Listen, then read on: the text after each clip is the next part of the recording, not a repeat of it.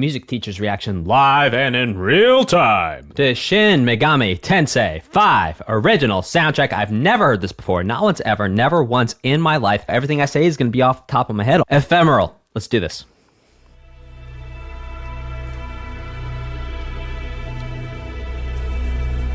Shout out to Puddin' Hun 11. By the way, all super chats will be read at the end of the stream unless it pertains to the music that we are listening to in the moment. So make sure you hang out to the end of the stream. Nice atmospheric things going on here. I must remember to hee-ho. I don't know if I feel comfortable doing that in public.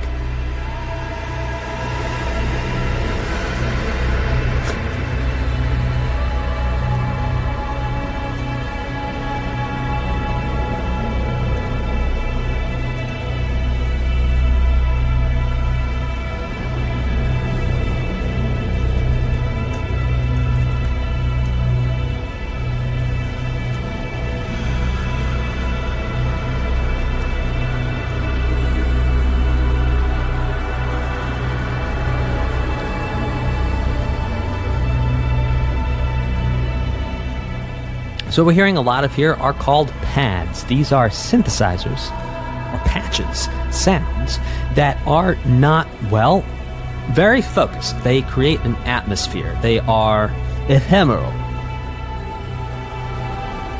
But you can hear on top of that, this voice singing.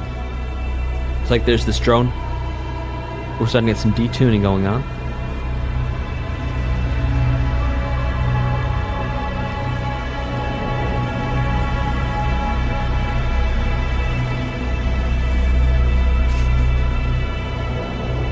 Now, I do not have perfect pitch, so I'm going to grab this guitar so I can know what key we're in and things.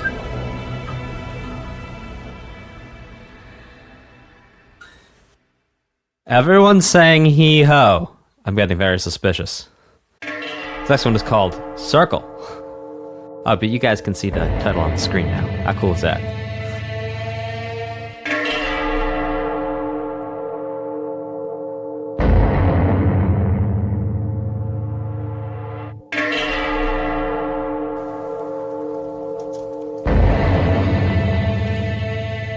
Uh-oh. Weird things are happening in the chat. No idea what's going on.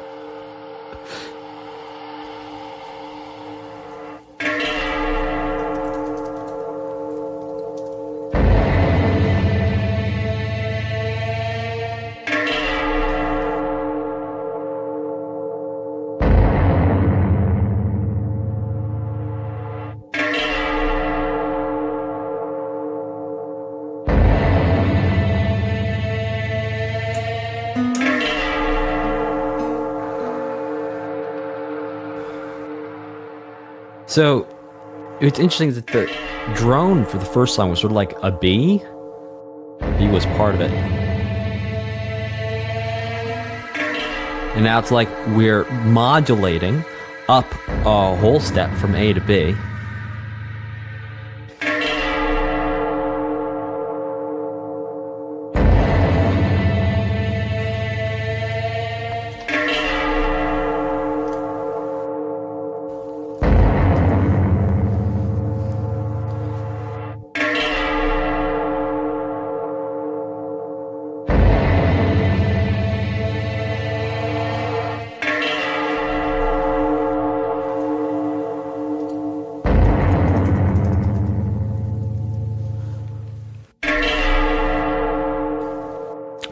So far, some pretty interesting tracks. I don't have a lot to talk about other than just mentioning the first track was B.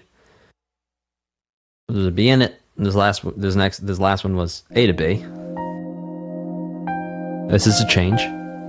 We can still hear we have a pad behind, with the piano playing melody in front, or playing single notes. Well, yeah, sure, melody.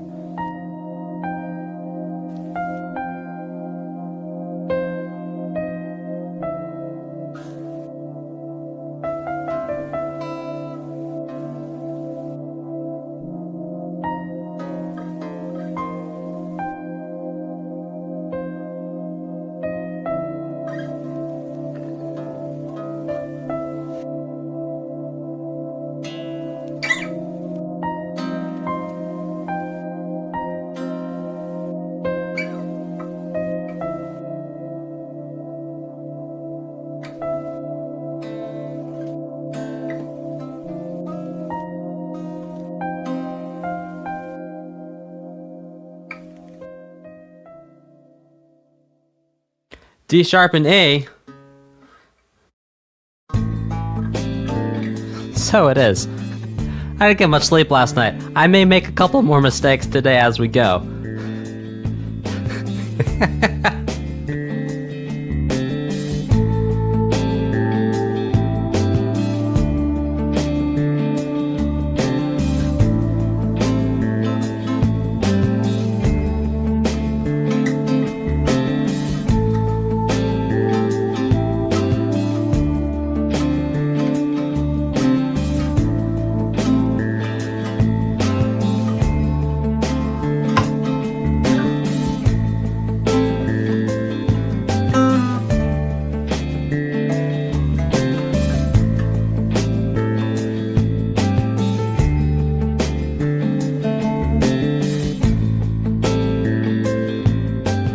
Yeah, guitar.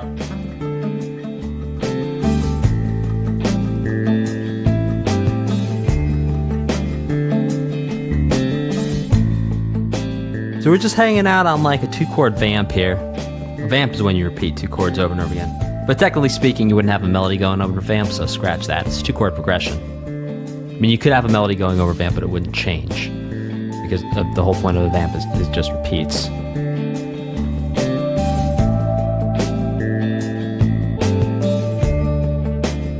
There's like A minor to D minor, yeah, A minor 7.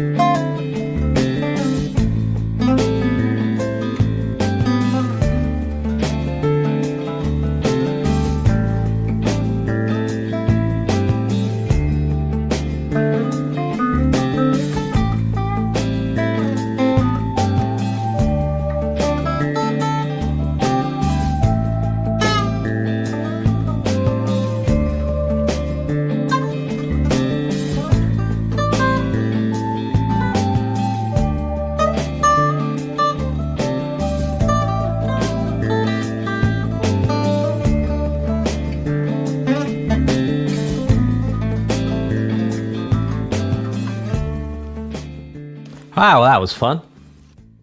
Okay, let's see what the next one has in store for us.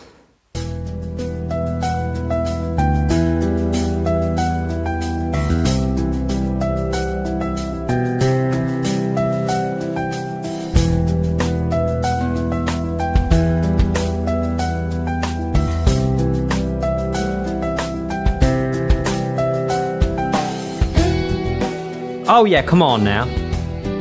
Oh, it's like some Steve Vai sounding stuff.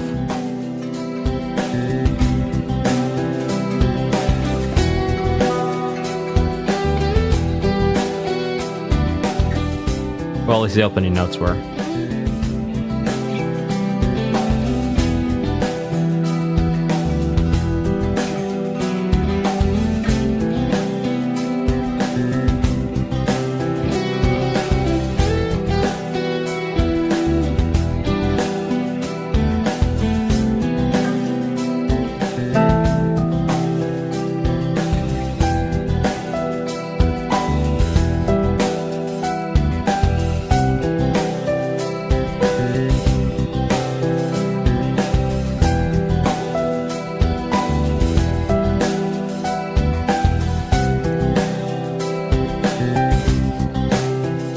So, what we're hearing so far off the soundtrack is this really good groove.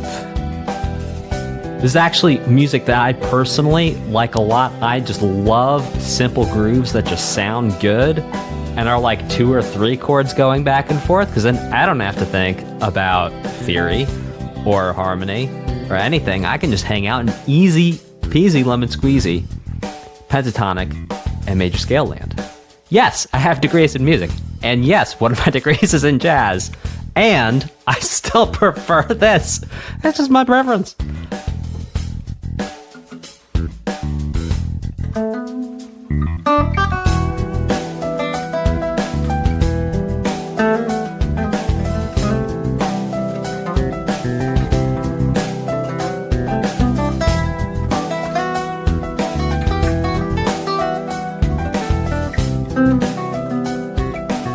So what's fun about this is that you use the F sharp over the C, which creates like a Lydian sound.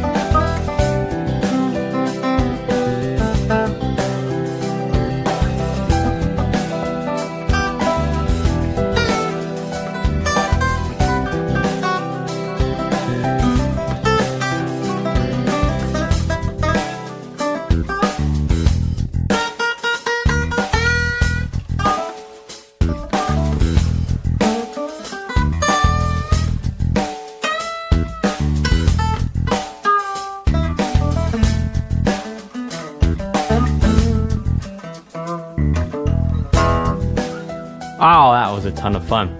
Shout out and thank you to Alessandro Coelho AC in the house for your super chats. I'll read them all at the end of the stream. Okay, let's keep this thing rocking and rolling.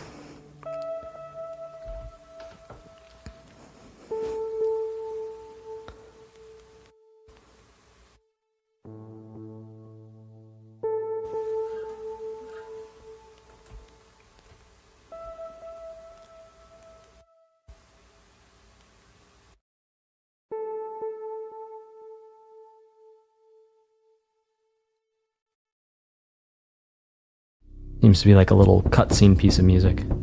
Oh, something's happening. Oh, we're getting those sounds. Oh, what does that remind me of? That reminds me of... What's that plugin by Isotope where you can make the drums? It's not Break Tweaker.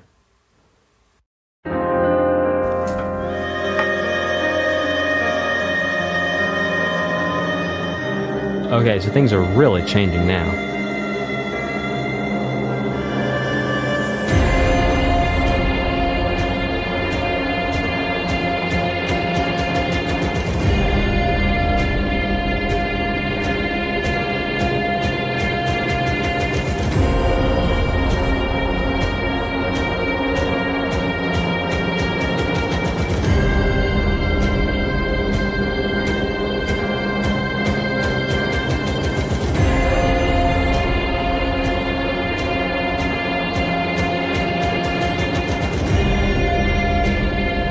So part of what's happening here is things are a little out of tune with each other. And that creates this real feeling of instability. And like...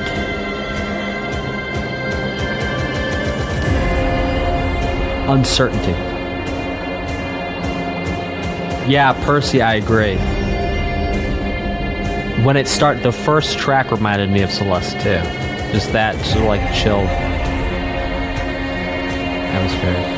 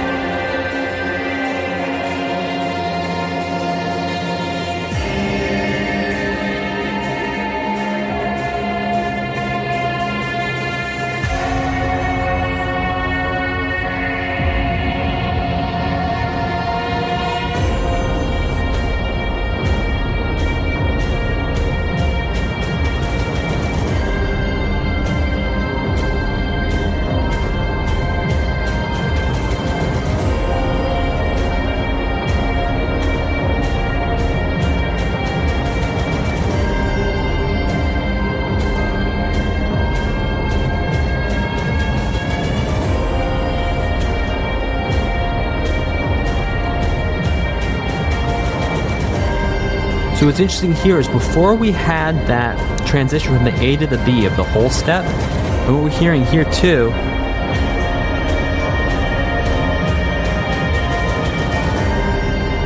it's sort of like a B flat to a C minor, but like with an F in the bass, I think, for the B flat.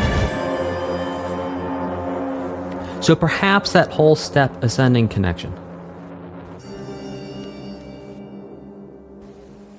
Huh.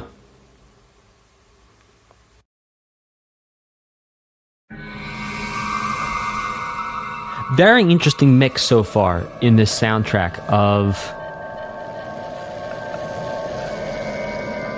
yeah, stuff like this, and then just like some straight ahead groove.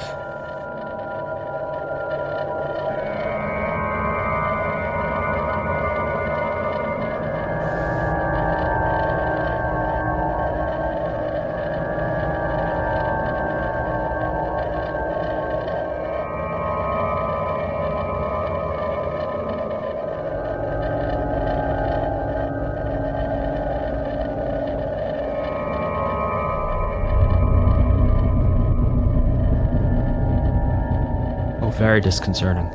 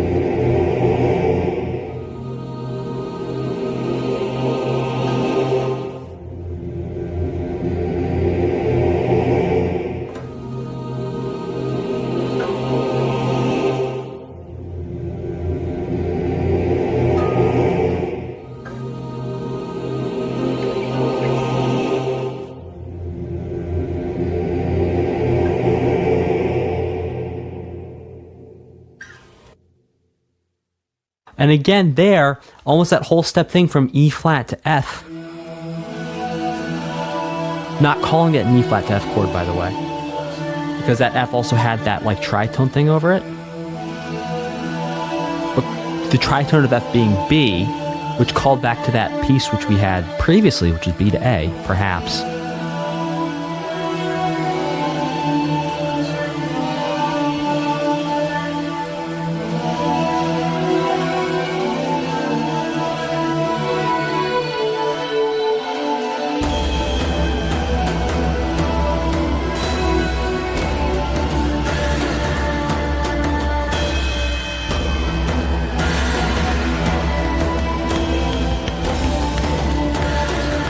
It's like a polyrhythm of 3/2.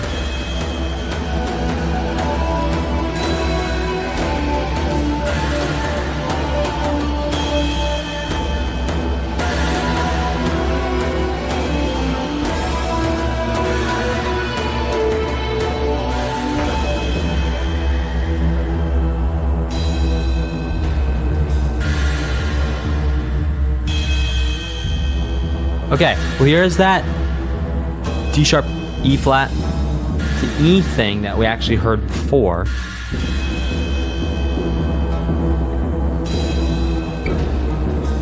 So we're starting to see some connections.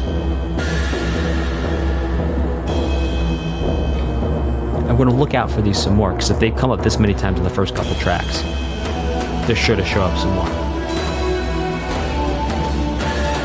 Oh, now like a D.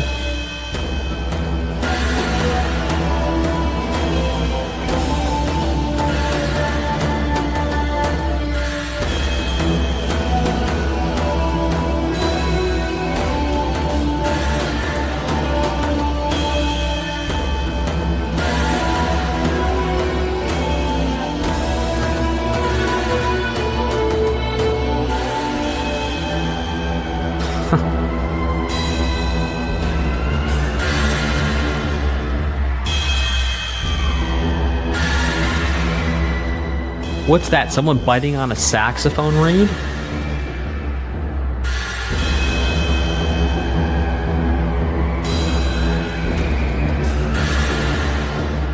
No, it's got to be different than that. Started off sounding like that. If you ever just put your teeth on a saxophone reed and just honked on it, you can get sounds. It sounds kind of like that.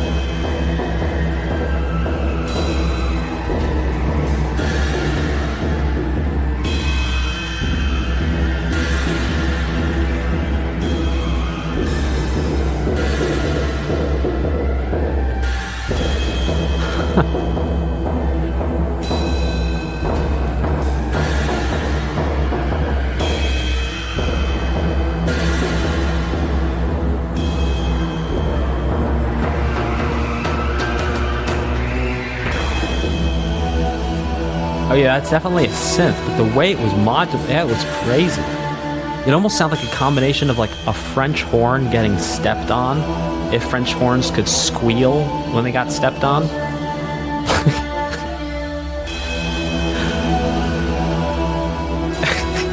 Combined with a saxophone, just like teeth on reed. Just going for it. Yeah, you heard me. Like, imagine French horns were sentient and they made a sound when you, like... If you've ever had, like, a small friend, or a puppy, or a dog, or a cat, or something that you, like, by accident, you almost step on and it, like, squeals at you in protest, it's like, no thank you, please. If there was a French horn, that's the sound a French horn would make.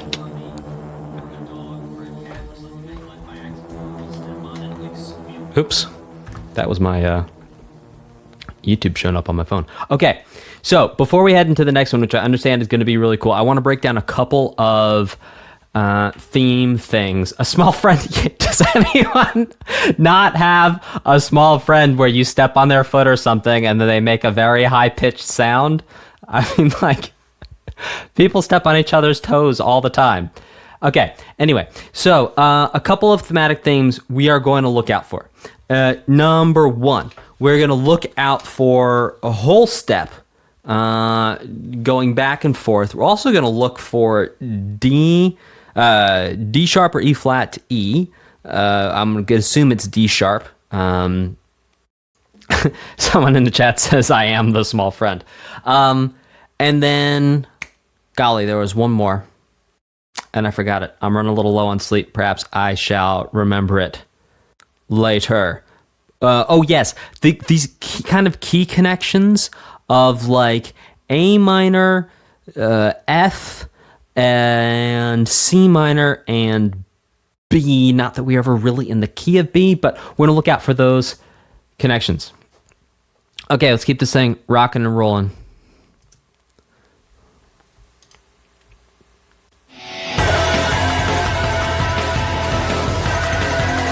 I love the way this is mastered.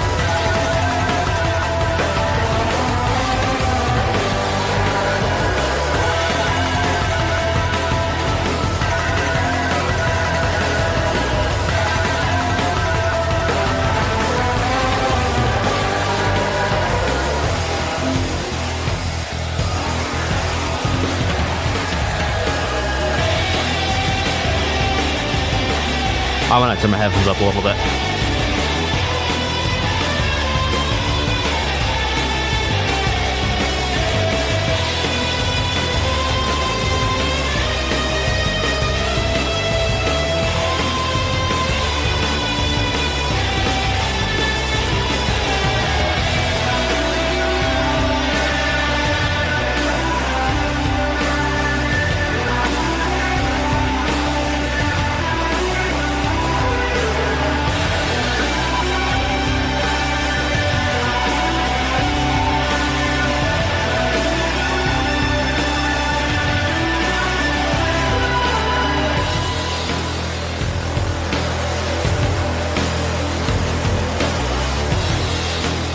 I love the hi-hats.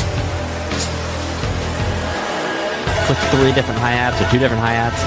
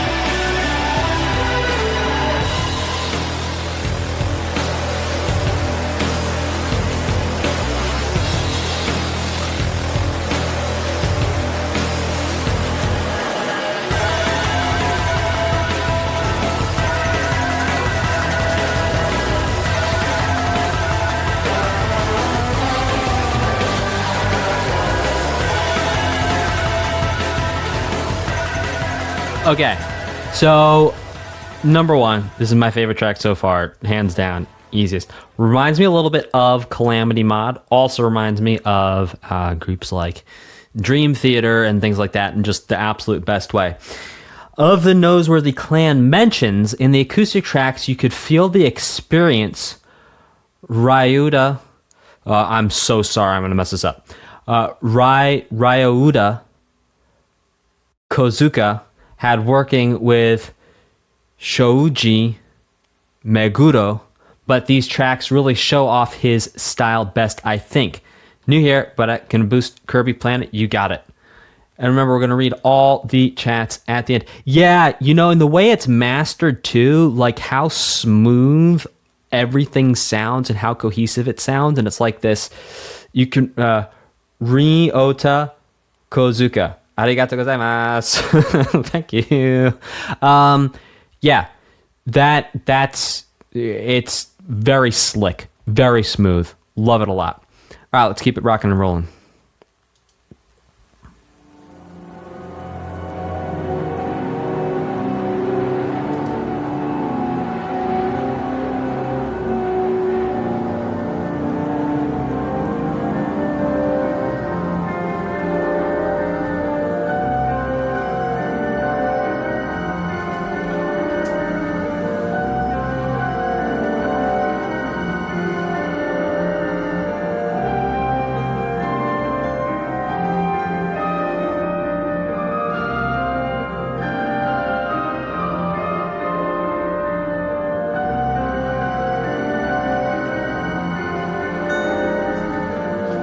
So this is something else that's happened. It happened in the last song. It's happening here too. That they're in a minor key and they're really hammering on that raised seventh.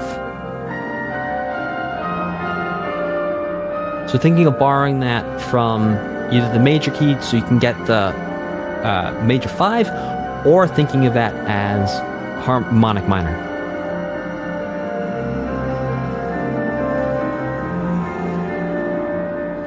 And this actually reminds me of the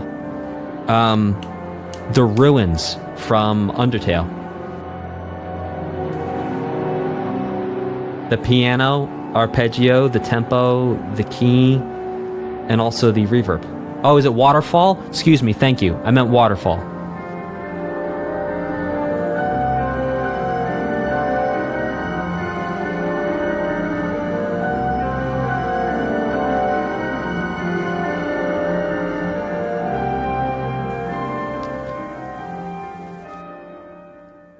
Interesting piece there.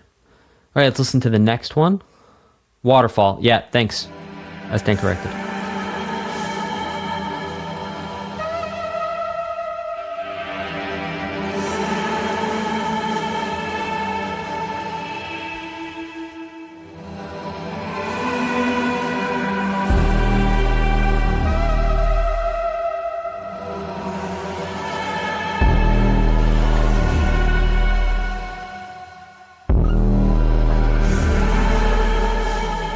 So we're sort of like hanging out in E-land?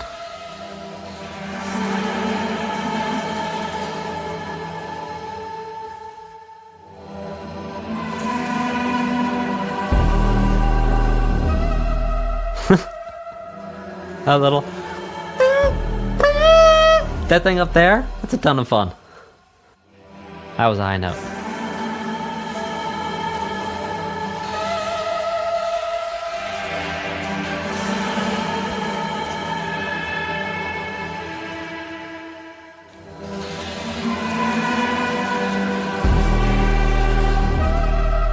Love it.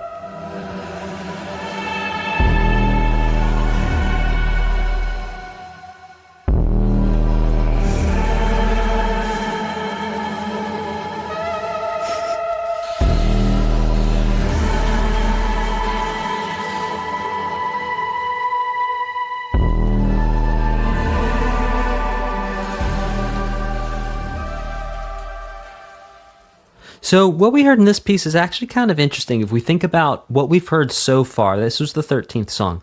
If we think about everything we've heard so far, we heard at the beginning these sort of atmospheric things where there was not a lot going on in terms of like melody or movement, things like that. Lots of drones, a single note, things like that. And here we heard a little bit of that going on, but then we also heard these new melodies and also these sort of, honestly, sort of unsettling, and I think it's meant to be that way, these unsettling soundscapes, the font that's being used, the combination, the arrangement of all the different synths coming together, just it feels a little unsettling. It feels a little weird. It feels like I'm like getting ready to fight something. This next one is called Cadaver's Hollow.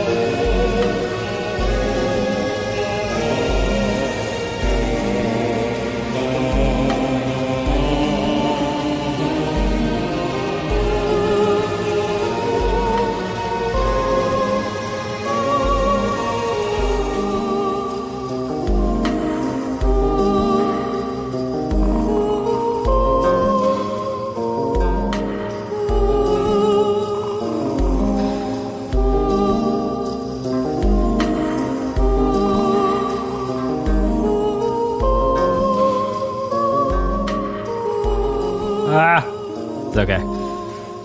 Almost got it.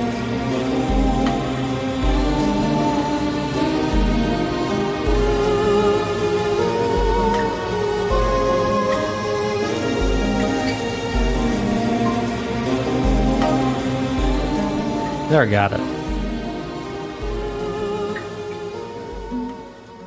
Yeah, sort of got it. All right. Let's go to the next one, which is called... Mentioned, I'm low on sleep today. This may take me a little longer to pick things up. Leyline Fount.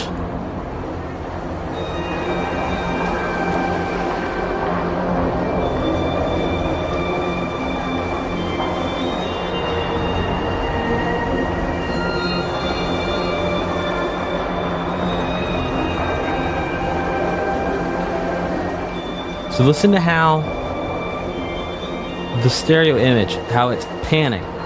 Back with, yes, panning may not be whatever, doesn't matter. Yeah, listen to how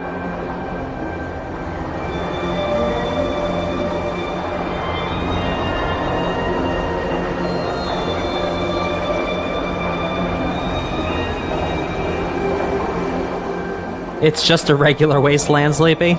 Not like, a wasteland with ketchup. It's just a regular wasteland. No mustard. No pickles.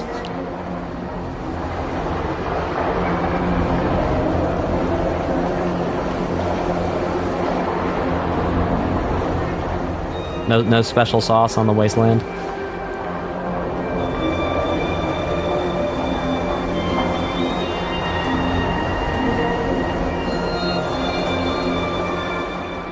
So sort of holding F here.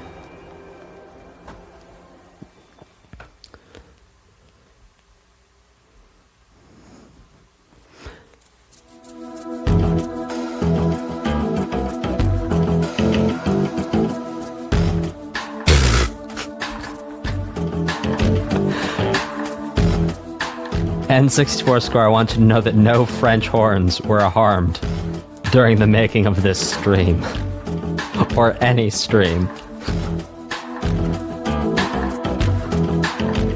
Oh, yes, Base. Come on now.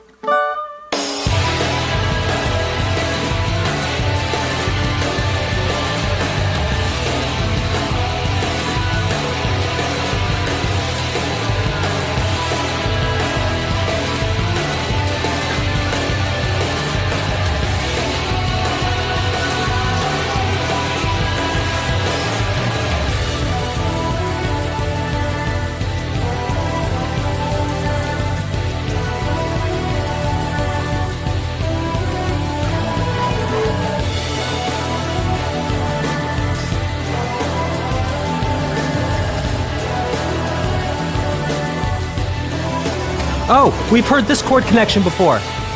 We had E minor to C before.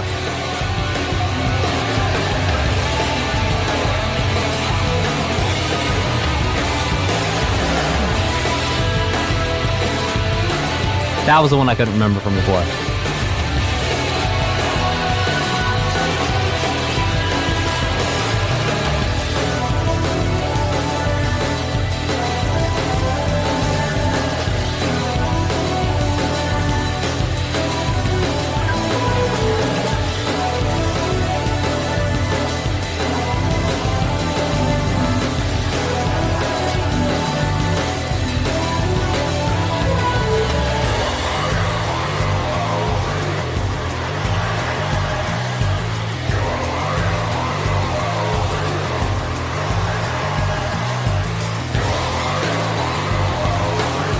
Alright, come on, drums.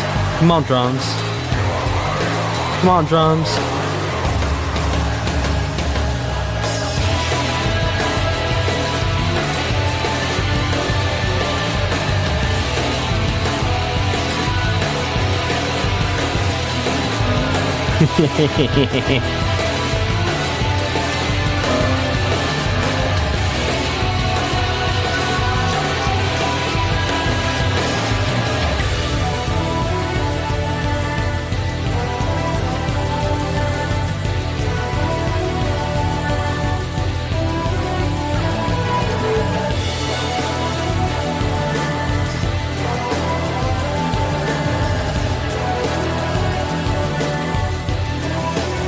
Come on, here we go!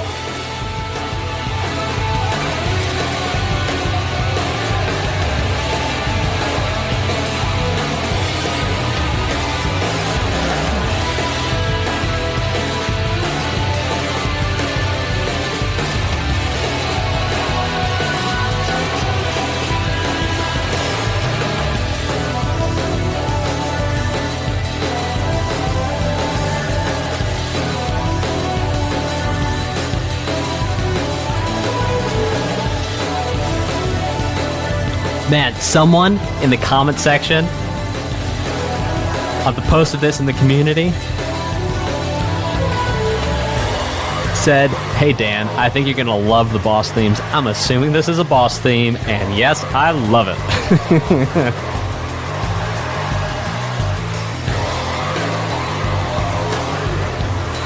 This is right up my alley, man. Come on now. This isn't even a battle. It's a regular battle theme. Well, hook me up. This is not even a boss? Well, I'm in. Let's go.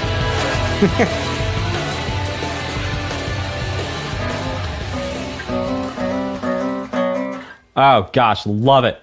Well, listen, if that was just a regular battle theme, let's go. Let's go for the bosses, guys, because that battle theme was a ton of fun in the sun for everyone. All right, let's keep this thing rocking and rolling with A Rain of Light and Shadow.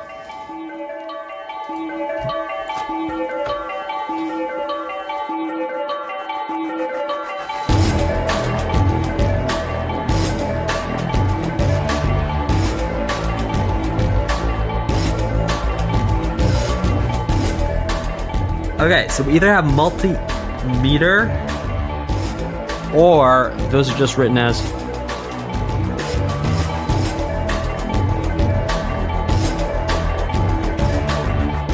wow, I'm gonna call this multimeter because yeah, you could write it with triplets.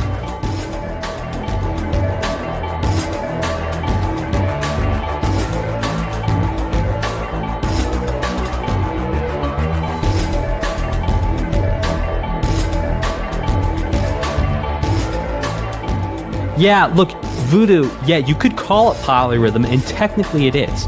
But when you have something like this, where you clearly have two different meters happening for an extended period of time, you really can call, I mean, yes, it is polyrhythmic, and you could also call it polymeter.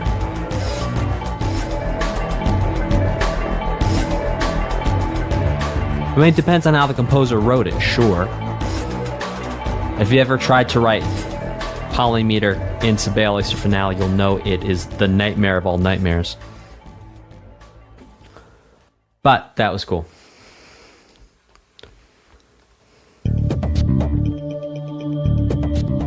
Right, exactly. The drums are in 4/4, and then there's this sort of 3 compound thing happening. It's sort of like a 6/8, perhaps we could call it. Whoa, 12/8. Anyway, I have to go back and listen to it. Anyway, there wasn't really a defined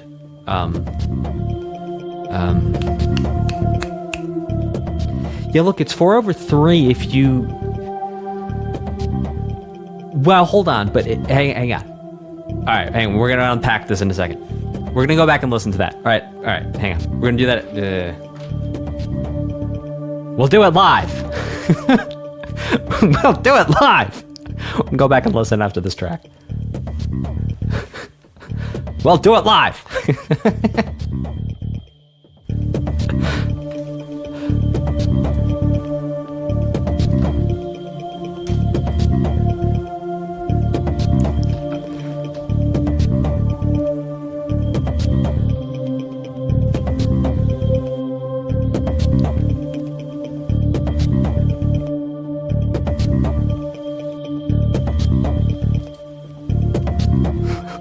All right.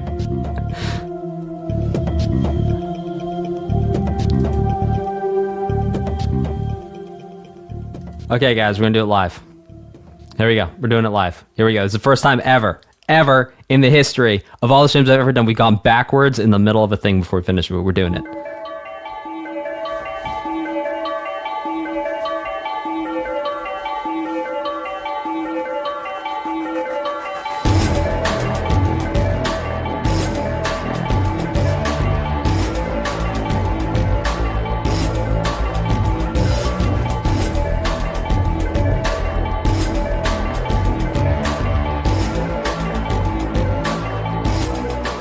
So really, okay, so what's happening, all right, is that the drums are in 4/4, okay?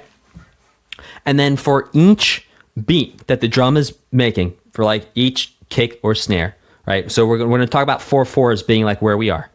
Okay, there's 3 equal divisions happening. 1 2 3 1 2 3 1 2 3 1 2 3 1 2 3 1 2 3 1 2 3 1 2 3 1 2 3 1 2 3 1 2 3 1 2 3. Which sure, you could write that with 8th note triplets.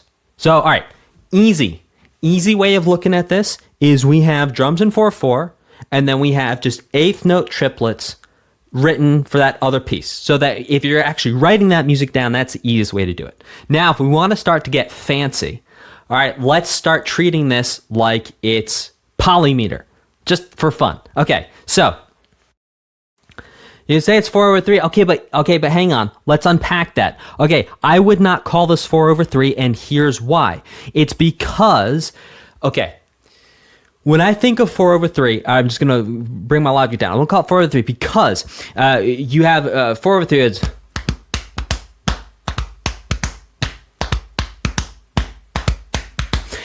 Here's the thing, though, about that is that the 4/3, if you're looking at it from the perspective of each beat is divided into 16th notes, and then those 16th notes are the 4 against which the 3 of the 8th notes are played, sure, then you have 4/3. However, the 16th note is not emphasized here. It's really just the sort of strongest, weakest of the 4/4 that is emphasized, and then you have each beat.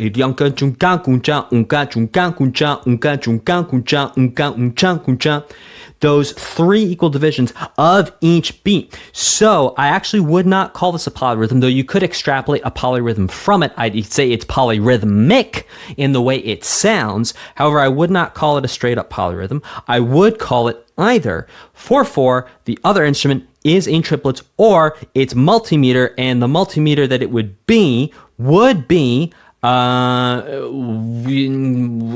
measure of 2 measures of 6/8 for every measure of 4/4, or 1 measure of 12/8 for every measure of 4/4. However, I don't think it would be 12/8 because if you listen to the pattern of the triplets, it's really it's really in these groups of 6. So those are my thoughts. Soapbox dismounted. Okay, this next one is called whatever. Read it. It's on the screen.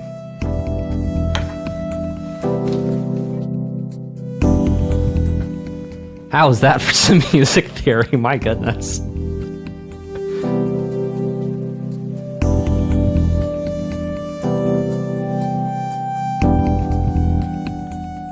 Yeah, it's most likely written in 4/4, and then that other instrument's just in triplets.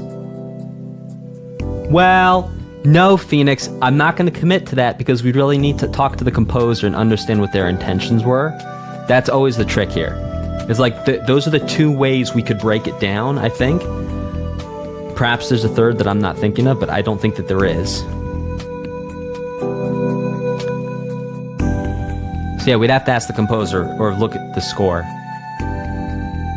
Most likely it's triplets, because if you've ever tried to write multimeter in any type of music notation software, it's usually a headache.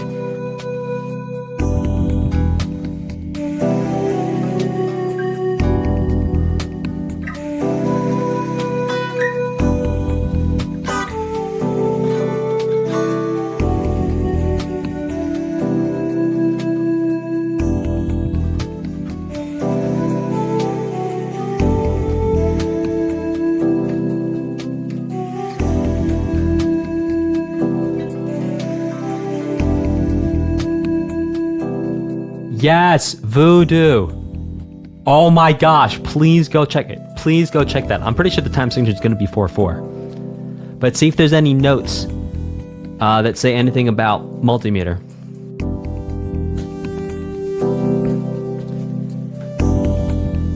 I'm going to get on my soapbox one more time after this.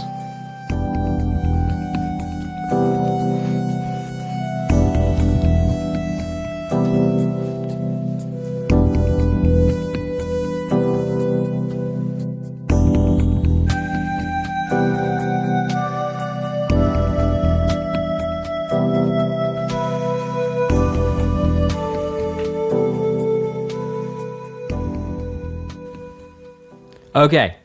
Soapbox mounted. Get ready. Buckle in. Here we go. Look.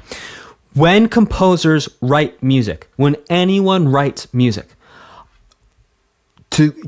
okay, let me back it up. Sometimes we're not going to be able to find easily definable answers. And yeah, sure, maybe this video would be better and I'd be able to make clips of it and be able to say, look, this is definitely the way that such and such a thing, or like 3 things that so-and-so does that. But here's the thing. A lot of times, yeah, you can categorize things that simple. However, a lot of times there is not a direct answer unless you actually talk to the composer and be like, okay, how did you notate this? What were you thinking? What was the actual musical technique, the actual musical tool that you were using, the compositional tool that you were using to create this? And then you would have your definite, sure answer. But a lot of times there's gray area with the way you can interpret music. And there's more than one possible answer that would technically be correct. And then it's a matter of actually talking to the composer to find out what their artistic intention was, what they actually saw as being the thing. And then from there, then you would call it according to the composer's artistic intention. Okay. Off my soapbox now. This next one is called World of Shadows. Hey, we should turn that one into a clip, huh?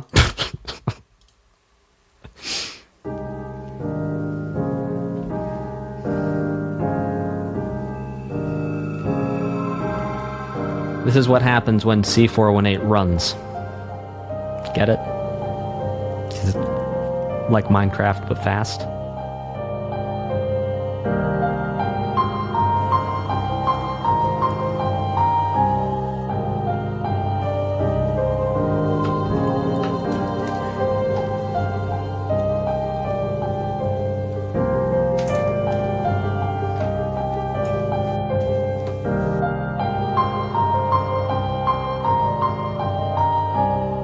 This is beautiful. Oh!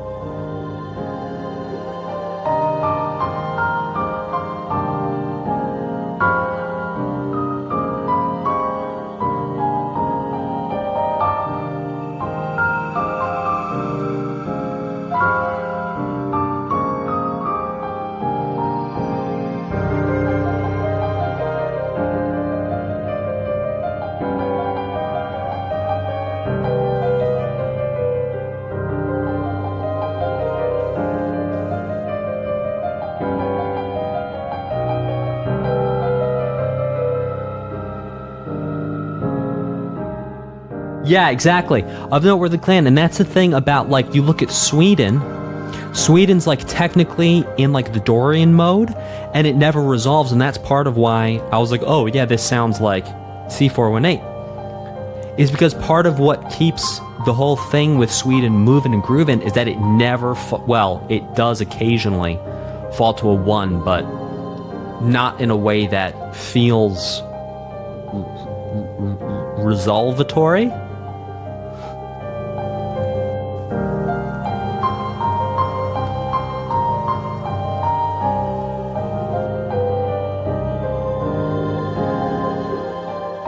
At least the way I interpret Sweden is to be Dorian. Huh. We'd have to talk to the composer, wouldn't we?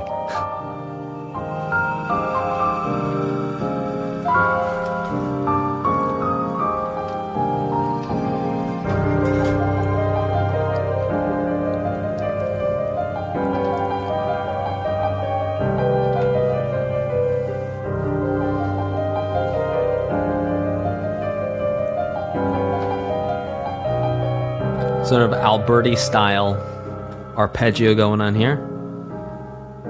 Oh, let's do a teaching moment on that after this. That'll be fun.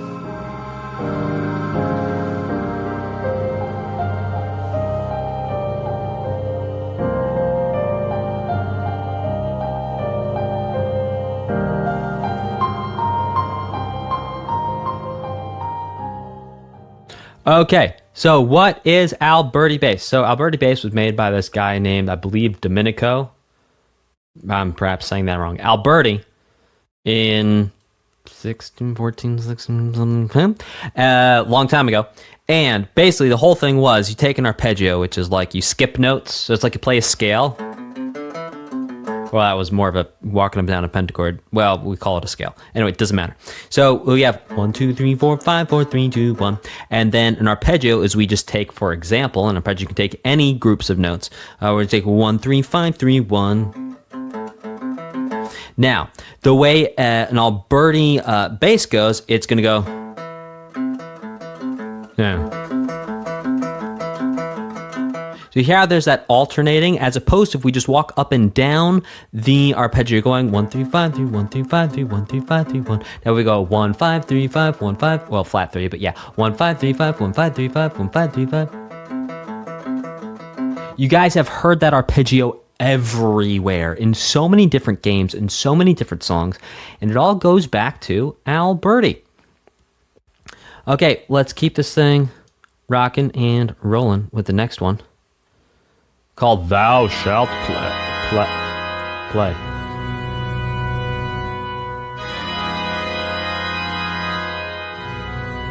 Yeah, Dr. Version, you hear Alberti bass on harpsichord all the time.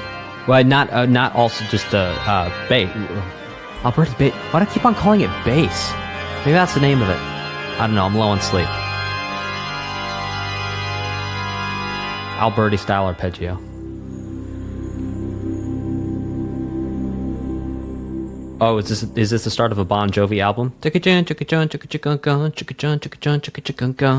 Okay. This one is called Oh Battle. Oh, let's go.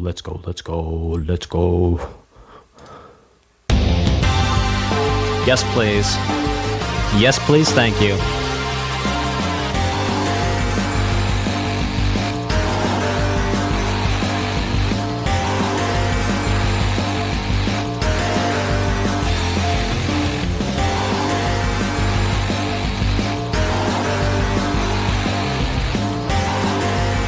We did hear a song in G minor before.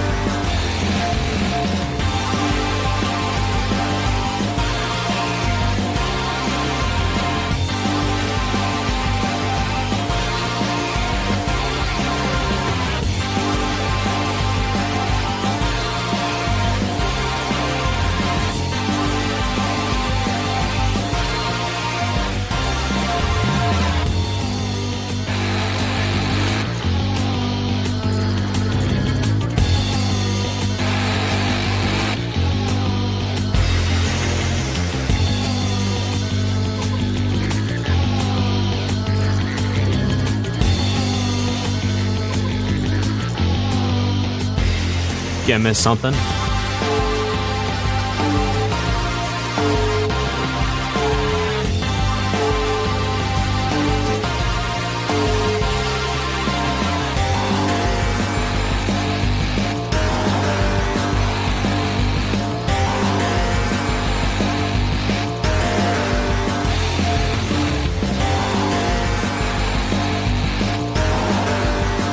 I just love the texture.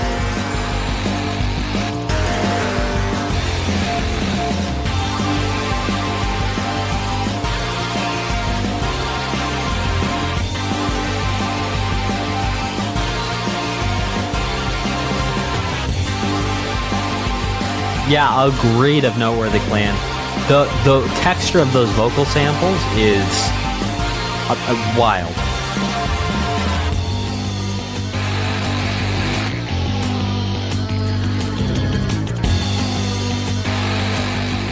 So what do I mean by texture? I mean the way you have it coming from all different angles, the way it stops and starts, and there's little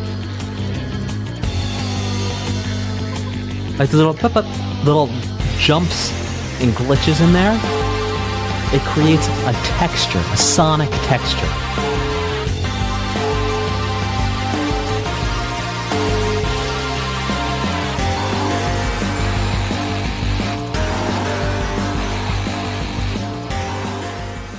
Hey, before we go to the next one, I don't do ads on these streams. So maybe what you could do, which would be really cool, is see there's the 10 things I think every gamer should learn about music theory. It's like it's pinned in the chat over there. Go click on that link. Go get your free list, and then there's some cool offers and things where you save a bunch of money on like getting my book and stuff, and like it's really cool, and I do it for you, and it's really cool. And you get free downloads and like you get to learn cool things and it's awesome. Just go click on it. All right, let's keep this rocking and rolling with the next one, which is called Note.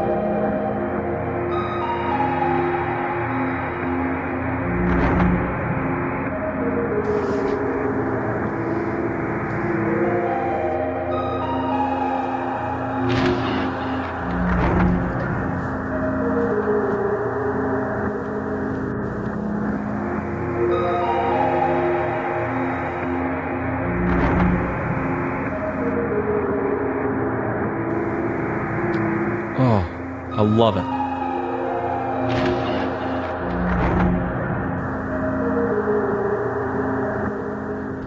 There's so much going on in these. Hey, mods, grab that, please. Get the bot. Make the bots hit the floor. Make the bots hit the floor. Make the bots hit the floor.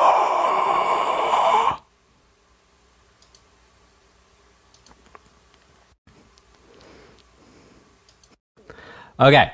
Where was I? Completely lost. Okay, let's listen to the next. Oh yeah, that song, incredibly complex, a lot going on. The textures are incredible. So even when it feels like there's not a lot going on in a song, like there's not a melody. So like when you listen to a pop song, like you can clearly hear there's a melody, there's little, instrumental hooks, little things that are memorable, easy to remember. There might not have been any hooks or anything in that, but there's still a lot going on.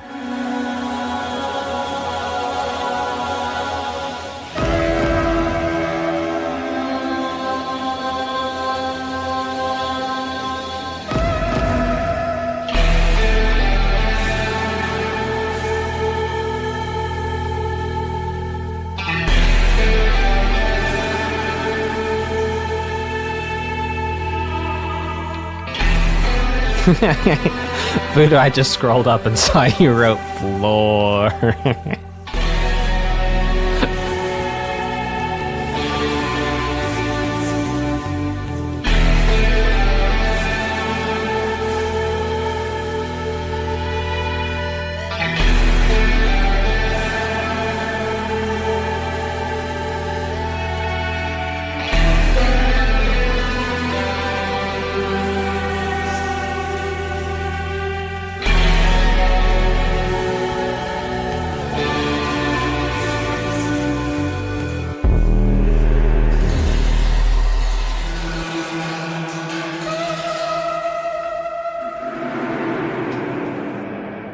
This is actually quite a long song, so let's buckle in and... Oh, okay, we'll come back to this. We've actually heard this before. This theme.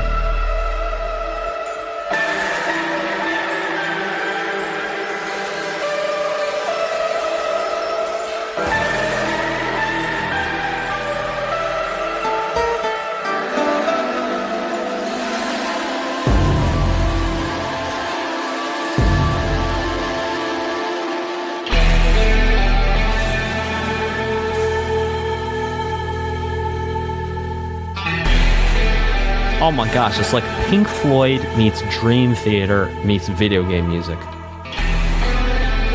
Oh my god, the bass, the way the kick is mastered. Oh my gosh.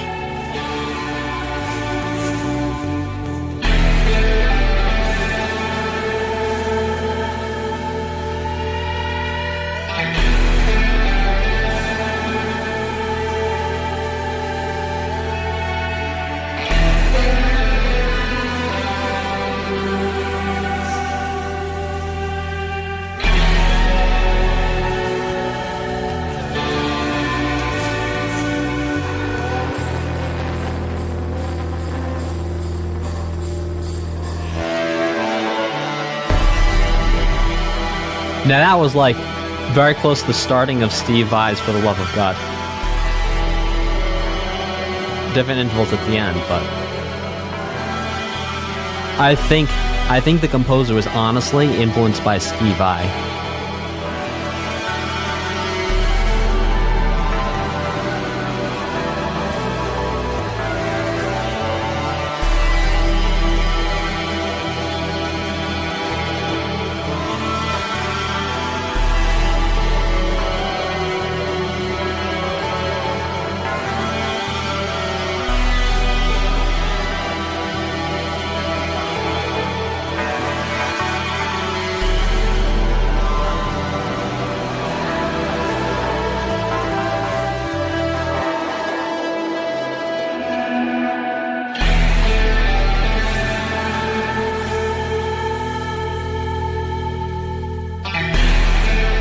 So guys, just that kick drum / bass hit thing that's happening here, I want you to understand something. If you understand nothing about music, the way you hear that boom hit is truly right there.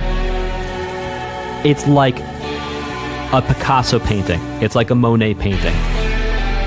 It's like, go hang that in a museum somewhere because it just sounds...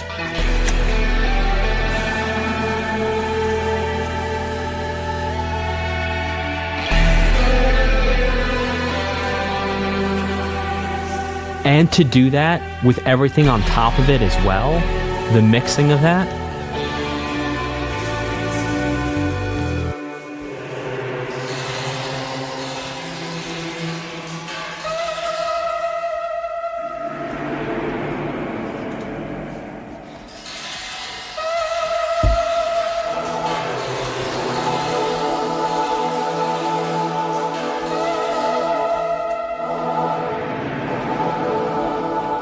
I don't think we've had this chorus with this instrumental theme at the same time. I could be incorrect, though. I've got the memory of a goldfish right now. I'm a little low on sleep.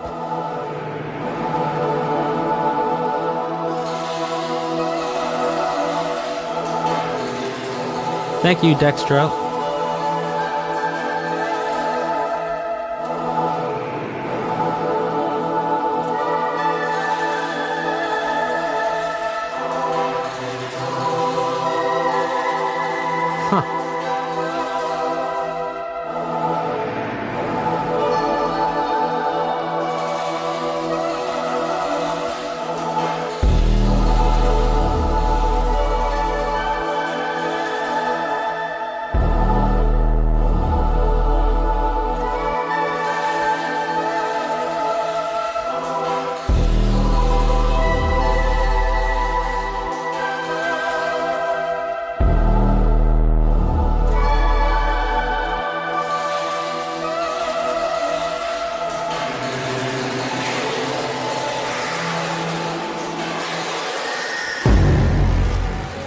Konan says this is the environmental themes that change over time as you progress through the apocalypse realm you are in.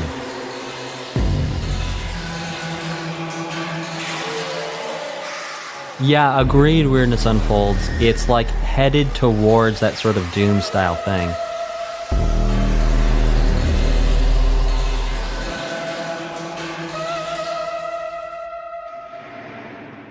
Then make sure you hang out till the very end of the stream for my final summary and reaction. This next one is called Quest Gentle.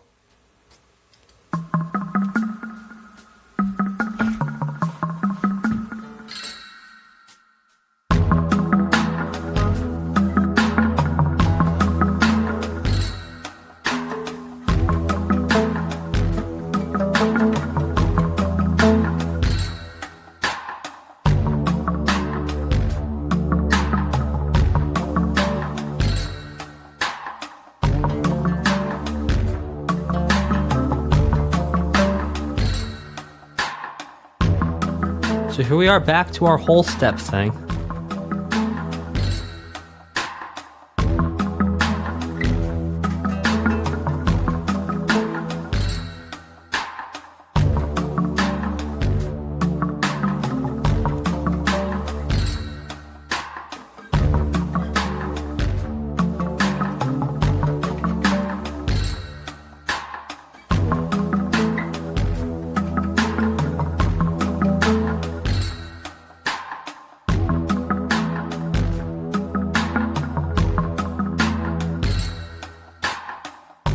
I don't think those are wind chimes.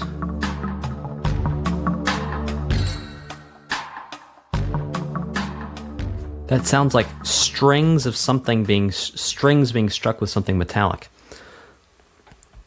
Very groovy, and I agree. Tasteful. This next one is called Quest Oasis.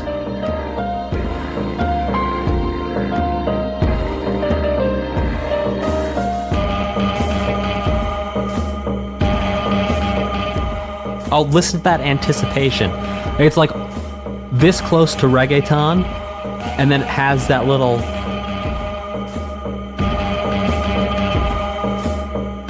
The gasolina, shamdaga daga gaso. Yeah, you hear it. Thanks for the shout out and support, Voodoo.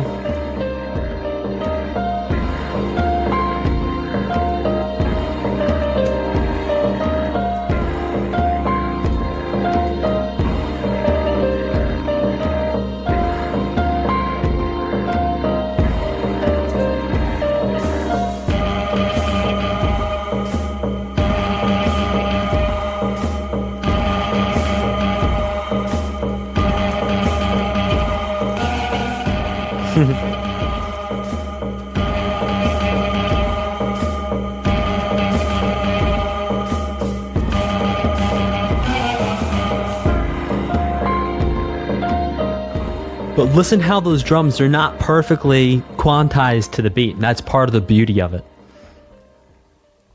This next one is called Lord of Chaos.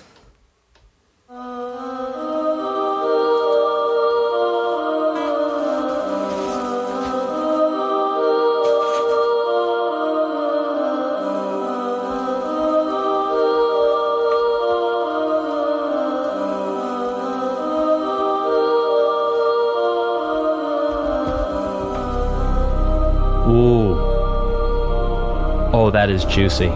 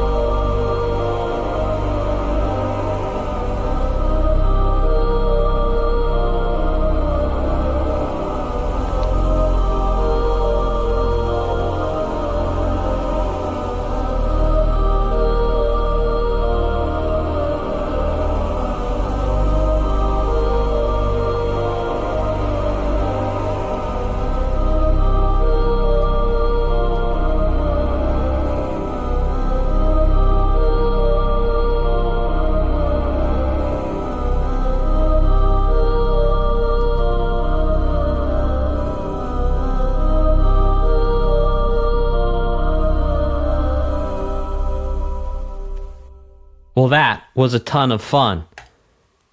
Hey, please hit like, subscribe, hit that notification bell. There's a little pinned comment in the chat of 10 things I think every gamer should know about music theory.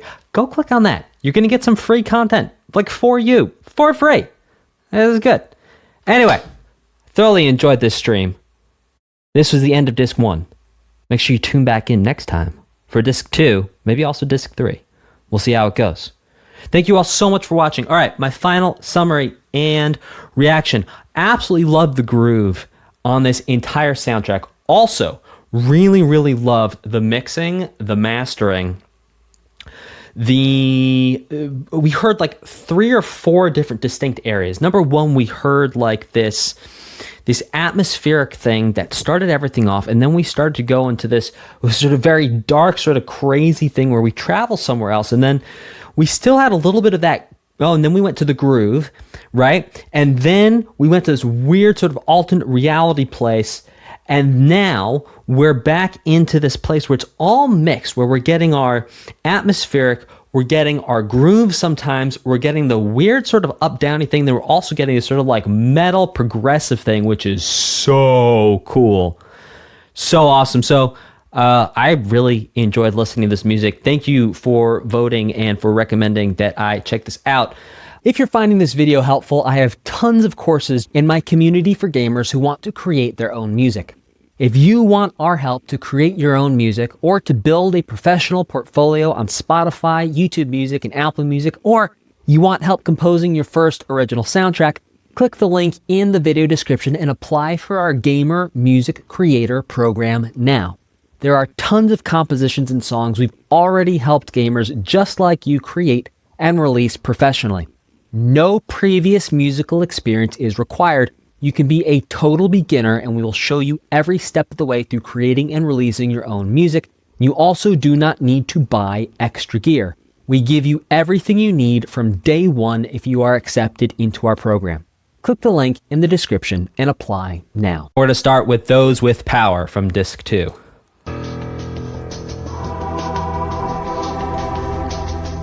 And I'm going to turn my headphones up just a scotch. Oh yeah.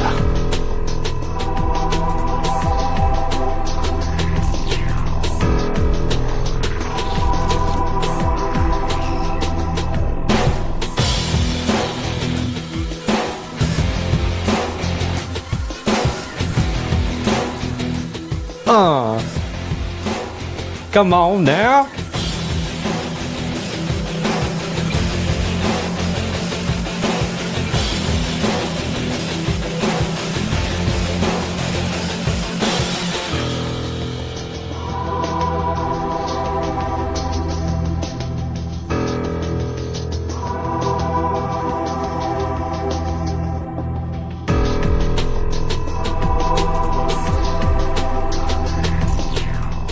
Man, this snare drum is everything. Come on now.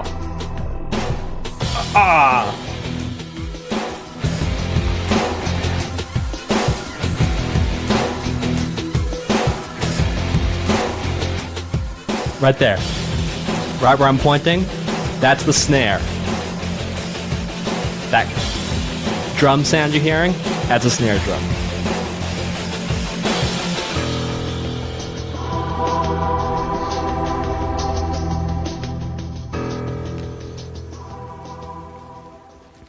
That was a ton of fun and a great way to start this off. Loved it.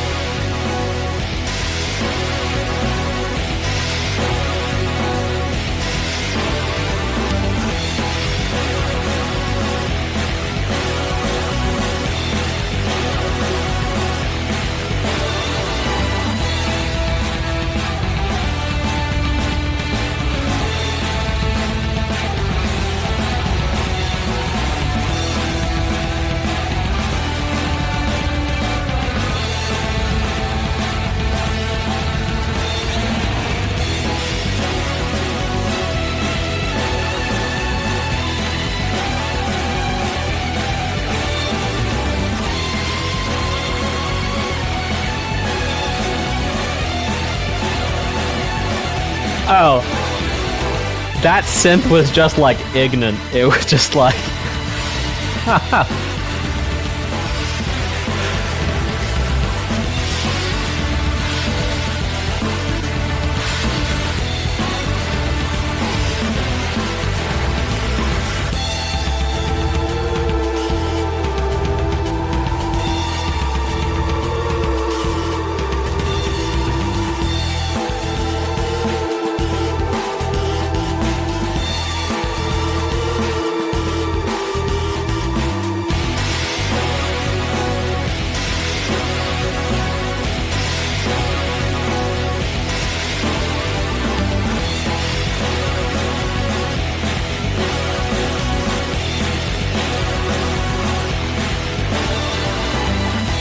So, what's wild about that first part is it's totally 4/4. But because you have those hits on beat 4, it almost makes you feel like you're somewhere else.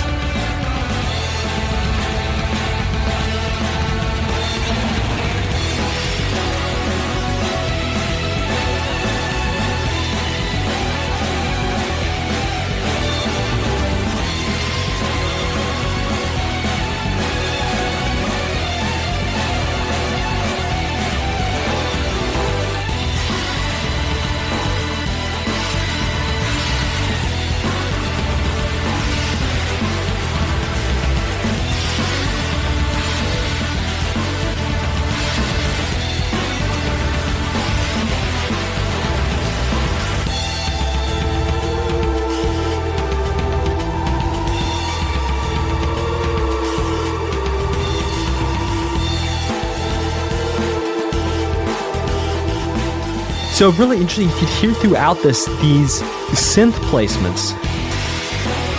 Yeah, 2, 3, 4. 1, 2, 3, 4.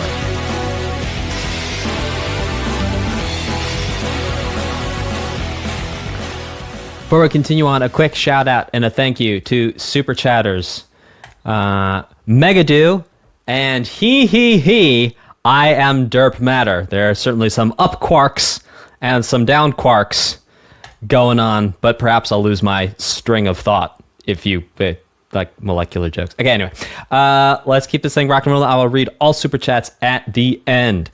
Okay, this next one is called Zen. Thank you, Giovanni, for laughing at my really bad molecular jokes. Appreciate it.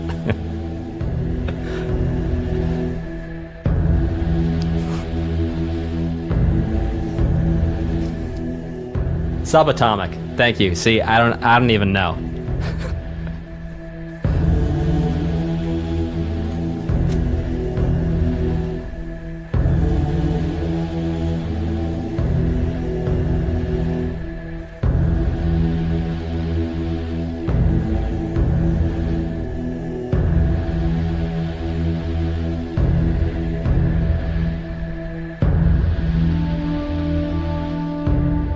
Yes, I did, Guame. Thank you.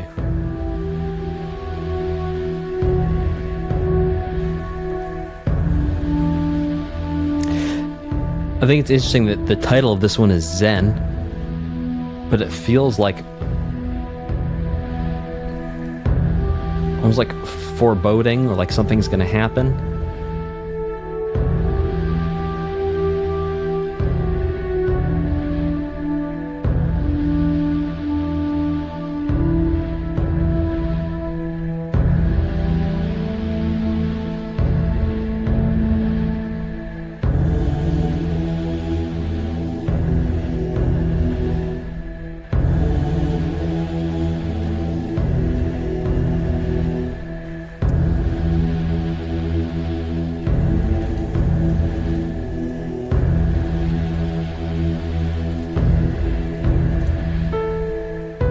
Ooh, piano now.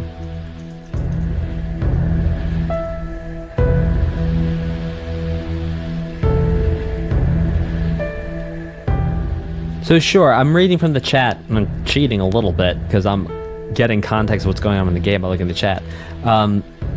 Chat says, yeah, Buddhist temple, okay. I get it. I also get the, it's like the taiko drums.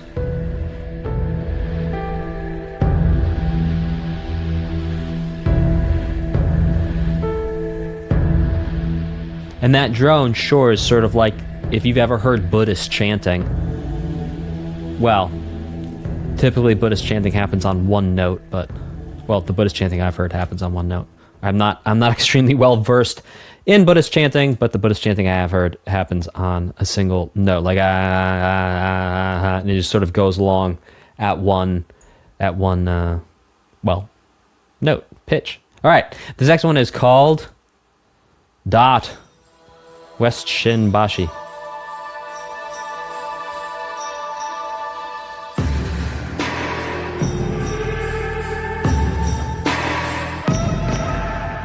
Oh, we've heard this before.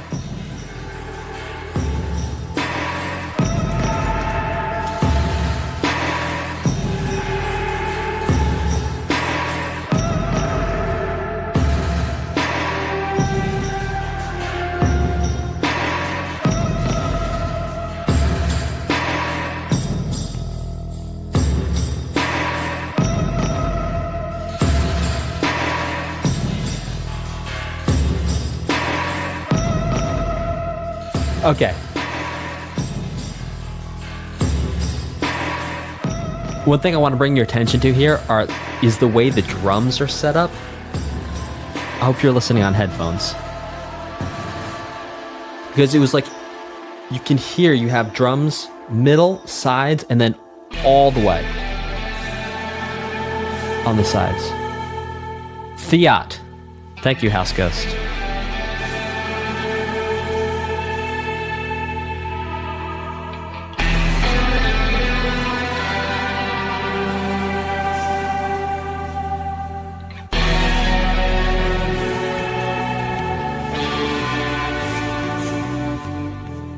Yeah, bass in there.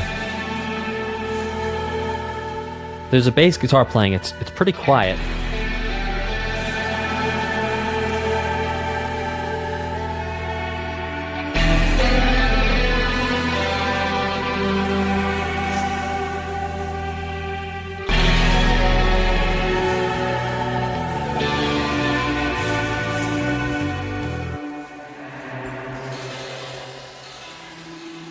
Well, so there's two different bass things that I'm talking about. So there's like a drone bass that's produced by a synthesizer, and then there's either a synthesizer emulating electric bass or an actual electric bass.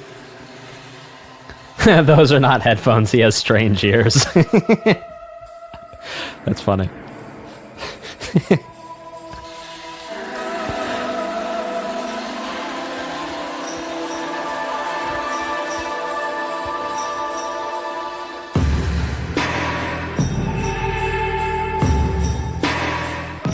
All right, so listen.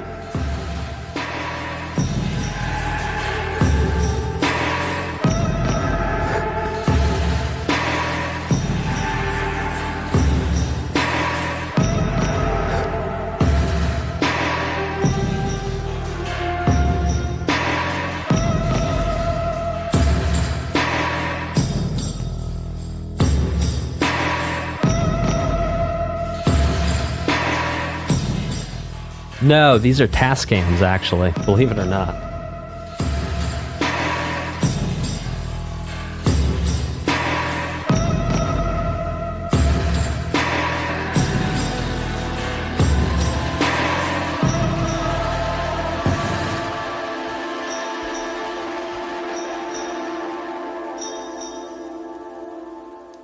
Now, before we listen to the next song, I have a very important message from a very distinguished guest in our midst. Pikachu itself is in fact here.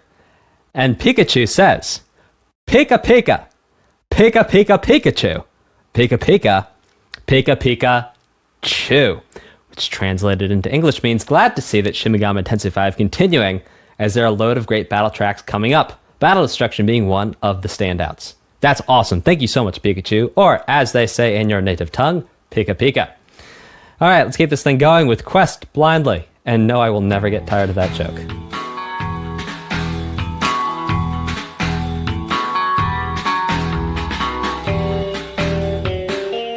All right, so like a little surfy, a little like James Bondy. How long did it take me to learn the Pikachu language? Well, I'm not technically fluent, I'm just proficient. And it took me about 5.5 years, but I took a break after I graduated from high school to not speak Pikachu for about 2 years. And then while I was traveling around in, the Sea of Cortez, I finally actually met someone who spoke Pikachu, and then I decided to pick it back up then.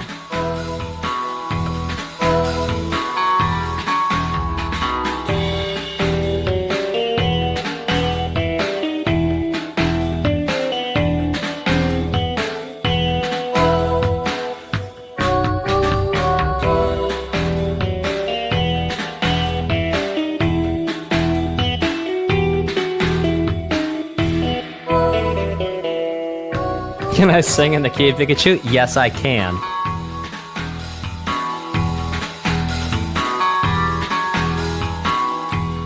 Alright, so everyone, listen to the drums.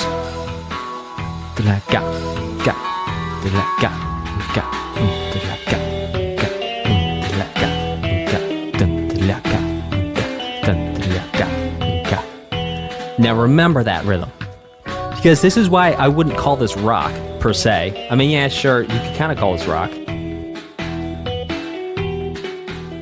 But when you have that, it's almost like what I call a bar rumba. Now, why, pray tell, you might be saying, Dan, do you call it a bar rumba? Okay, the reason I call it a bar rumba is because if you've ever played gigs in a bar, and someone says, we're going to play a rumba, that's what you do. You go.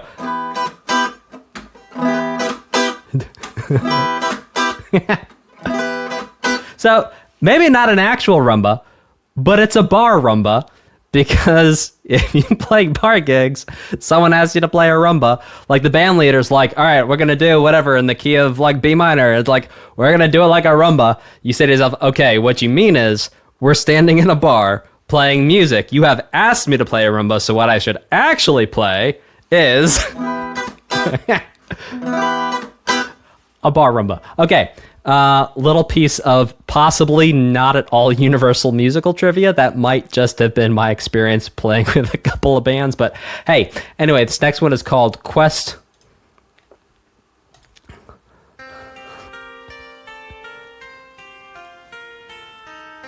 So guys, don't take that as like music theory gospel. Like, treat that one with a pinch of salt. But that's been my experience.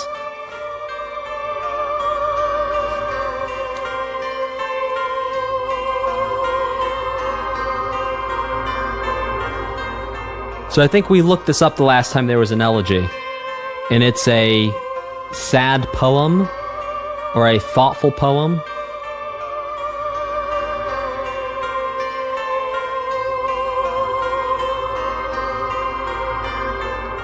Well, Shah, I will answer your question after this song.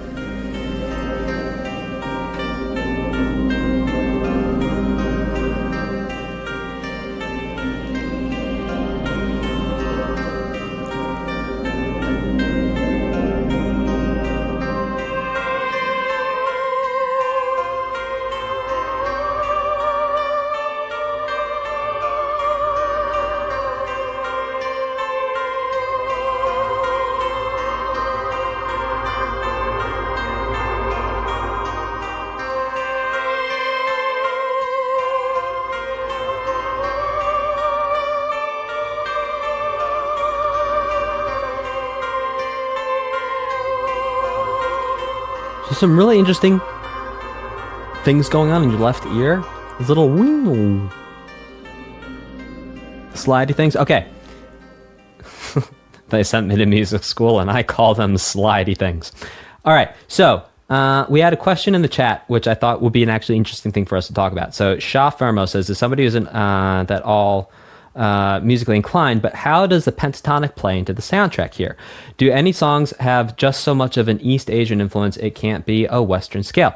Very interesting. So, okay, number one, whenever we say a pentatonic scale, we mean a 5-note scale. Now, there is the pentatonic scale, which is a particular 5-note scale, but pentatonic just means the number of notes in the scale. So you could have hexatonic, which would be 6 notes, heptatonic, which would be 7, octatonic, which would be 8, dodecatonic, which would be 12. So a pentatonic scale just means it has 5 notes in it. So technically, I suppose, well, okay, I'm not going to unpack that. But yeah, so pentatonic. So the pentatonic happens to be a particular mode of the pentatonic scale, like that. Or if you play it as if it's a major scale, which already we're getting into mode land. So I think what was interesting about the question is, okay, we have this one scale. Now this scale, what's really interesting about this scale, you guys, is that the pentatonic scale shows up across the world in different cultures. It's like one of those things where like two different people on two different sides of the world like invent the same thing at the same time. Like you hear this scale across the world, and it's almost like this collective consciousness, like basic human thing to sing the pentatonic scale. And there's a great video of Bobby McFerrin. Everyone go check this out after the stream. Bobby McFerrin actually gets this whole auditorium to sing the pentatonic scale because it's so programmed into us. It's this 5-note scale that it's almost part of our DNA, perhaps. I don't know. But point is, the question was, okay, one of these particular 5-note scales, this particular pentatonic scale, can we call it an East Asian scale? Can we say that the root of how this 5-note scale is being used is from Asia, or is it used from a more Western perspective? And Western in this context means European descendant music theory coupled with African slave music, which turned into the blues, kind of, sort of coming together to create what we kind of have now as modern music.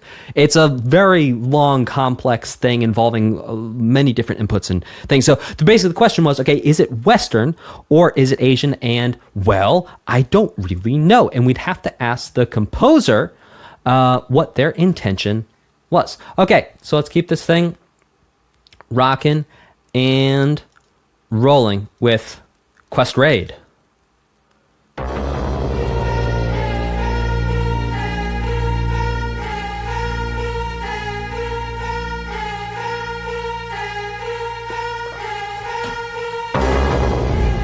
You're welcome, Shot.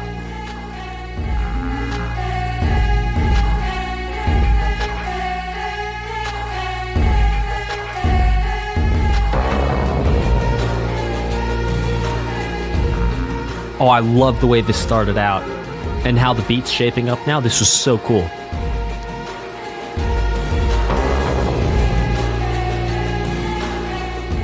So number one, there's delay on the attack of that main synth sound, which gives you this feeling of like something's disconnected, it's not right, it's late, it's disjointed.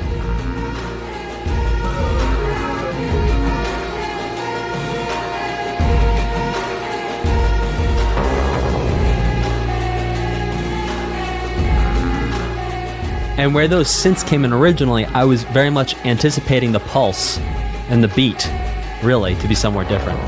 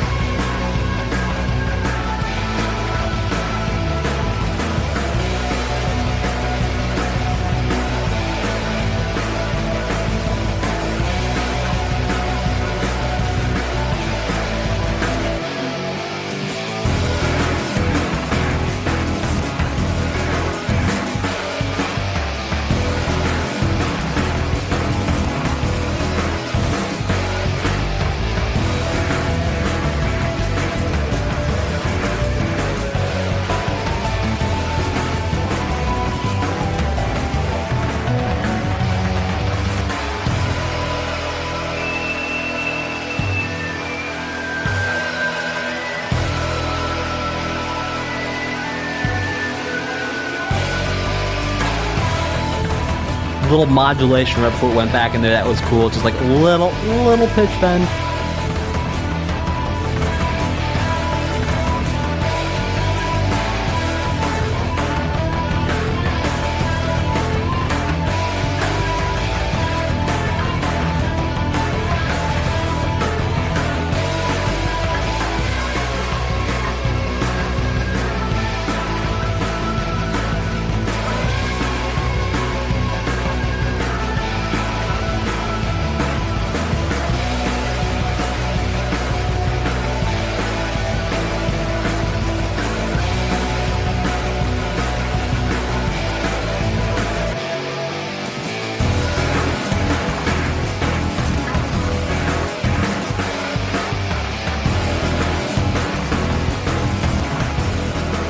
Nice parallel for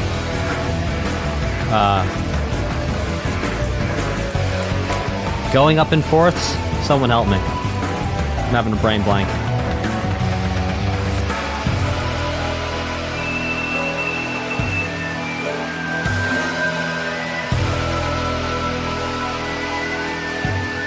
I'll give an example of what I mean, and it's going to help you tell me.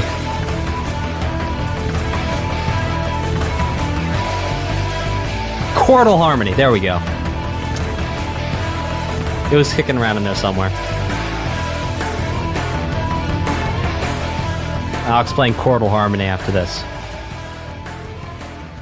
Chordal. Q-U-A-R. Like quarter. Like four. So you just stack a bunch of fourths in a row. So it's like... See, it's like a fourth between that, a fourth between that and that, fourth between that and that. And you just go through like harmonizing a scale, but in fourths. So quartal harmony, which kind of sounds like a Pokemon. Somegu1, thank you so much for your support. I'm going to read all the super chats at the end of the stream. Let's keep this thing rocking and rolling. A rockin' and a reelin'. Barbara Ann. Baba. Barbara Ann.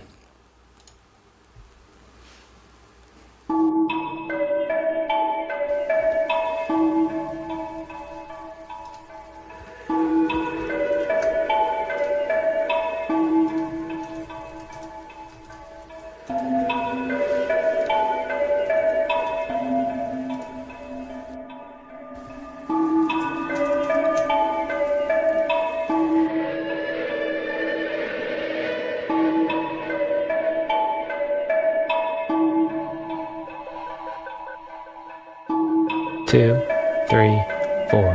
1, 2, 3, 4. 3, 4, 1. Ooh.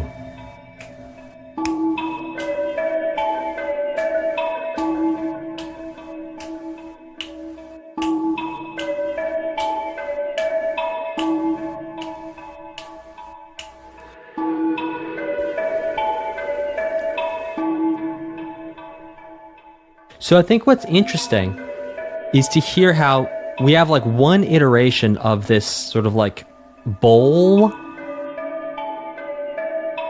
gamelan-y type thing,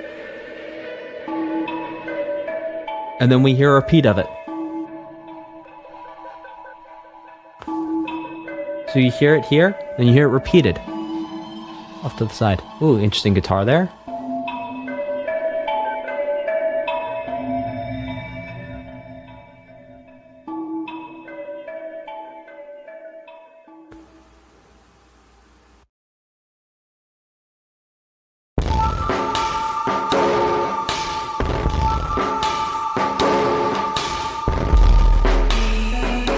Ooh, that is some distortion on those drums.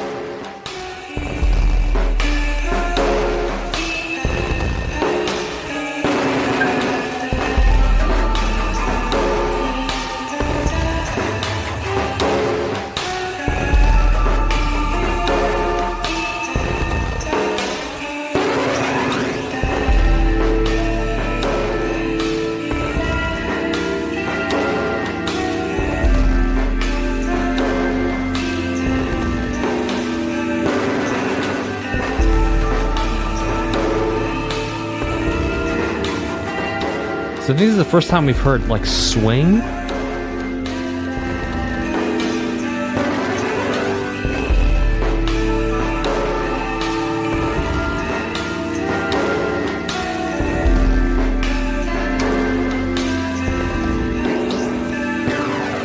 So I think technically we're hearing multimeter here because the voice was singing with straight eighths, but the drums were playing swung eighths. So this is another, we heard triplets against 4/4 earlier in disc 1, which we talked about you could kind of call it multimeter. But I love that. You have swing, 1 and 2 and 3 and 4. And then against that, it's just straight eighth notes. And I'll break that difference down after this track.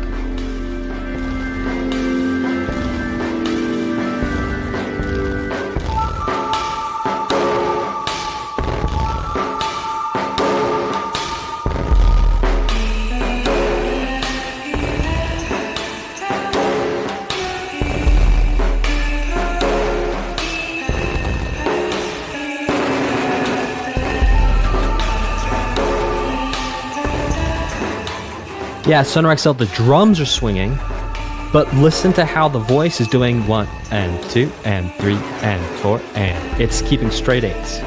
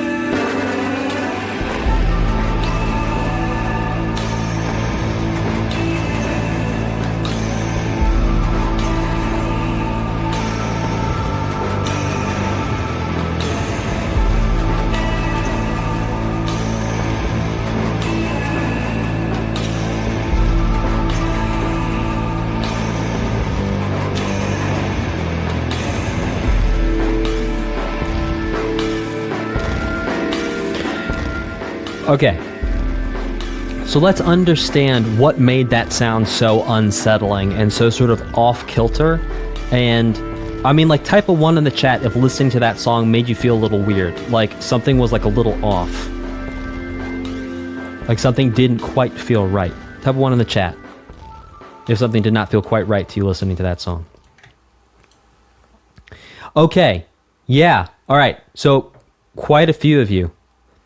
Okay, so here's the thing, and look, I'm going to break this down for you. Okay, there's what we call straight eighths and swung eighths. Now, swung eighth notes, it's where we basically take two sounds, and we have two sounds. All right, eighth notes are like two sounds that repeat over again, like bop, bop, bop, bop, bop, bop, bop, bop. Let's look at it like 4. Bop, bop, bop, bop, bop, bop, bop, bop. Here, all those are even. I'm not speeding up or slowing down. Everyone's even. Bop, bop, bop, bop, bop, bop, bop, bop. It's like clock ticking. It's even, even, even, even.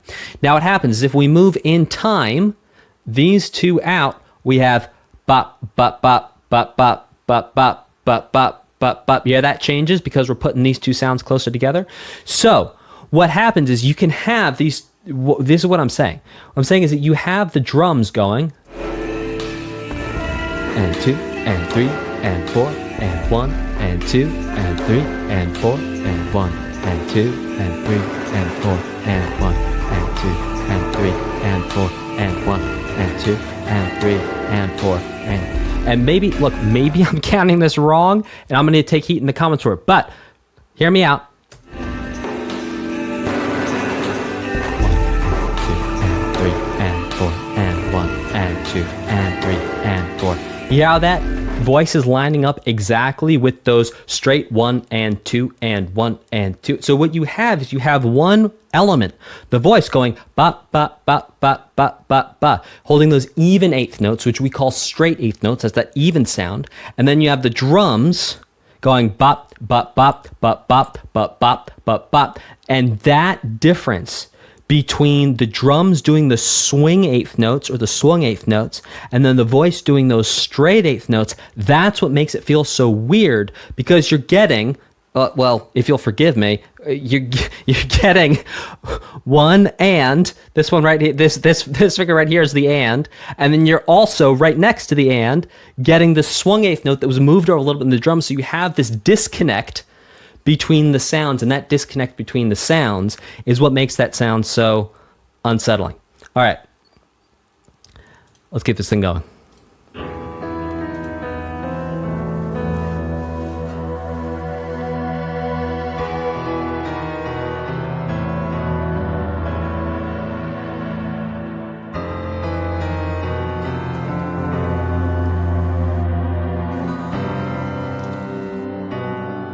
Hey, Noah.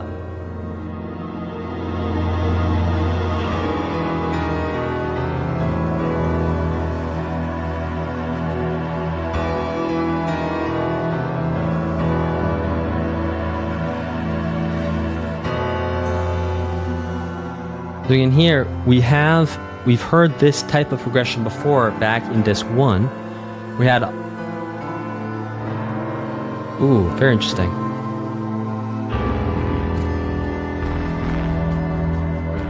This like E Phrygian mode type thing going on. That when you get to the F, you have that raised 4, which would create a Lydian sound.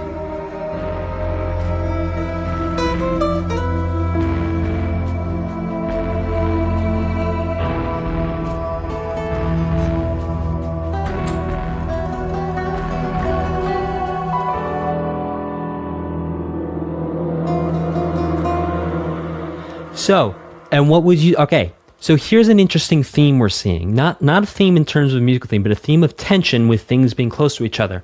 In that last song, we heard swung eighths versus straight eighths, and here we're hearing minor seconds, which is the closest distance you can get to two intervals. And because they're so close, to the closest distance between two notes, and because they're so close, oh gosh, oh yeah. Oh, just breathe that in. Oh my goodness. Right, it's tension. So because you had those beats before in the last song that were close to each other, that created tension. And because we have notes close to each other here in this song, that creates tension. Wait, you want more minor seconds? Like that? Like that? Like that? Like that? Oh, yes. That one, that's a juicy one right there. Okay, let's keep this thing going. Help. All right, let's keep this thing going.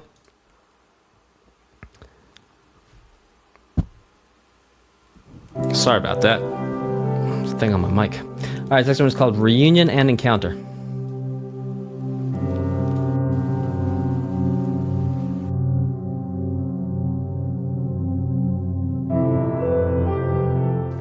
I agree with you, Zenju, but it's so fun if you're not used to it.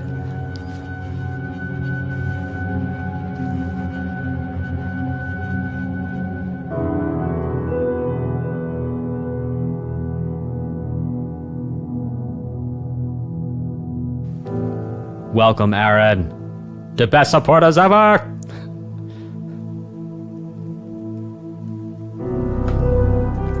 Oh, listen to that bass rolling in. That is gorgeous.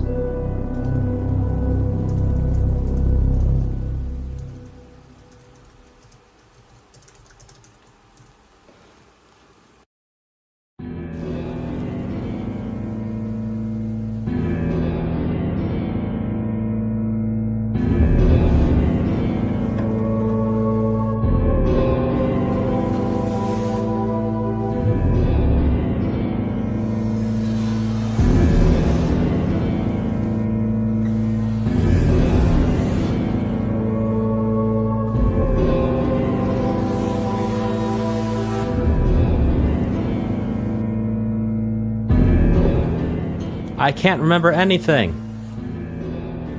Can't tell if this is true or a dream. But deep down inside, I feel to scream. This terrible silence stops me.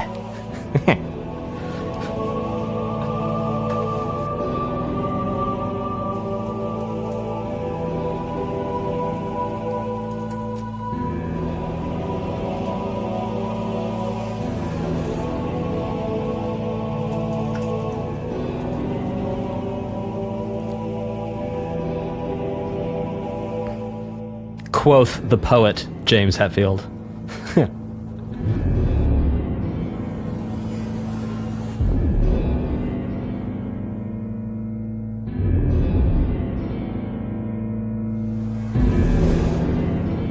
This is pretty ominous.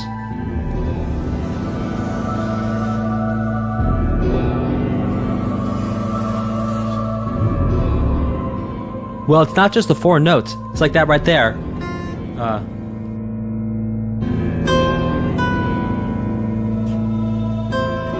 Having that minor sixth there over what we perceive to be the 1 is like a lot of tension, especially in this context. I think if you go back to perhaps it was the Terraria stream that I did, I think there was something where I didn't have my guitar with me. I was like, oh yeah, that's got to be like a diminished fifth. Made a mistake. It was like a minor sixth, and it was like, whoa, it can sound really dissonant in the right context and sound really ominous. Koshimizu.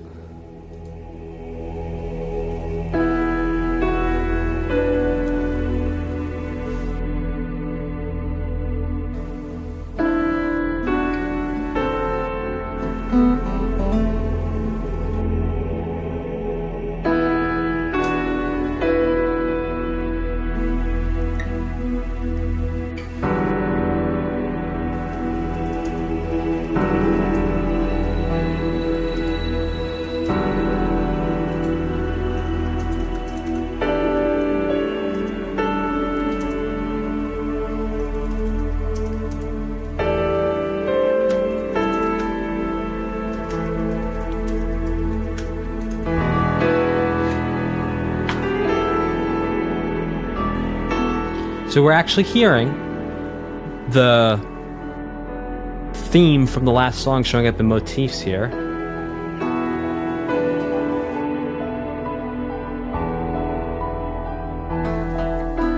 And we're hearing it at different speeds. So you can hear the piano's actually doing it, but faster. That high piano is doing it faster than the low piano.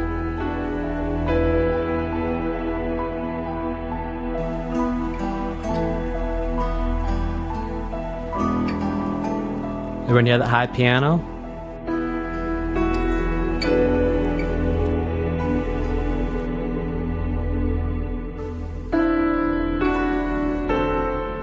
And this piano down here is hinting at it the whole time.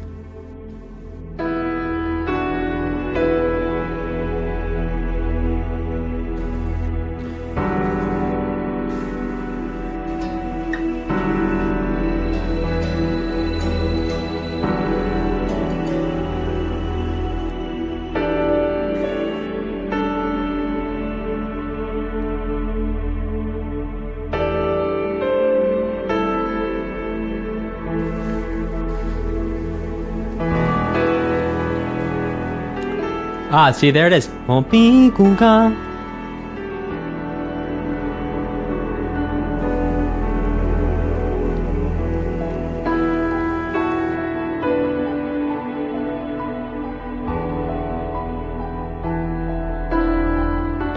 That high piano playing it.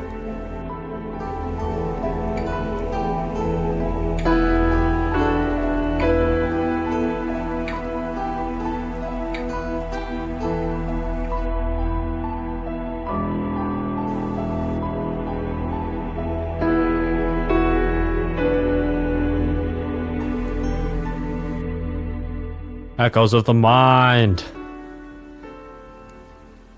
2-member at Kazoo Club, thank you for your support. Let's keep this thing rock and roll with Ordinary Life. Woke up. Got out of bed. Dragged a comb across my head. Made my way downstairs. And drank a cup. And looking up, I noticed I was late.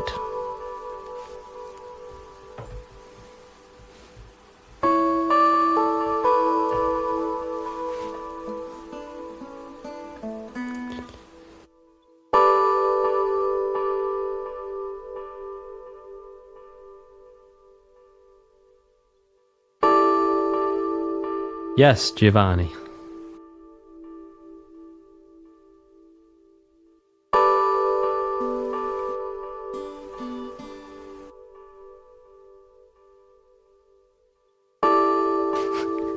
That's from a Beatles song, you nerd. Yes, it is, and yes, I am.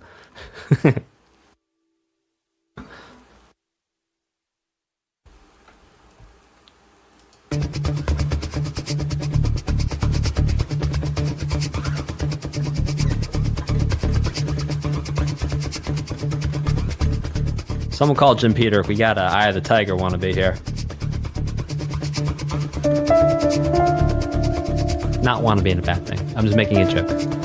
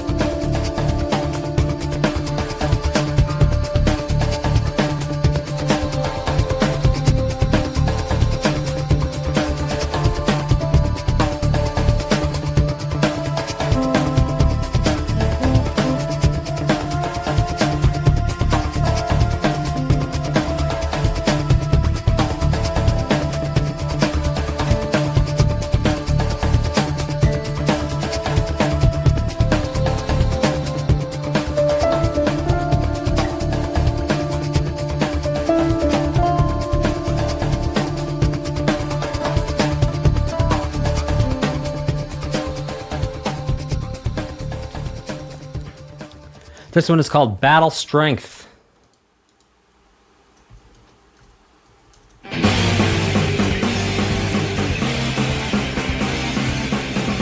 Oh, we're about to get thrashy now.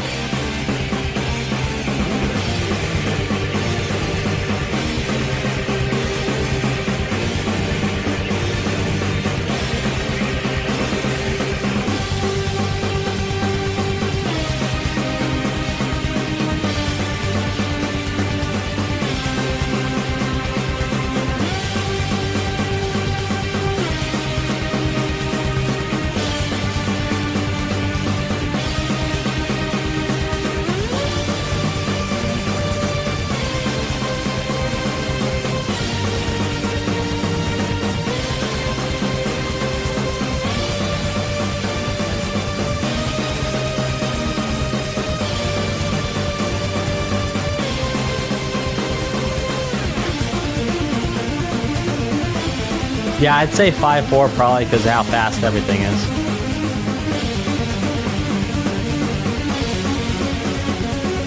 That would make what these are doing 16 notes.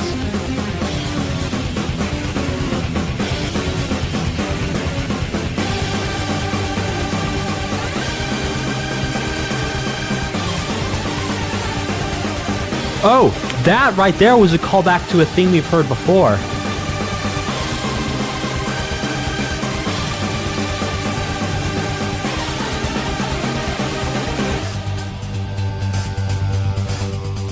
So it's interesting that we going up an octave thing, we heard that before, but in the key of E a bunch of times.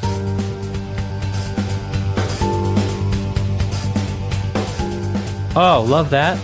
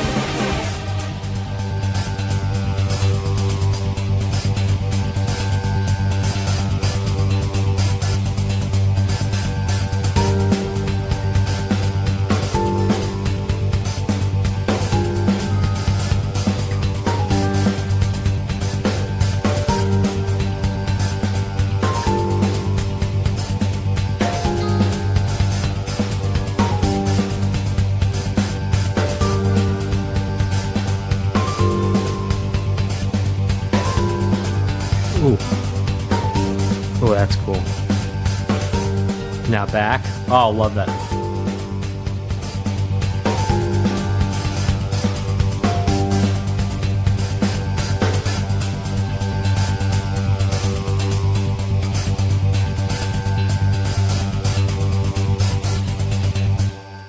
Okay.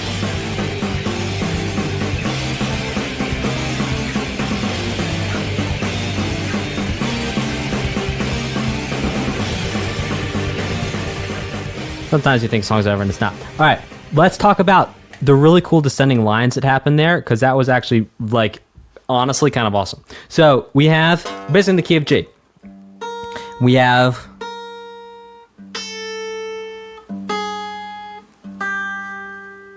that in and of itself is pretty cool, and not something you see all the time. A lot of times you see the James Bond thing, which would be like walking down from 7 in some way, or doing chromatically as we did before.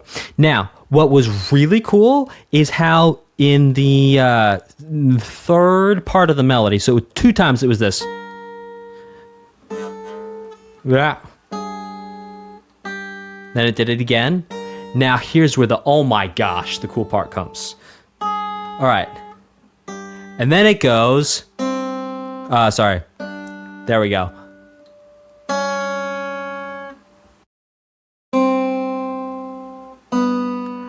Oh! And we get the major third. Who the funk? Because the whole song was in minor, and then just bringing that major third thing in there, sick. Totally sick. This next one is called Jouin High School.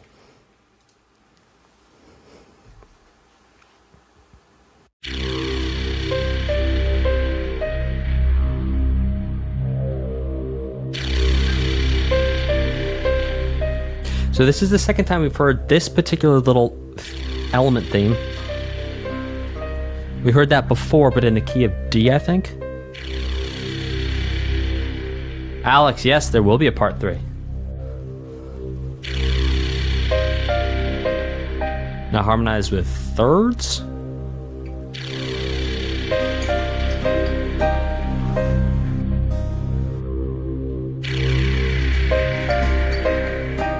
So it's building.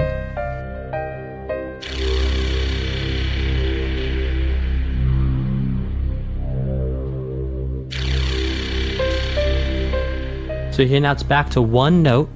So everyone listen to this. It's one note. One note at a time.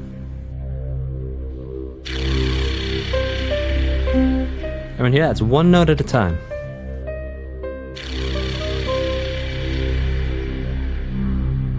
And now chords now, maybe? There it is.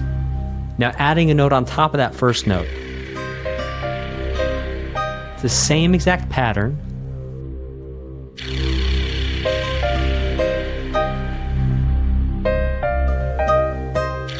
Ah.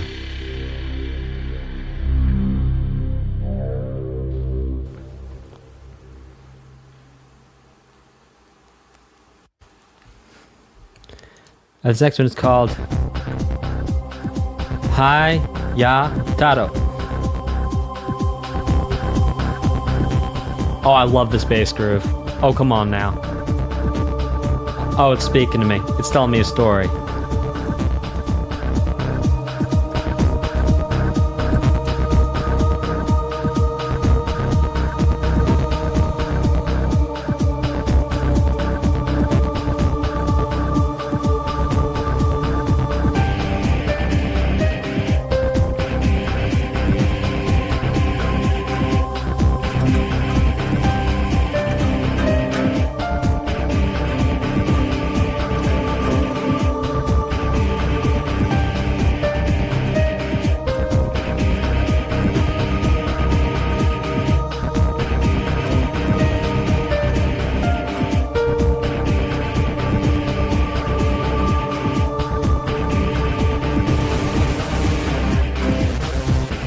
Oh, come on now.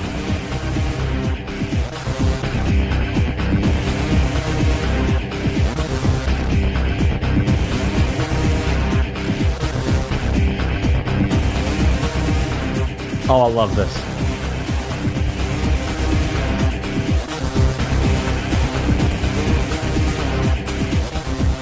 Oh, this groove is sick.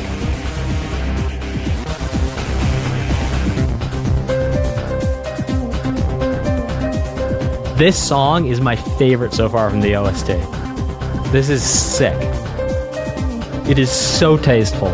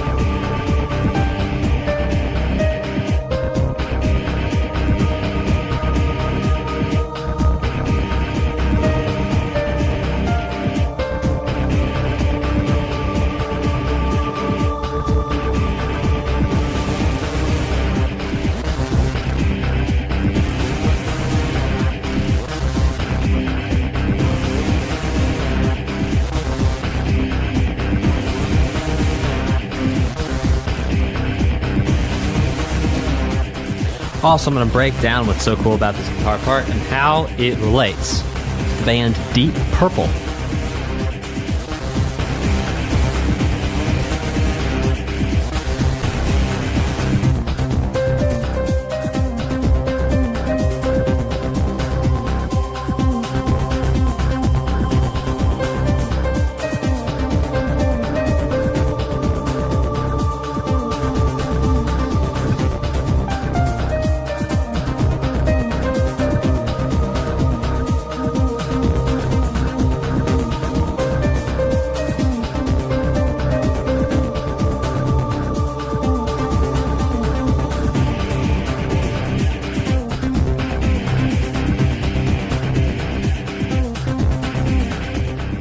Okay, so how does this song relate to the famous song Smoke on the Water? Well, I'm going to show you. So the chord that's being used here is a power chord, but the really cool thing is that the highest note is put on the bottom. So a power chord is when you have, well, you can take like a scale, like do, a deer, a female deer, do, re, mi, fa, sol, fa, mi, re, do. And you just take do and sol, and you play them together like this. Do, sol, do. Now what happens? Watch what happens when we take 1, 2, 3, 4, 5. 1, 2, 3, 4, 5. 5, 5, 5. And if we put 5 on the bottom, so we're going to take 5 off the top, we're going to put it on the bottom, lower down, and then we play that with 1.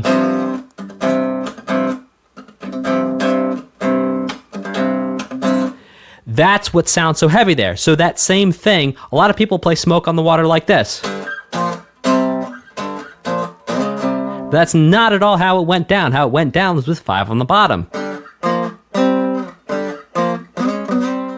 Like that. So, making my way, distortion, tugging fast, shabba jumpa to go, shabba da da da dump, jumpa tucky do, shagga da da dump, hi yataro.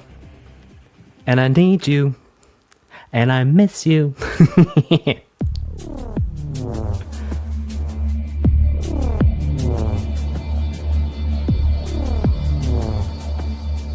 If I could fall into the sky, did Did you know time would pass me by? Because you know, I would walk 500 miles and I would walk 500 more. Just to be the man.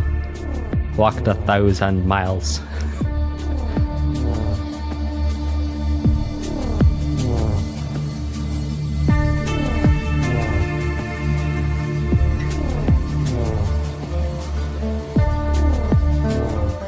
So we're referencing that theme we heard before, but doing different motifs. It's changing.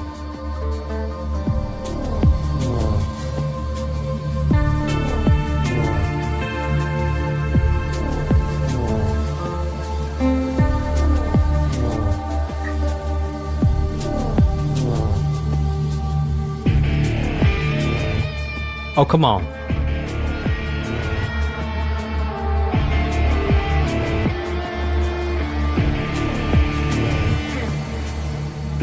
Oh, they better be dropping it in a second. Oh, please drop it. Please. Come on. Maybe now? No. Okay, maybe this is going to build up to something.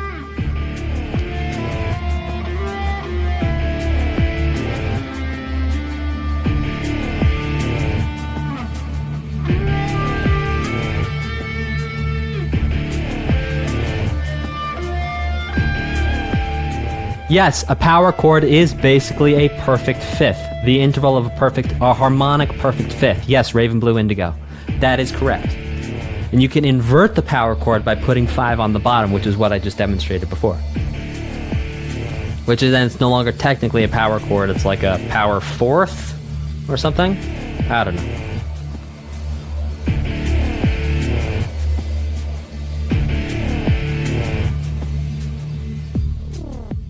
Hey guys, real quick, before we go to the last song, don't have any sponsors on this channel, but what I do have is a link in the comments. Not comments, in the chat.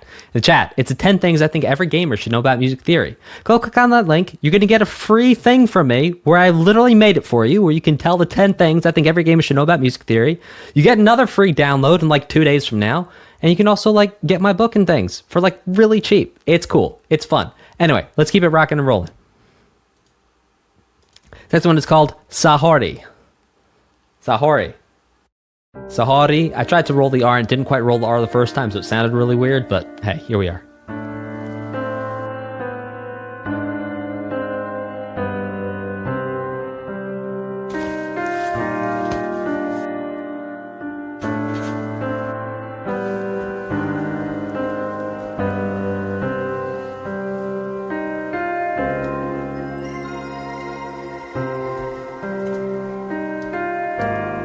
Beautiful.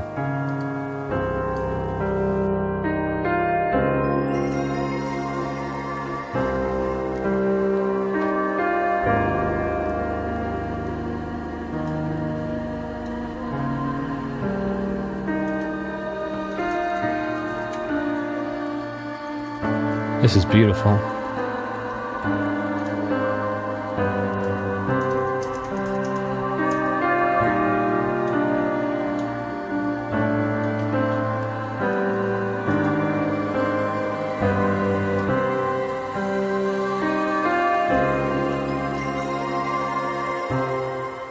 Oh, greetings, Czech Republic.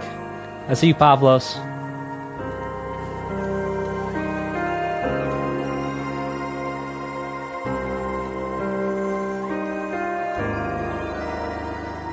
What the heck?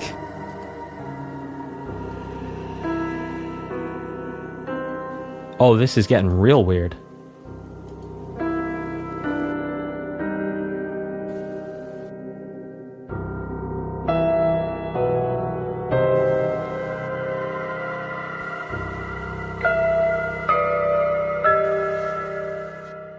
Oh, it's about to go down in disc 3. Make sure you catch disc 3. Hit like, hit subscribe, hit that notification bell so you know when the next stream is going to happen. And again, in the chat, there is a link to the 10 things I think every gamer should know about music theory. I literally made it for you to give you something for free that you can have forever Give it to your children, and they too shall know. All right. So, final reaction and summary. I had a lot more fun in this one, Disc 2, than it did in Disc 1, and I'll tell you why. Disc 2, we started to have some themes that we could gravitate towards. We started to have some continuity. Disc 1 sort of felt like... And Disc 2 feels like... if that makes sense. So not... but... And I know that's not what you showed up for to hear, but that's what I'm saying. It's like it just it sounds like it's almost like you start off, and maybe this has something to do with the story, that there's a big sort of a lot of things that are not clear, or there's some question, or there's something you're trying to find out in the part in Disc 1, and in the part of Disc 2, it's like you sort of found it out and you start to know your purpose in the game, perhaps. But there's a clarity that happens in Disc 2 that wasn't in Disc 1. So perhaps, chat, you can let me know if that sounds about right, or if not. I'll be going to psychic school later on to be like, I think there's someone with an E in their name that you know. Correct, actually. Good guess. All right, cool. We're going to start part 3 with Dot Tenozu. Hey chat, how's it going? We are live.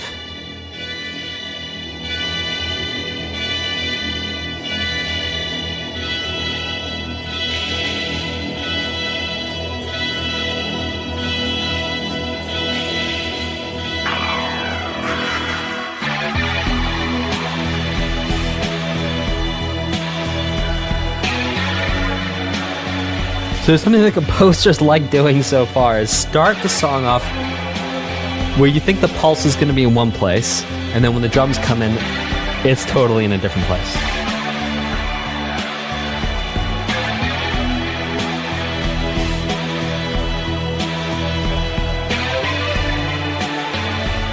Now, the effects on that guitar, it's kind of complex. I hear a phaser, possibly a flanger, definitely some delay, some reverb.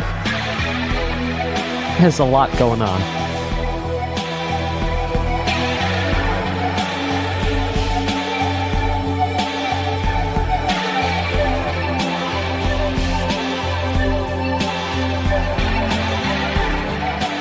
This is also a chord progression we've heard before. Sort of minor. Yeah, of course.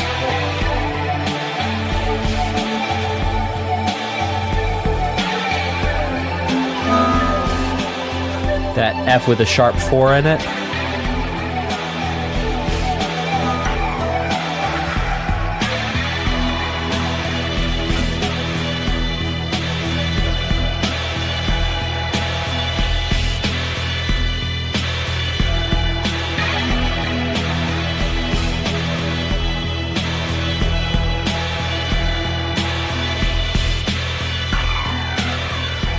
Okay, see that right there?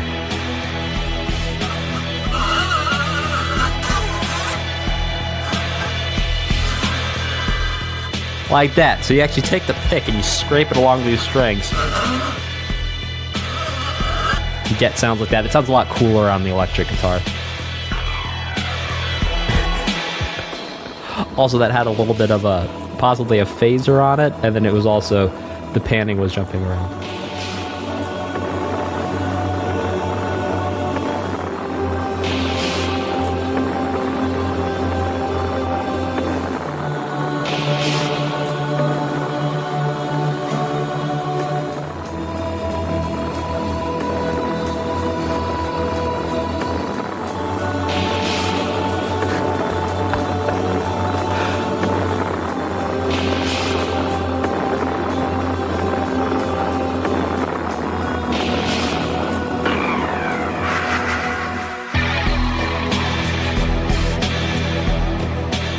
If any of you are new to the stream and you're wondering why people are giving super chats with certain things, one of the ways people support the channel is by super chatting and requesting game soundtracks to be reacted to, and then we have a whole list where, depending on the most requested, get upvoted, and I do those first.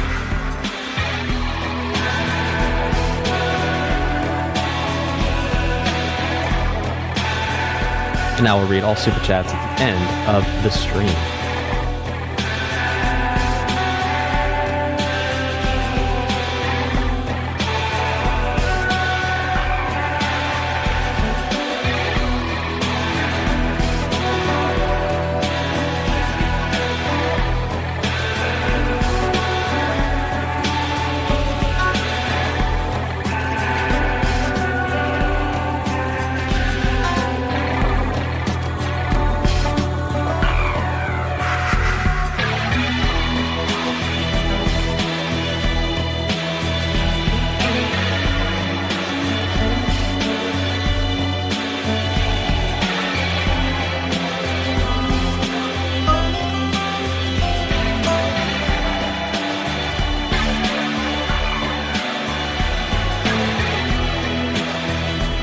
Like a little Pink Floyd influence, a little Steve Vai influence. Now I say Steve Vai because, man, that E minor to that F major 7 with the sharp 4 in it, that's from For the Love of God by Steve Vai, which I've already heard influences, and again, we'd have to talk to the composer, but hearing influences of that song throughout the soundtrack. Like even with the way the guitar started off at one point.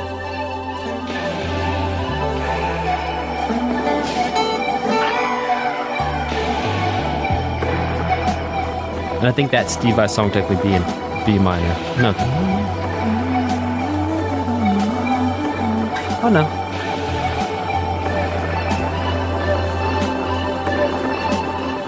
By the way, if any of you guys want to see some crazy guitar playing, go check out Steve Vai.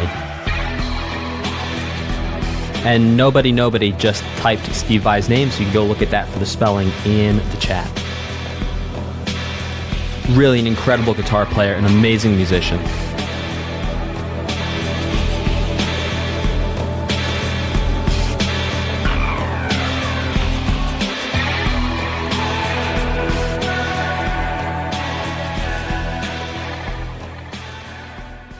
And just a quick reminder, I'm going to read all super chats at the end. But before we go forward, a shout out and a welcome to Joshua Villarreal. Welcome to Best Supporters Ever. Yeah, let's keep this thing rocking and rolling with Quest Surreal.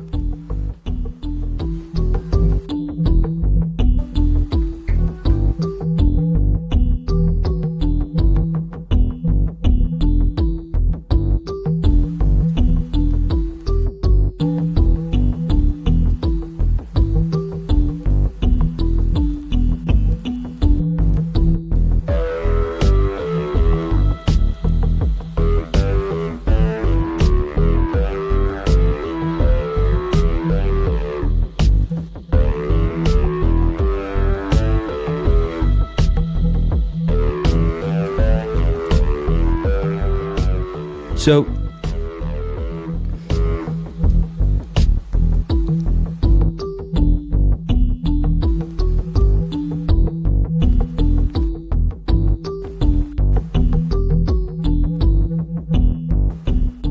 something to look out for here as well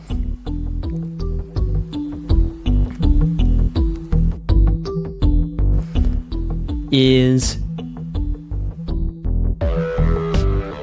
that I think the last song and this song, you're kind of in the same area. By the way, I'm getting an error from YouTube. I don't know, I've got super fast internet here. Sorry for your experience, guys. I have no control over what's going on.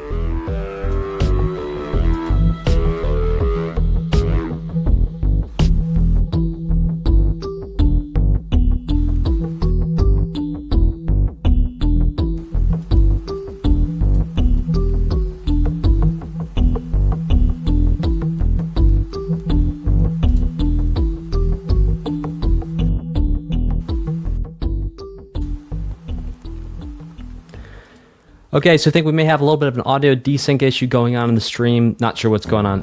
We're just keep rocking and rolling. This next one is called Suspicious.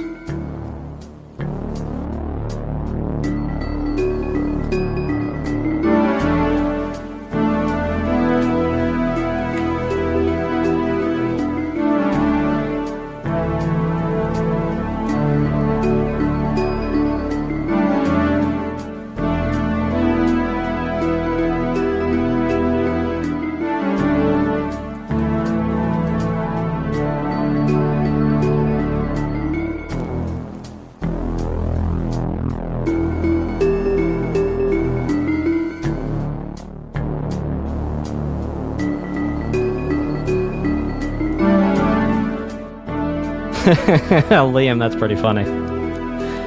By the way, if this stream actually drops for whatever reason, I'll be right back up in a couple minutes. Just like restart the computer or whatever.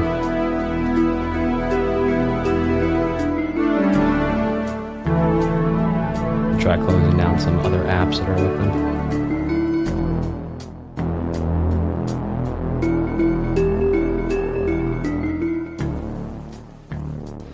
Okay, this next one is called Battle, Droll.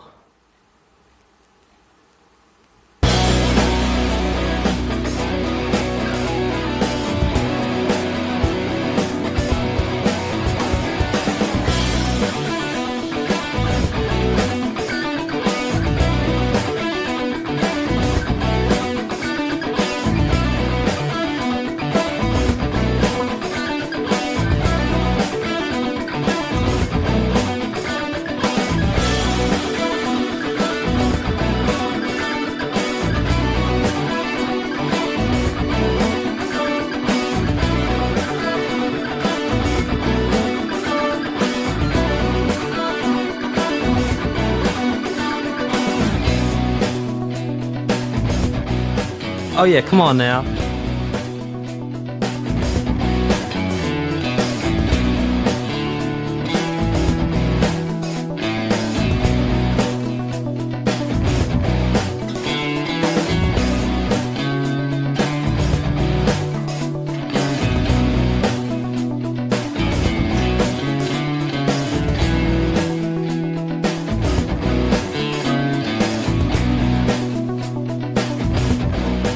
So here too we can hear, we have that power chord with the 5 in the bass like we heard in disc 2.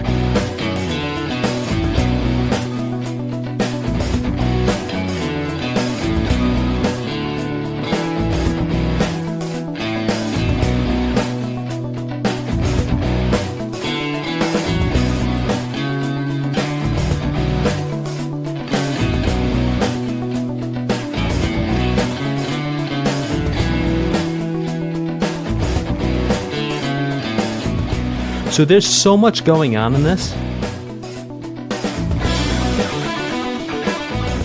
If you listen, there's like 4 or 5 different guitars doing 4 or 5 different things. Hey, does anyone know if I refresh my page if that's going to cut the stream off? This next one is called Konan.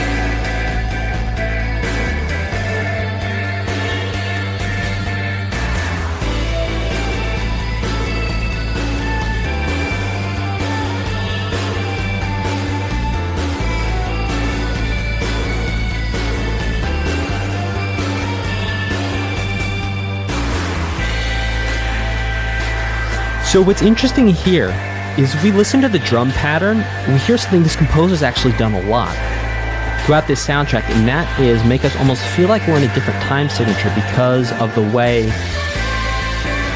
the beats and the beat divisions are treated, and about where the composer's putting the emphasis on the beats and the beat divisions.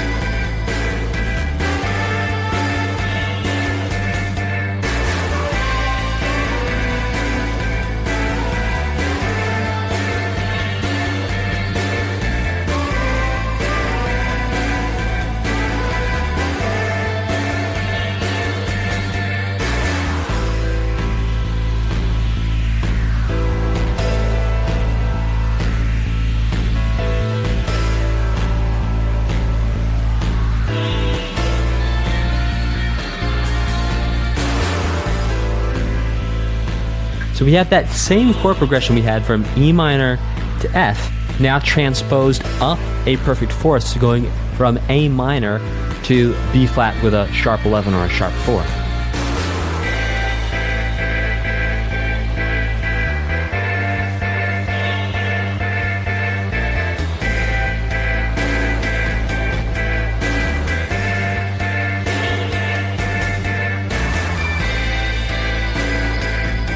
Hey, could someone Google real quick if I refresh my page if that's going to stop the stream or if it'll jump back in? I feel like if I could refresh it, it might fix things.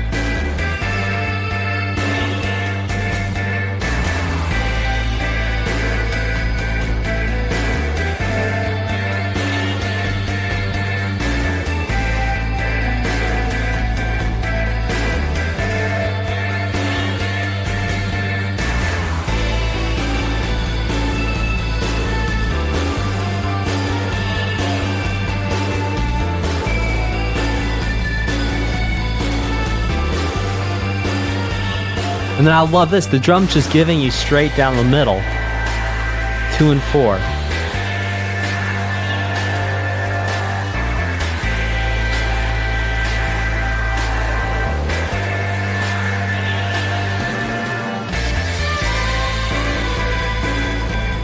Oh, looks like we're back now. I've got excellent connection now. I don't know what happened. All right, we're back.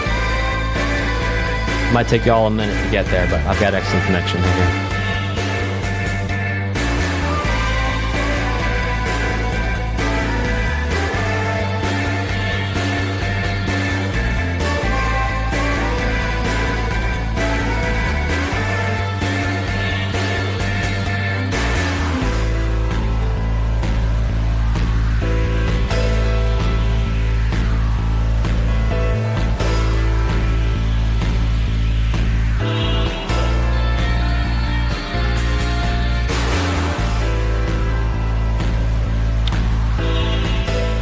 Hey, if you're still experiencing desync issues, try exiting, coming back in.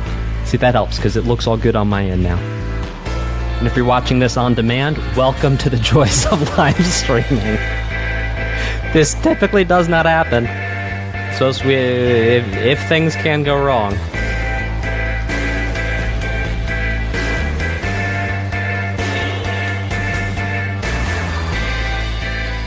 Alright, this next one is called Battle Origin.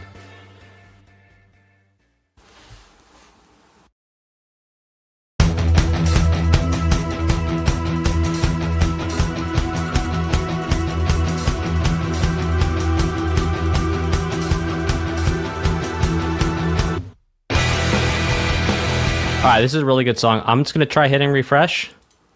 Wish me luck. Here we go. I'm going to give it a try. Y'all come back if I have to restart it now.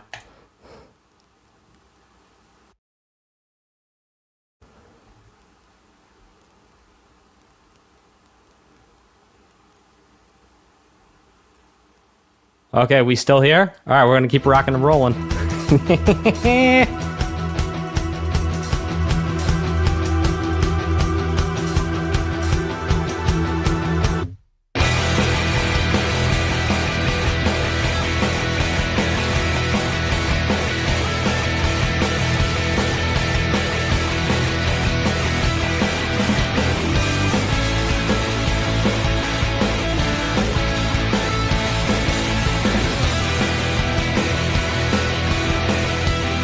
Yo, yeah, Hangar 18.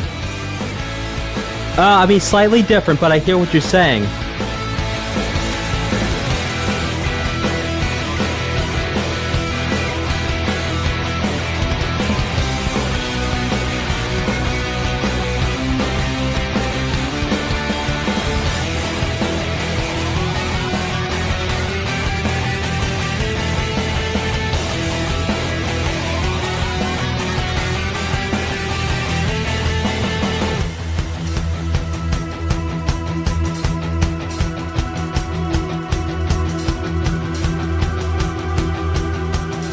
You take a mortal man.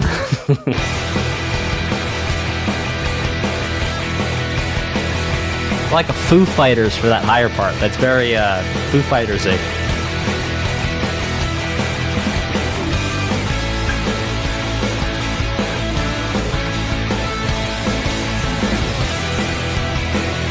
Yeah, that riser, Sonar XL.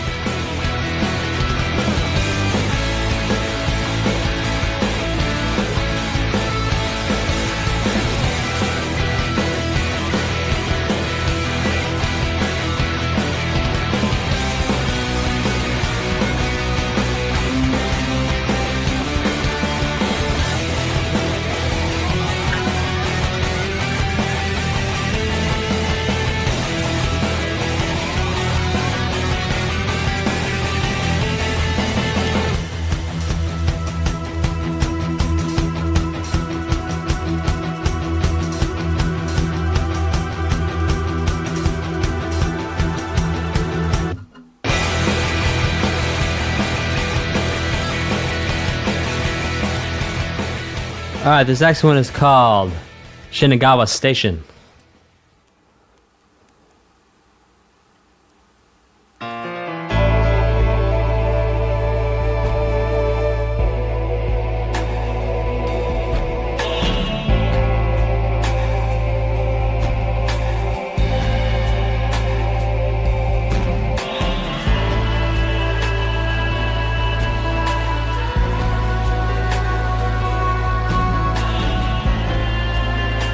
So again, we're back to this chord progression. This like minor 1 to flat 2, that raised 4, that real Phrygian thing.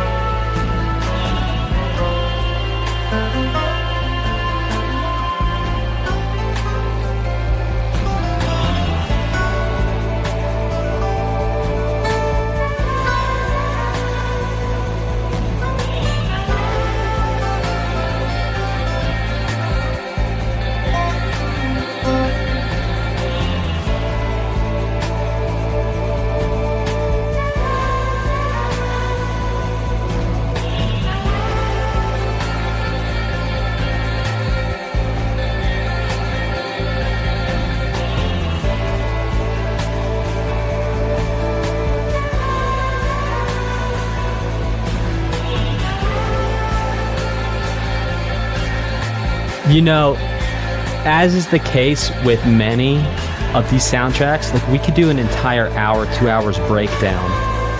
I mean, 6 hour breakdown on each track. Because you could talk about it just from like the mixing, you talk about from the arranging, talk about the music theory of it. It's masterful musicianship, it's masterful writing, it's masterful composition.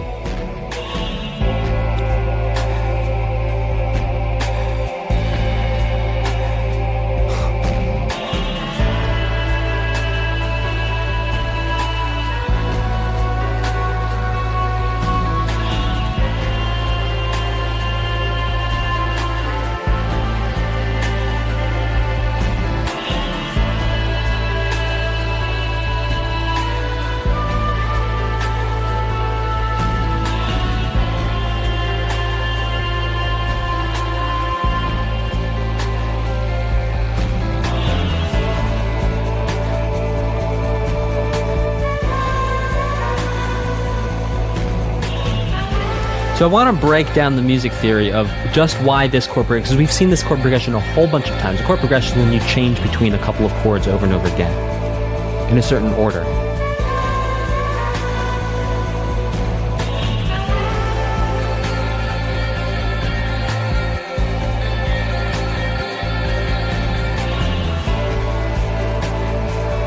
Yeah, exactly. For just talking about the mixing and the sound design and like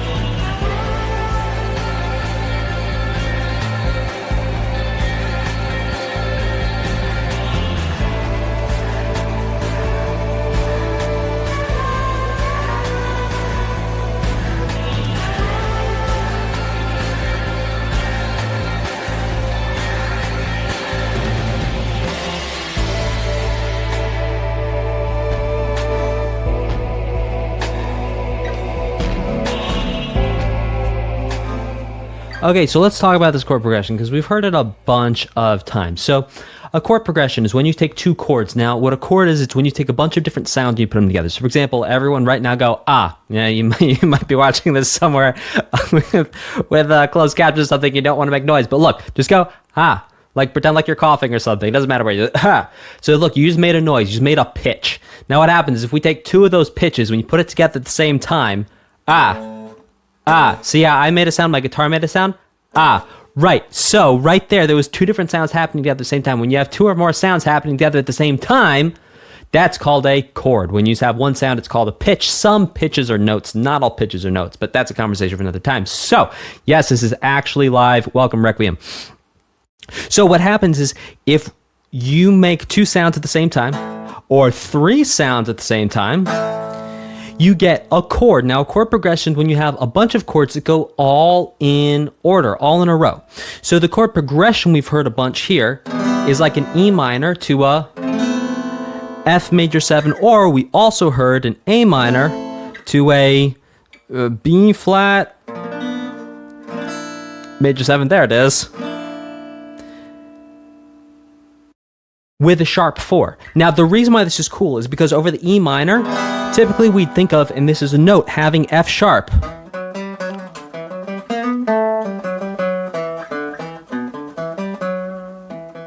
But what happens is when we get to that F major 7 chord, you can't, I mean, you could use an F sharp, but like it doesn't quite sync up with the F sharp from a sort of one-to-one thinking of harmony. You actually then play an F natural, so you actually switch between two. So you actually can change scales there, change modes, and it's a really cool thing. A quick shout out and a thank you to You Stabbed Me With a Fork. Please do not stab me with a fork. Who upvoted Mother 3, and I'm going to read all those super chats at the end of the stream. All right, this next one is called Quest Grave. Thank you for your support. Thank you for your super chat. Mother 3 is going to happen all kinds of soon. Look out.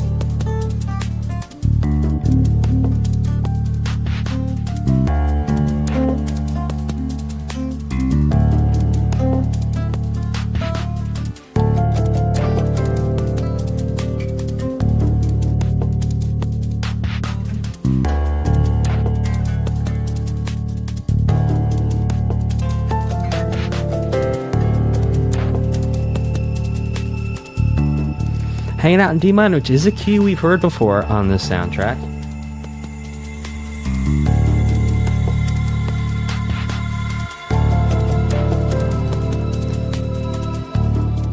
This next one is called Imminent Threat.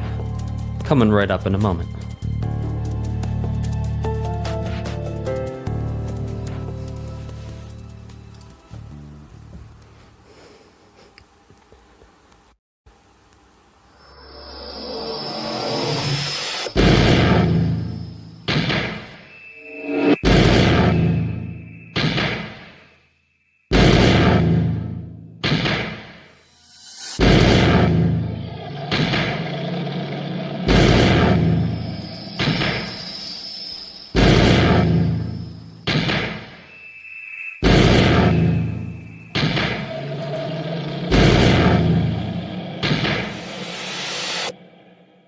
That was interesting. Also, sort of that sounded like a shotgun reloading. I'm not a shotgun connoisseur, but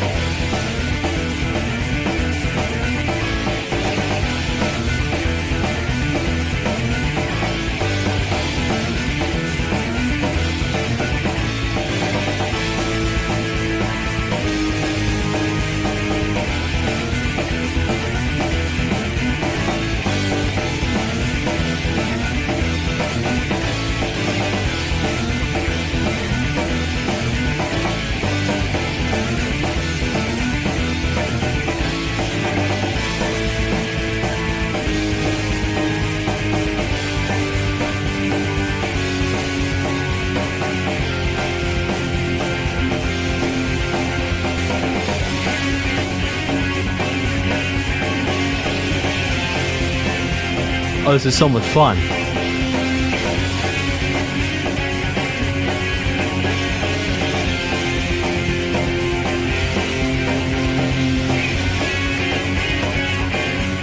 Because we've been like E minor. Now we're doing this F sharp to F thing.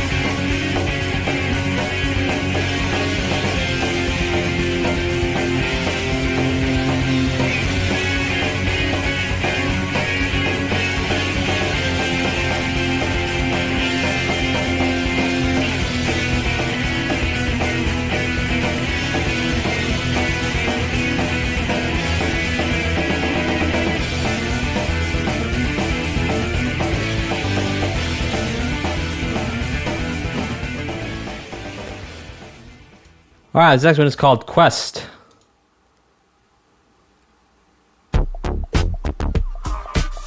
Oh, please.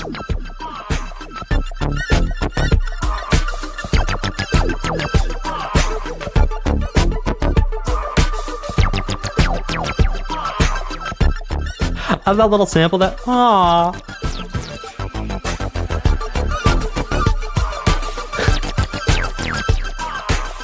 Ah. Yeah.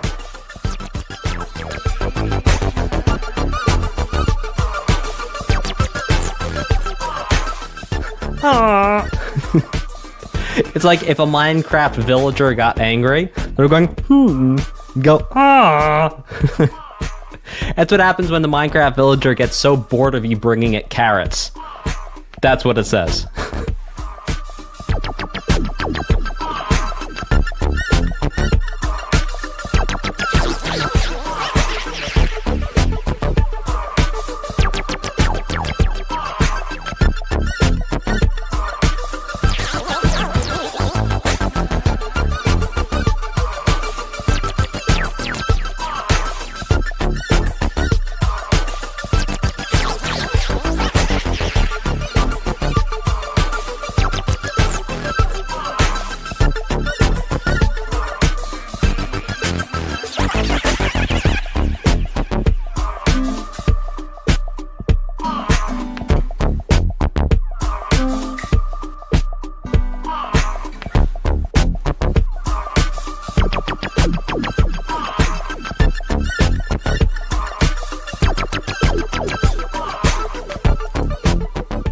Well, that was a lot of fun.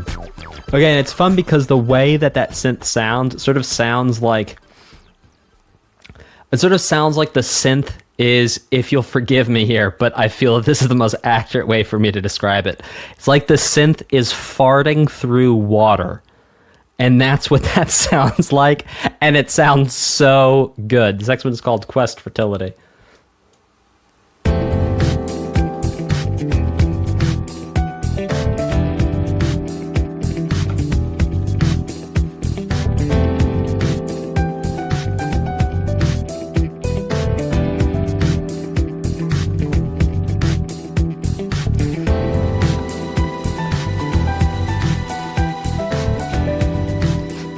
Yes, chat. Yes, you heard me right. It sounds like a synth. I said it once.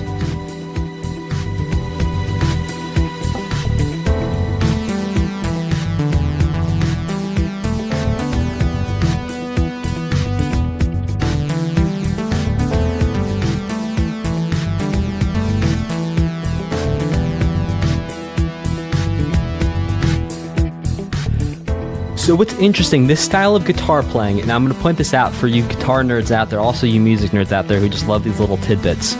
I, by the way, am one of the music nerds who like little tidbits. You hear that?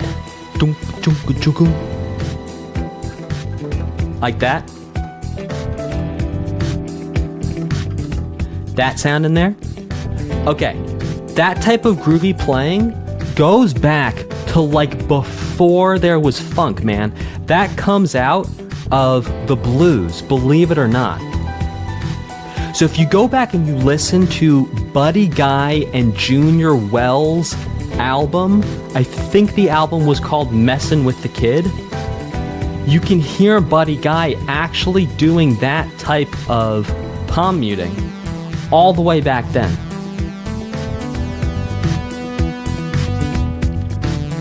So while it is something you typically hear in funk,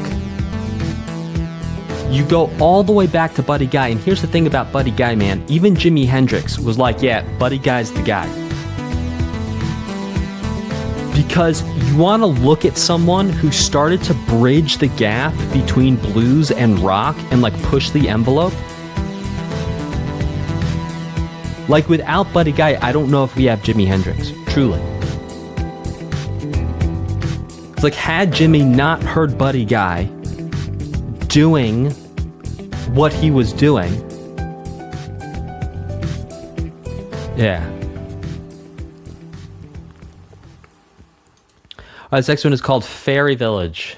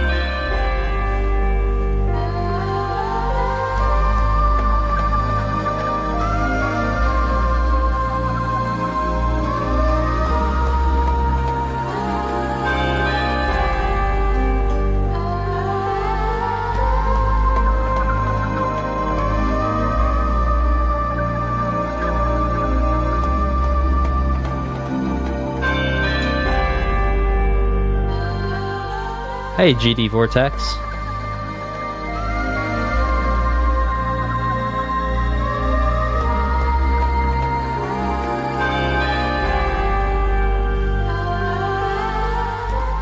So what's interesting about these vocals is that they're actually sampled vocals that are like put into a synthesizer, and then you can mess with them a little bit. So you can still play melodies. This was something that was really, really popular in like the late 2010s.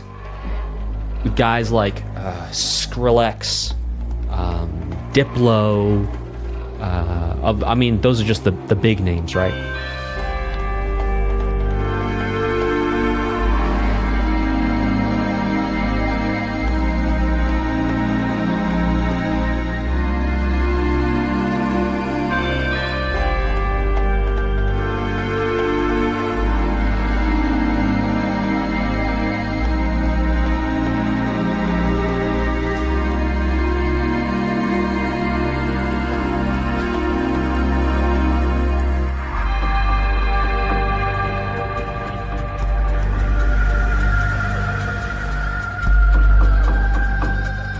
Possible meter change here, look out for it.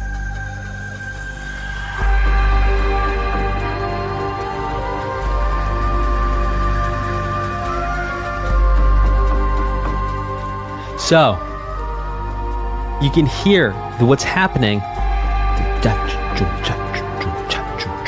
We're hearing that triple division of the beat actually happening.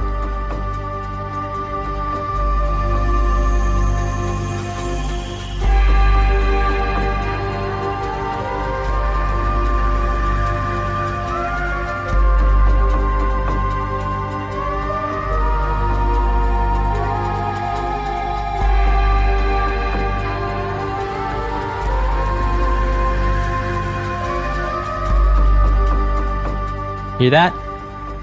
Ga ga ga ga ga. Right there.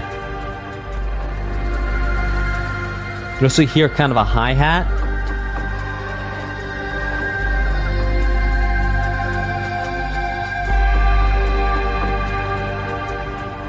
Or maybe, look, maybe we've been in 3 this whole time.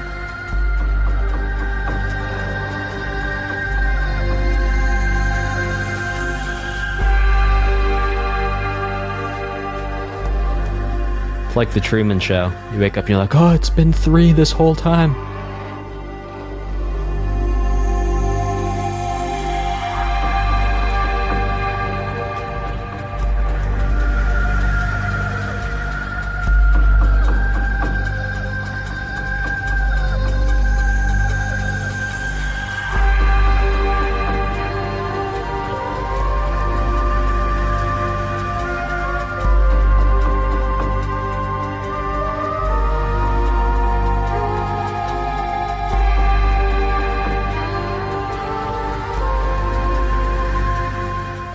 No, it wasn't in 3 the whole time. You hear that? Shogun Bagi Don. Shogun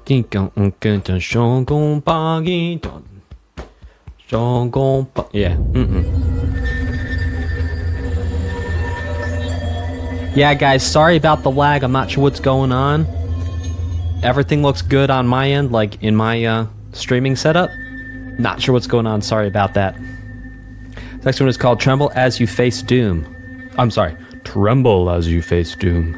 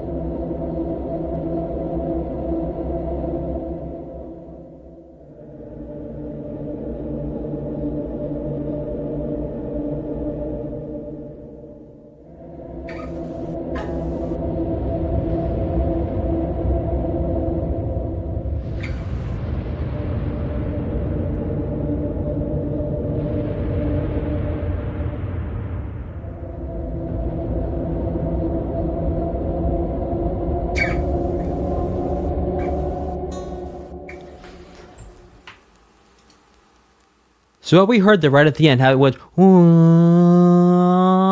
that is called a modulation. It's when the pitch modulates, which means it goes up evenly. So as you can hear on my guitar, if I play one and then the next, it's like we go bum bum. But how do we go evenly? You hear that? Hear the difference? Here's straight there. Here's modulating. That is called modulation. All right, let's keep saying rockin' and rollin'. Rockin' and reelin'. This one is called Tao, spelled T-A-O.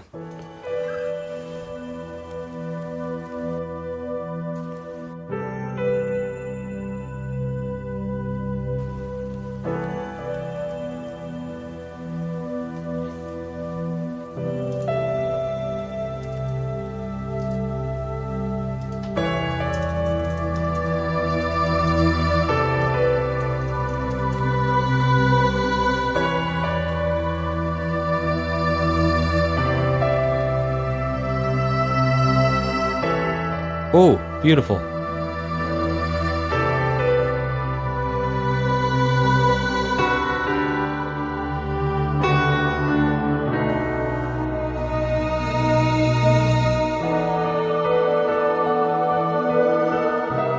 Oh, listen to that modulation. You hear that? Oh, and back down. You hear the notes? They're not just changing. They're sliding.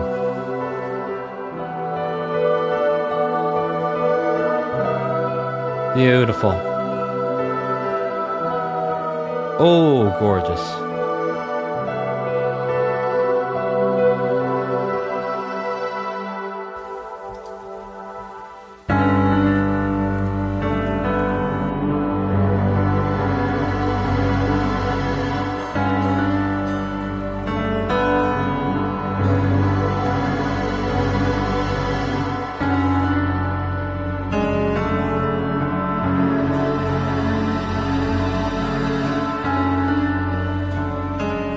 Oh.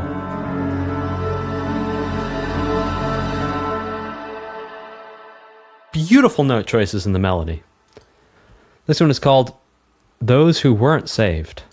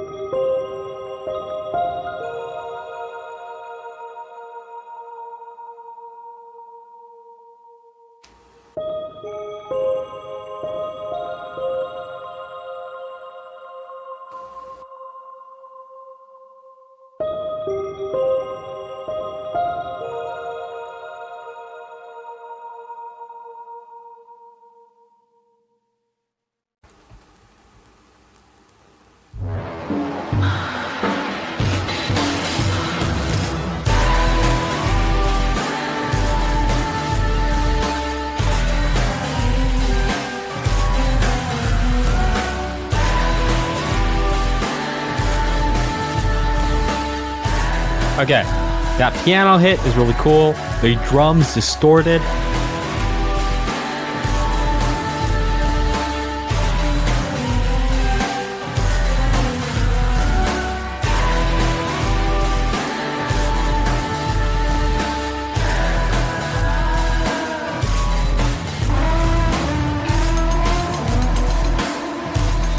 I love the metallic aspect of the drums, like this industrial thing.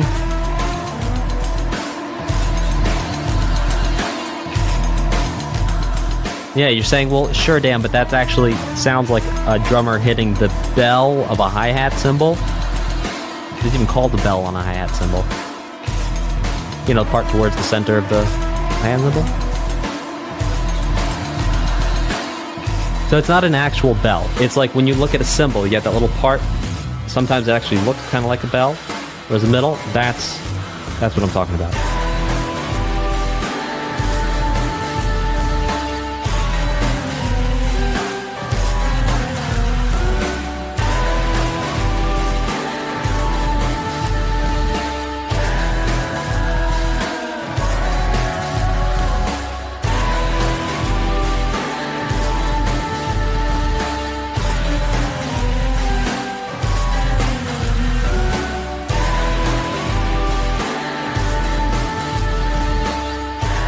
Well, okay. Isua says, what's the saw-like sound? Which saw-like sound? There's quite a few of them. A lot of times that distortion, the distortion on sound makes it sound like it's a saw.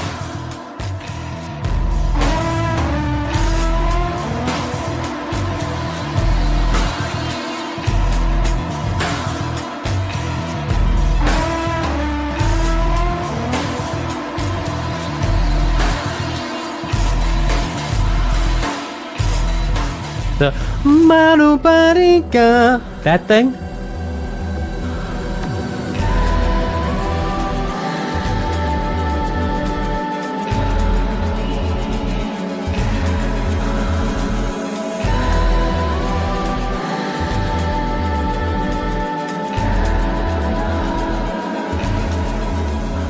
Yes, that. Okay.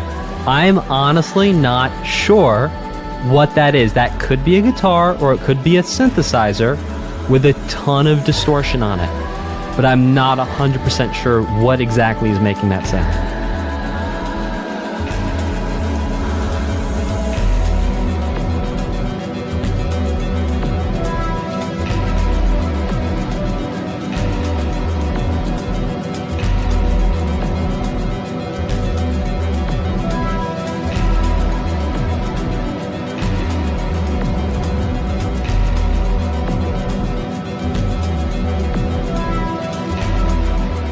Drums are starting to get a little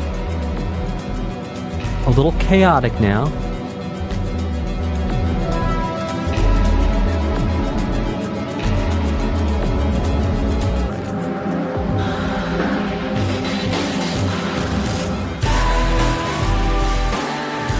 Okay, but type a 1 in the chat if you can hear how the drums sound sandy or buzzy.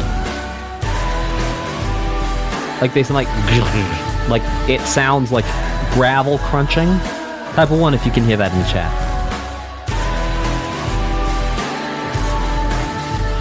Like staticky.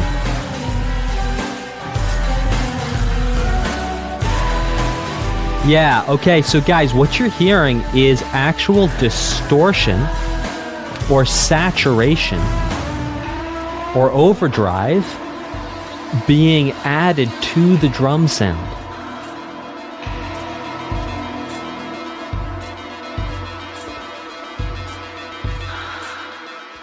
Well, Suo Mix It, they might be regular drums, they might be drum samples, and then you can just add the distortion onto the recording. This is called Quest Queen.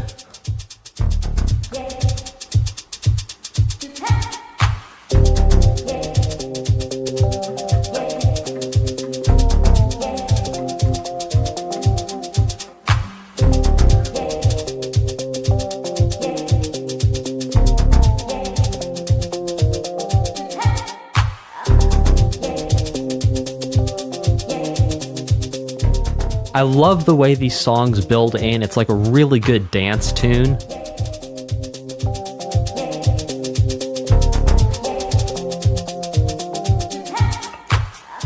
Not just any C minor, C Dorian. Get that A natural in there.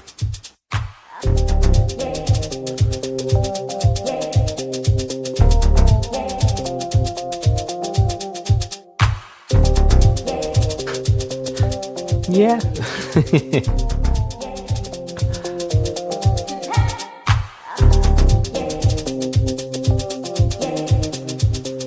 A little hi-hat on and.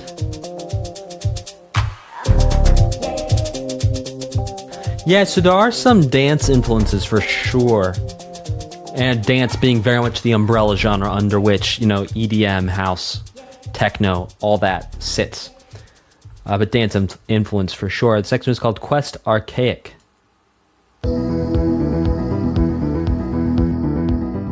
Hey, this sounds like Donkey Kong when you take the flight. What's like Rocco's flights, Rico's flights? You know, when you're in the airplane in Donkey Kong Country from SNES. That's a callback.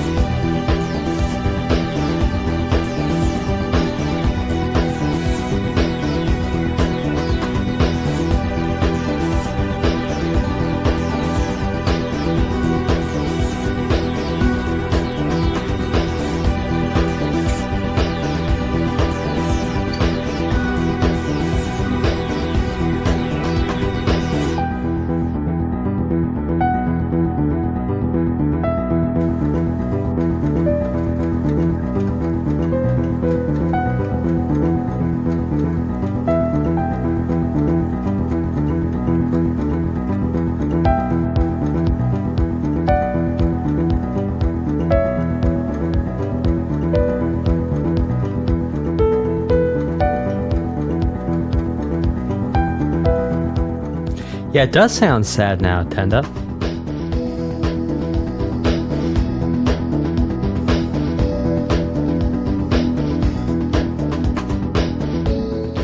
Okay, so a quick lesson to understand the difference between C minor and C Dorian. Well, C minor, when I say C minor, what I actually mean is C natural minor.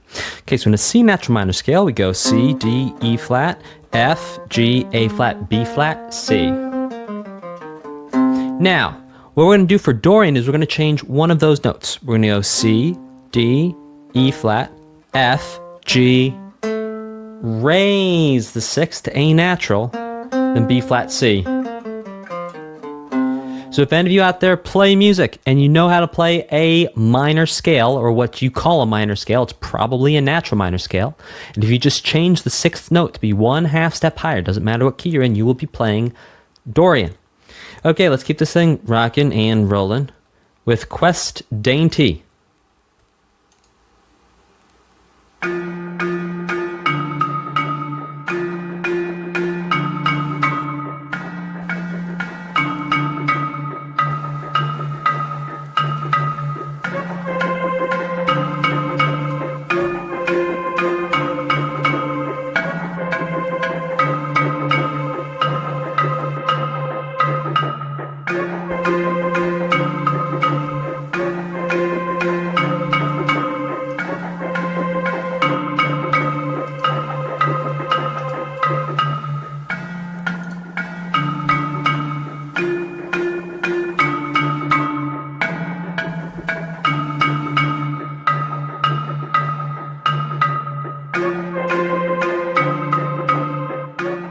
Liam.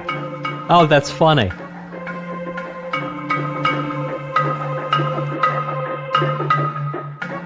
You know what it sounds like to me? It sounds like someone rubbing a boot against a carpet.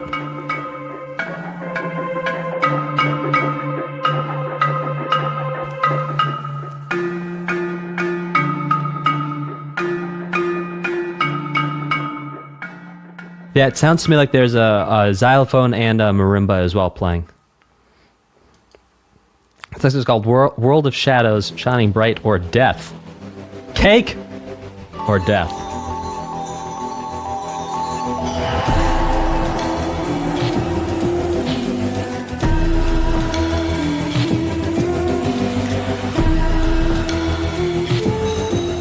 So this is a theme. The melody here, we've heard this before in this disc.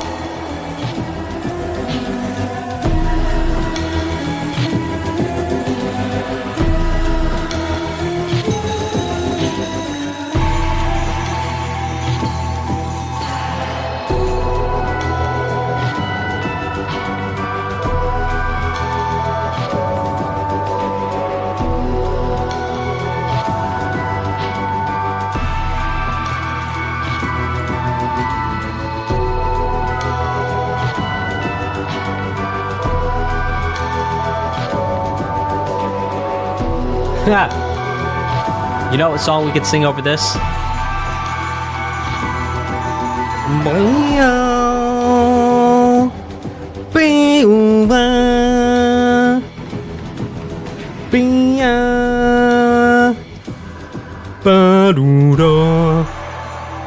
Where are you at, my Whovians?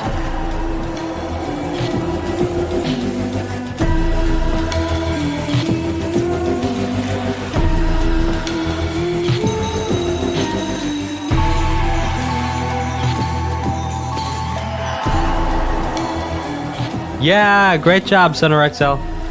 Good ears.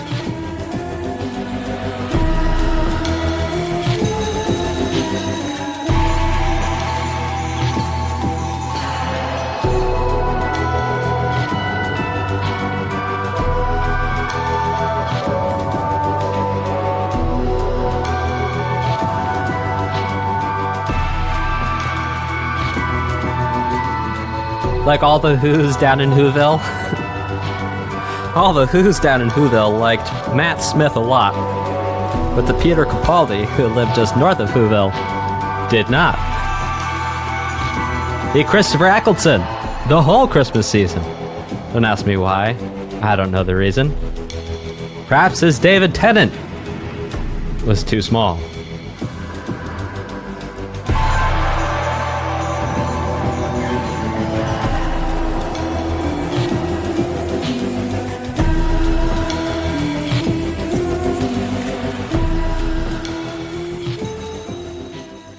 This next one is called Dot Kanda.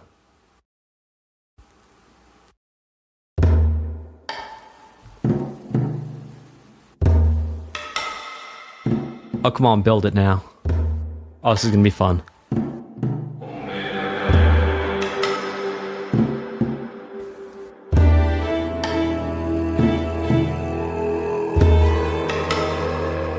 That's Tuvan throat singing, that thing that sounds like a monster burping.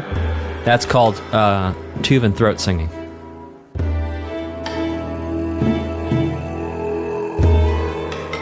And what's interesting too is that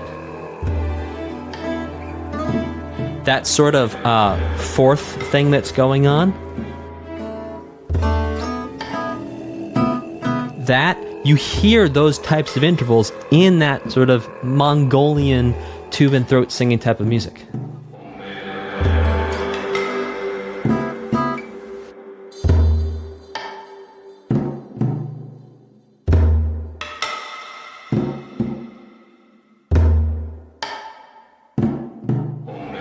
And if you want to hear some awesome Tuvan throat singing, check out this group. I'm going to put it in the chat. They're called Alash. Oh, that is so cool. And you'll hear there's actually two different kinds of throat singing. There's the kind we just heard, that's like the basses, and there's like the lead guys who do like crazy harmonic stuff. They actually do melodies with harmonics.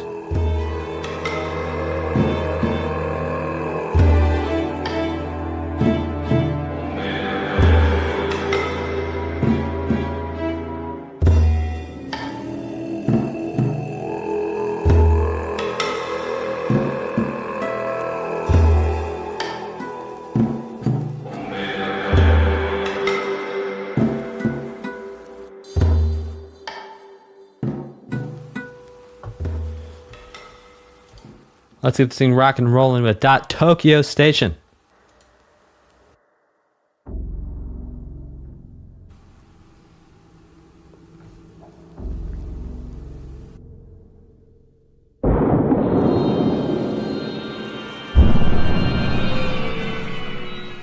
Listen to that modulation there.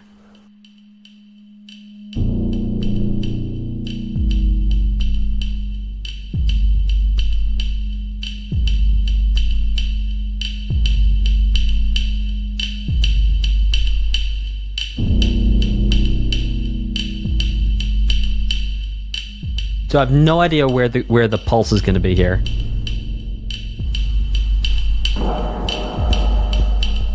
If I had to guess, it's right here. But I could be totally wrong.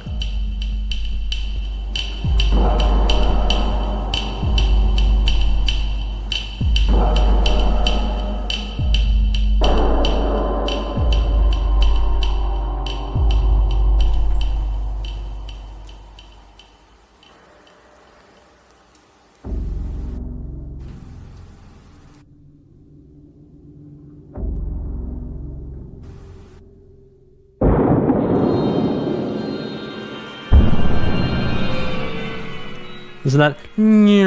That's modulation again there.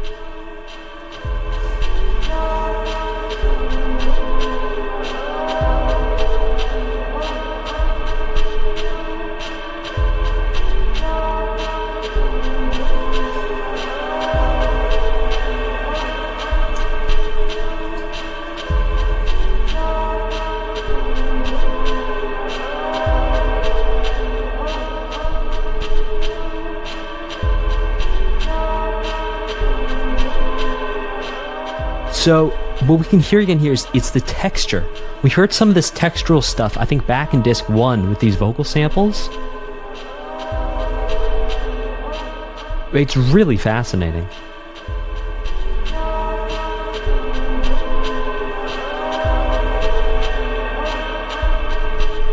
And that like increase of the reverb there.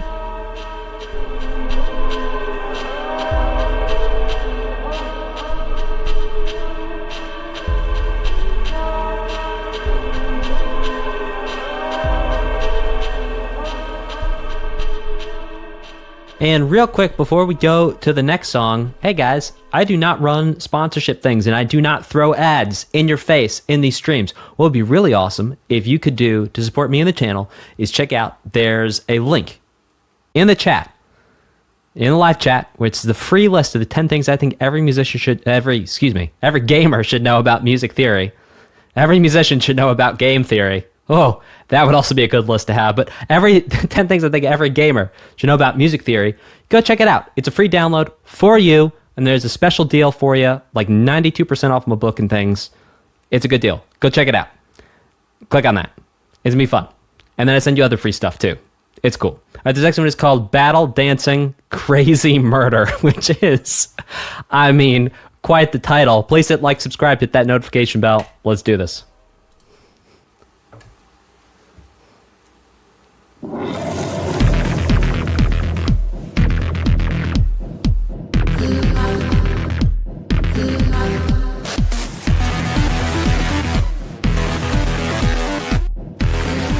Oh gosh, this really reminds me of a song. I'm not going to remember the name of it.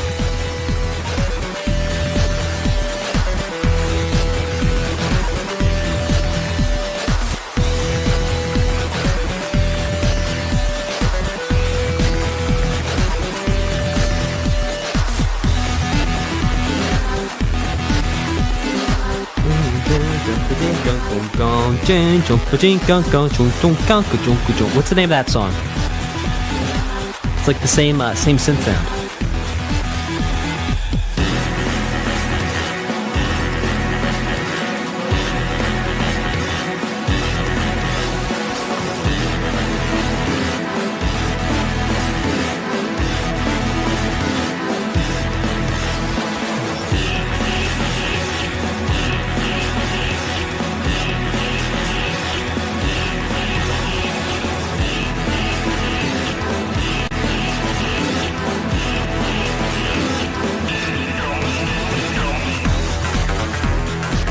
Oh yeah.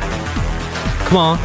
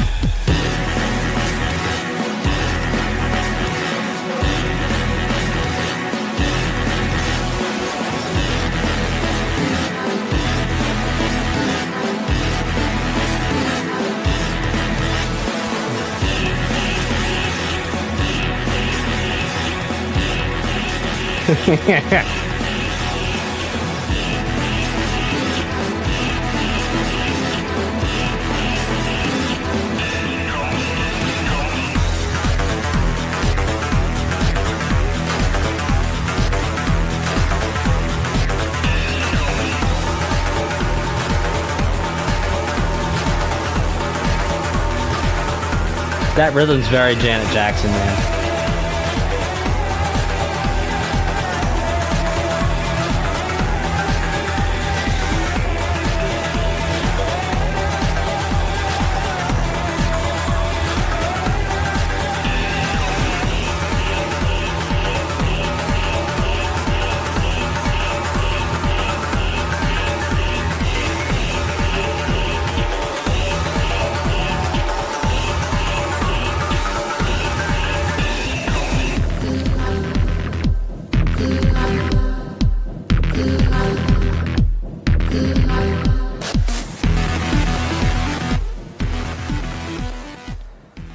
Okay.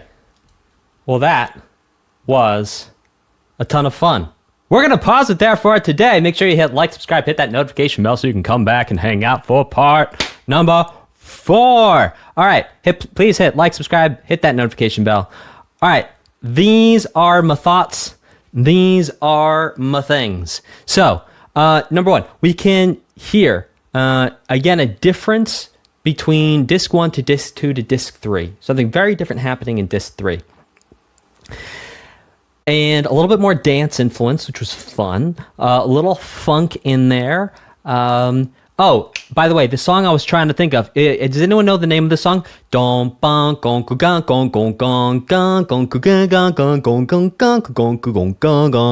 I think I just sang that wrong at the end. But if anyone knows the name of that, please put it in the chat because I'd love to know what the name of that song is. Yeah. So I think not only is it impressive to have, as much music as there is in this soundtrack, obviously. But number 2, that the composer has such, is it Crazy Frog? Thank you guys. By Axel F. Thank you. I'm going to listen to this. But you can hear the composer's stretching ability, that it's not like one genre of music the whole way through, that it's multiple genres, some made up stuff too, which is like, when the composer's creating these atmospheric things, it's not really a genre.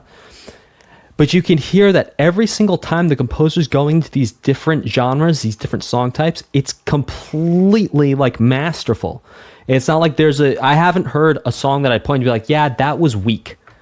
Like everything has been really, really strong, regardless of the genre, regardless of the instrumentation, the arrangement. So that is really cool. If you're finding this video helpful, I have tons of courses in my community for gamers who want to create their own music. If you want our help to create your own music or to build a professional portfolio on Spotify, YouTube Music, and Apple Music, or you want help composing your first original soundtrack, click the link in the video description and apply for our Gamer Music Creator program now. There are tons of compositions and songs we've already helped gamers just like you create and release professionally. No previous musical experience is required.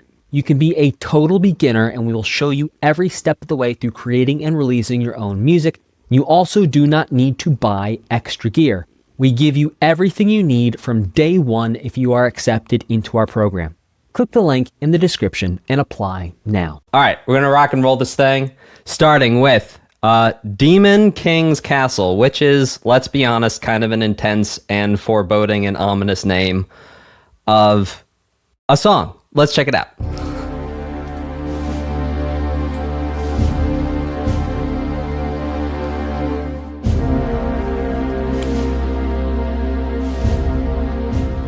You got me, Zan Kehoe.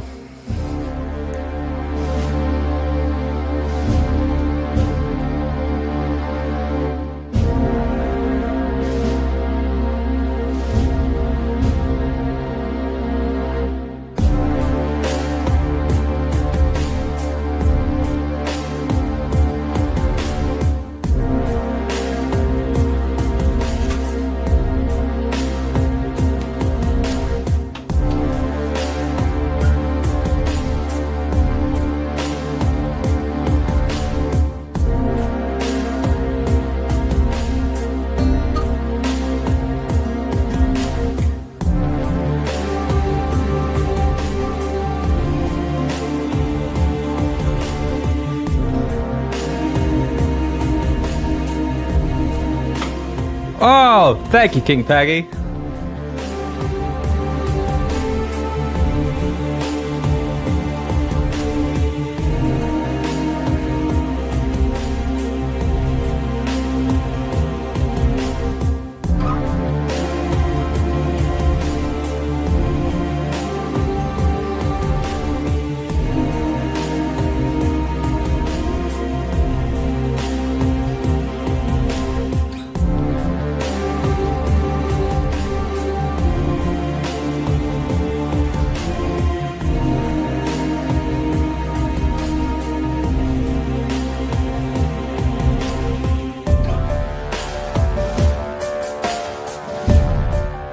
this is your first time on a stream, first couple songs I'm just going to listen. I'm not going to say too much. As we start getting into it, I'll start pointing out more things and making more connections.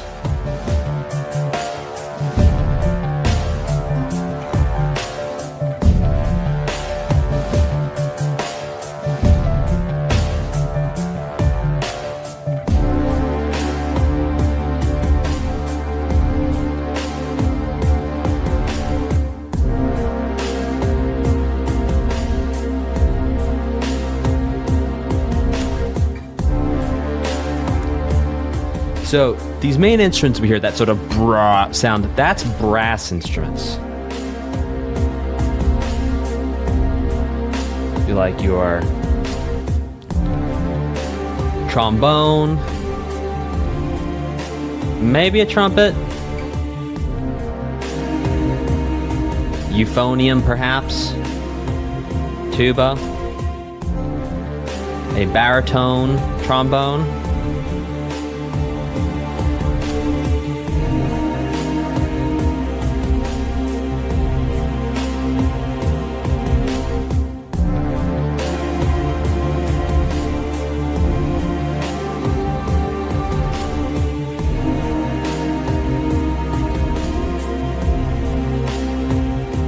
So,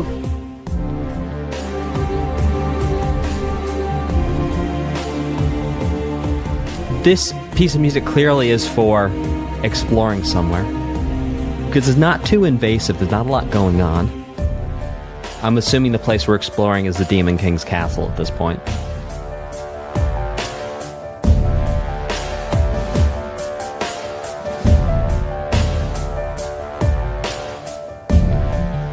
There's an interesting snap sound in the drums.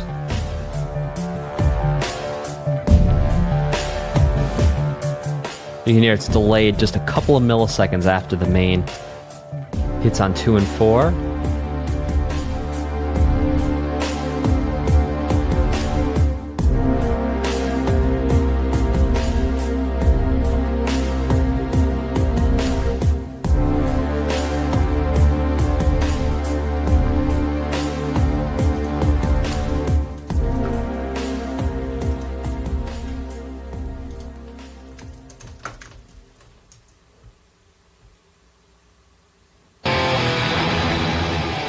All right, let's thrash it.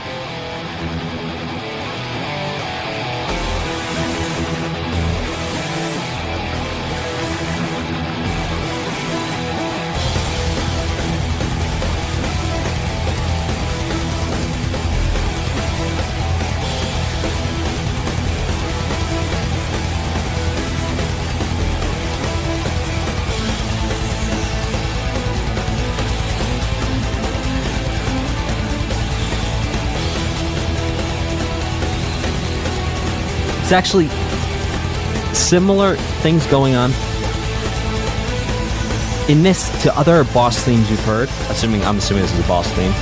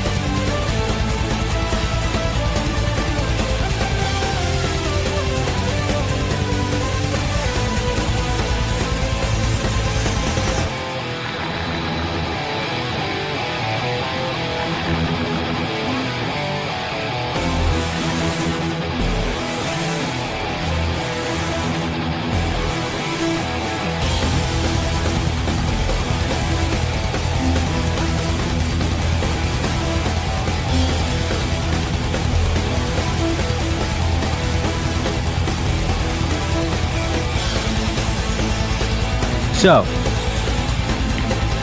something similar we're hearing here is that we're alternating between E and A in a boss theme. Similar musical styles to this sort of thrash metal type thing.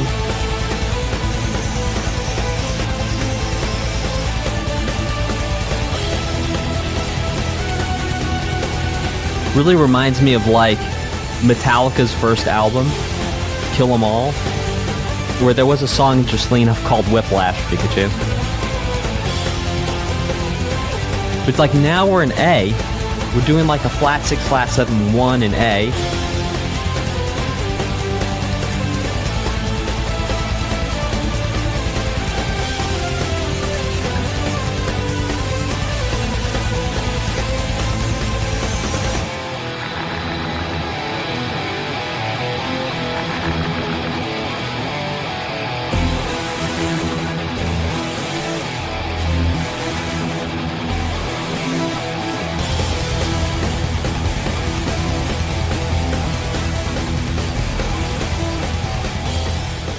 Also, another connection we're seeing here is the use of the inverted power chord.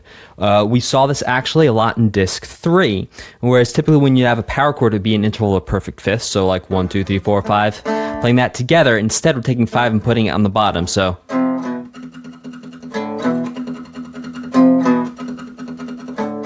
like that, inverted power chords, that's something we've heard throughout this soundtrack. By the way, all super chats, we're going to read them out at the end. Thank you all so much for your support, and thank you for your super chats. All right, this next one is called Talk Edifice.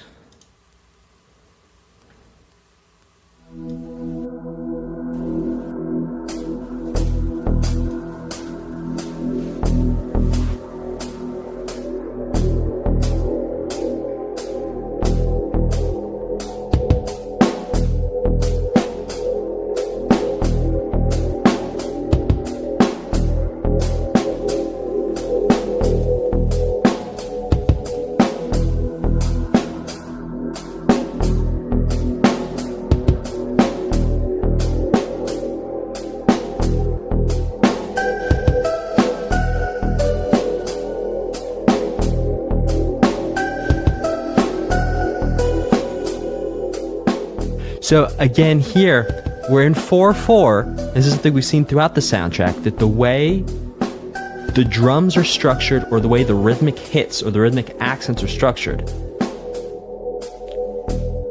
makes it feel very imbalanced, almost like we're not in 4/4. And again, imbalanced, it's a subjective term.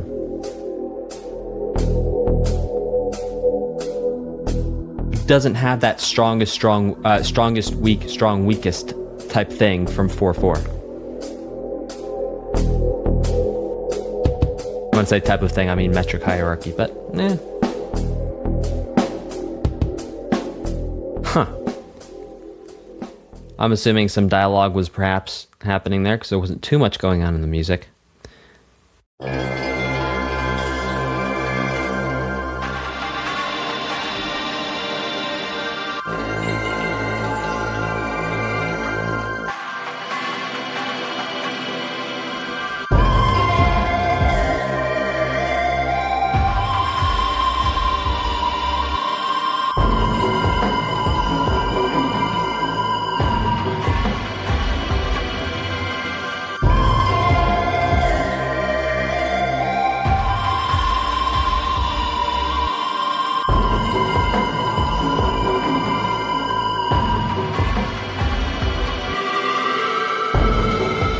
So these drums sound the way that they do because a lot of the high end or the higher frequencies are actually taken away or turned back.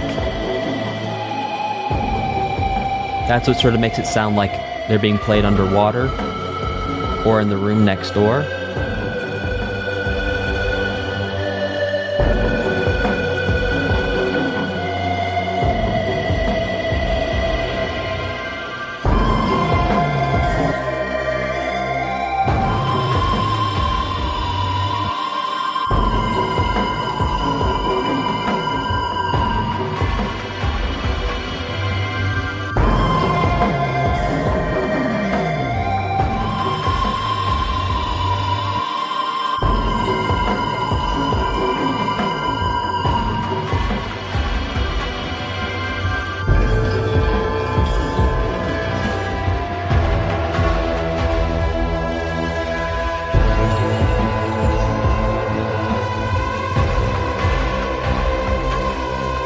Hey chat, tell me, type number 2 in the chat if this fan's too loud.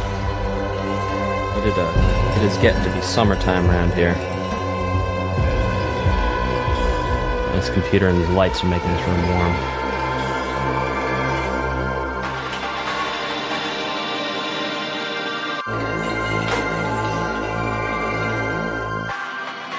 Don't hear it? Awesome sauce. Then we're good to go.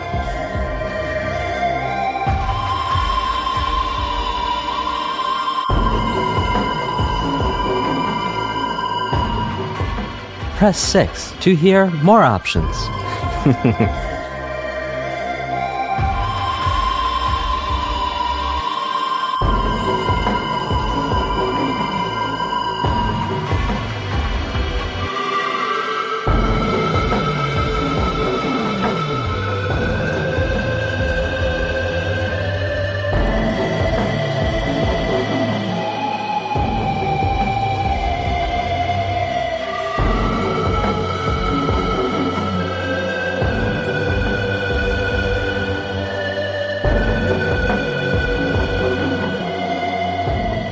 So, what's fun here is that this melody is not conveniently sitting in one particular A minor scale.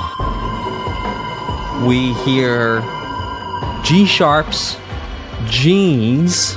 F natural, I don't know if I've heard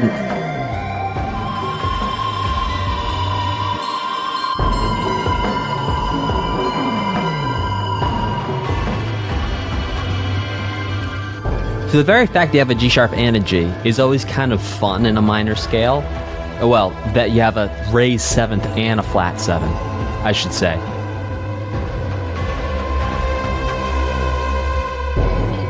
So it creates a lot of different flavors and a lot of different textures.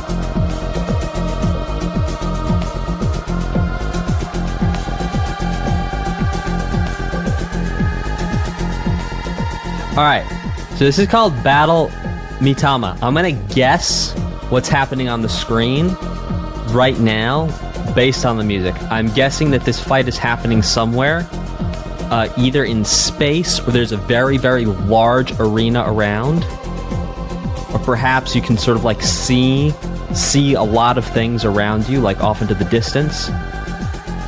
Type 1 if I'm right, type 2 if I'm totally off.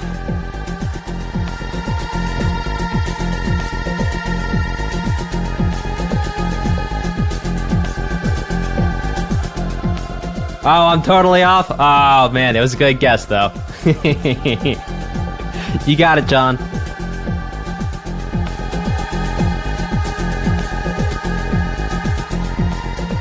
Ah, it's not about the place, but the type of enemy.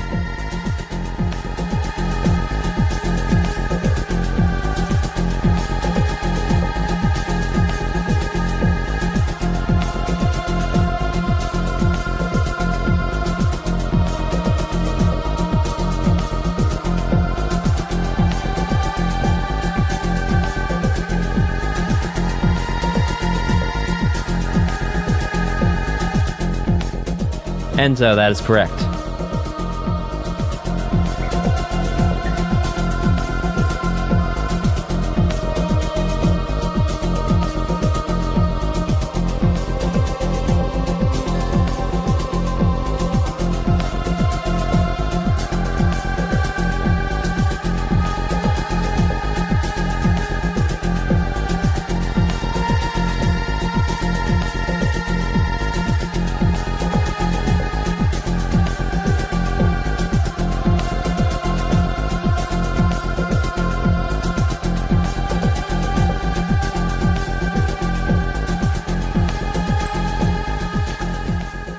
Okay, so besides the fact that I was completely wrong on my guess there, which does happen, turns out I'm not the clairvoyance coach, I'm the music coach. This next one is called Tsukuyomi.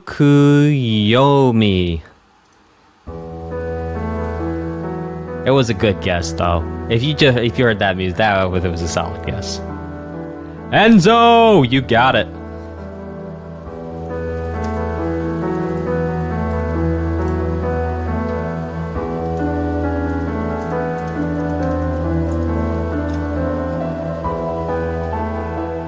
Okay. We've heard this theme before.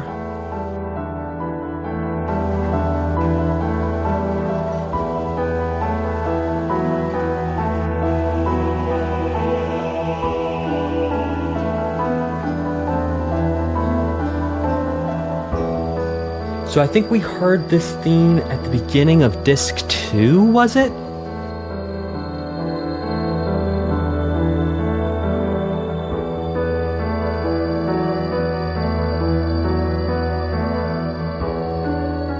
Guami in the chat.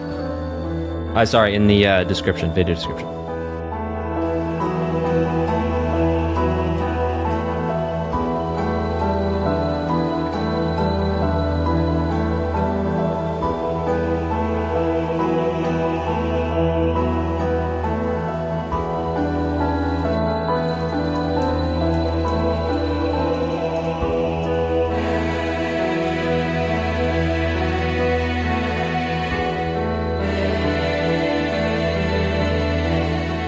Anytime I hear these, I think of Celeste.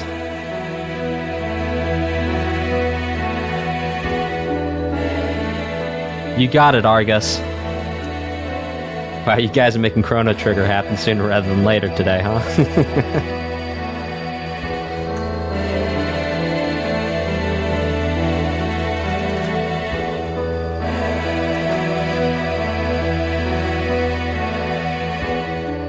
Like, you know what the piano is doing right now is it's playing on that main theme. Well, if you can call that a theme, well, perhaps a motif would be better. It's like 4 notes. Well, maybe a theme.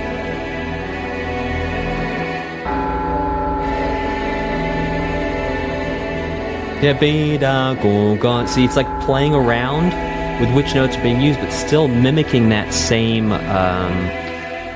melody contour.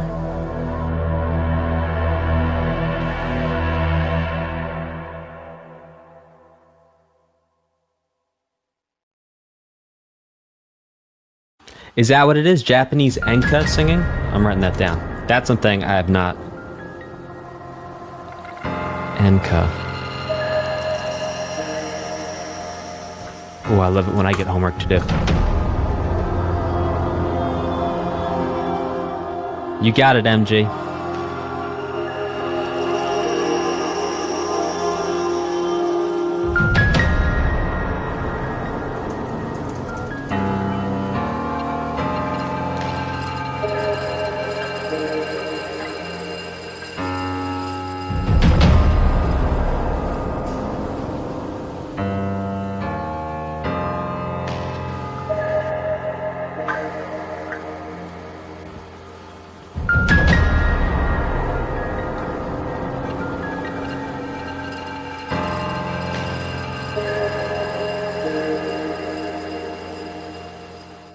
Oh, Japanese mythology? Hang on, I'm getting mixed up.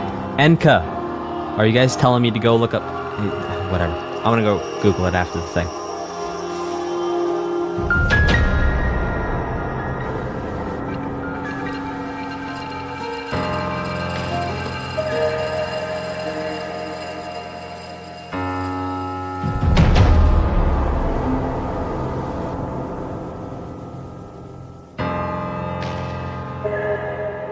Don't Google it. Bing it. Shall I DuckDuckGo it, sir?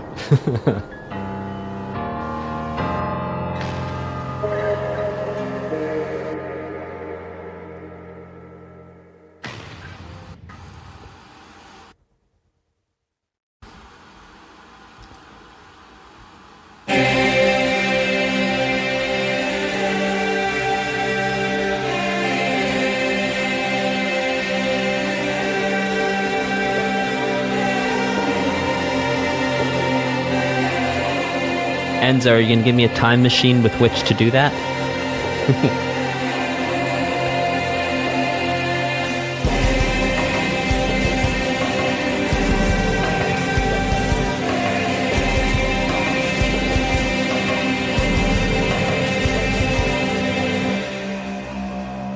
Oh, that was an interesting little tidbit there. Very short, but very interesting. Those the chords and the voices, very interesting, and that felt like a tease. That was really quick. This next one is called "Those with Knowledge."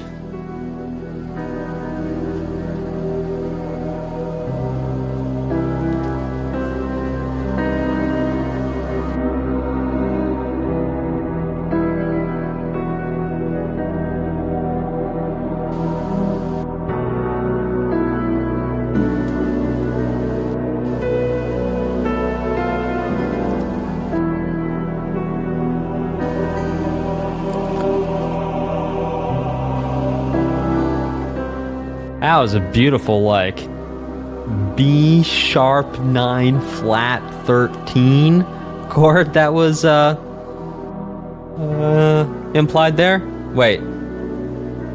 No, not flat 13. Sharp 5. Well, it was the same thing. Yeah, we'll call it flat 13.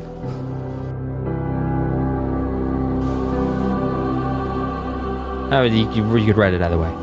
Well, technically, if you wrote it to sharp 5, the sharp 5 would have to be an octave down, not an octave above. Dan, it doesn't matter. Okay, I'll break that down after the song.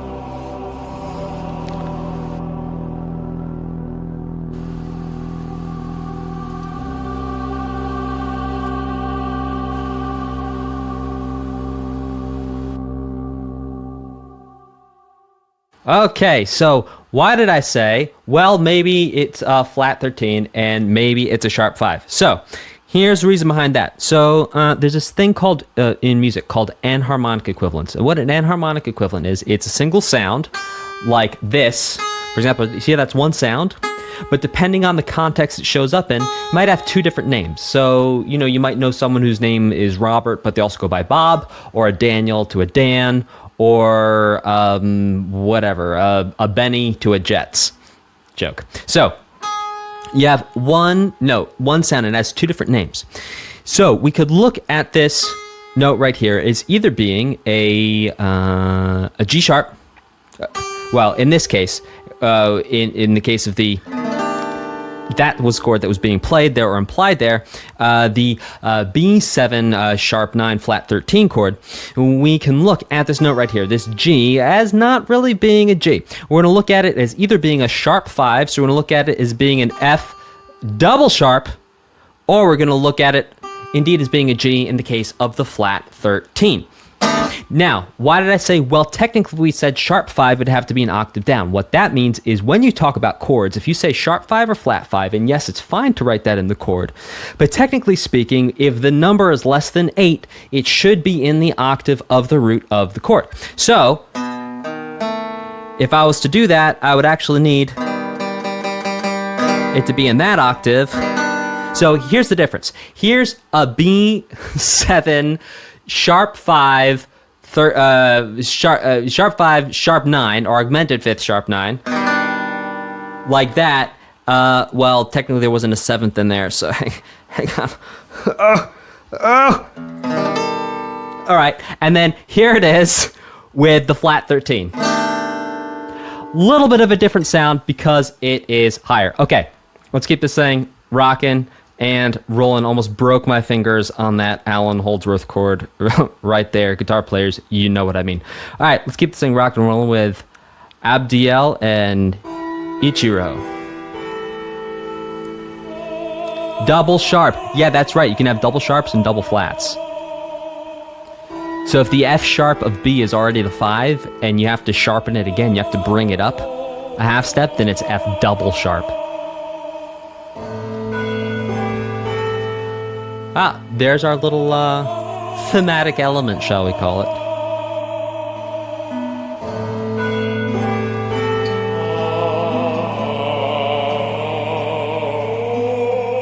Just missing the first note there. Well, double flat's the same thing.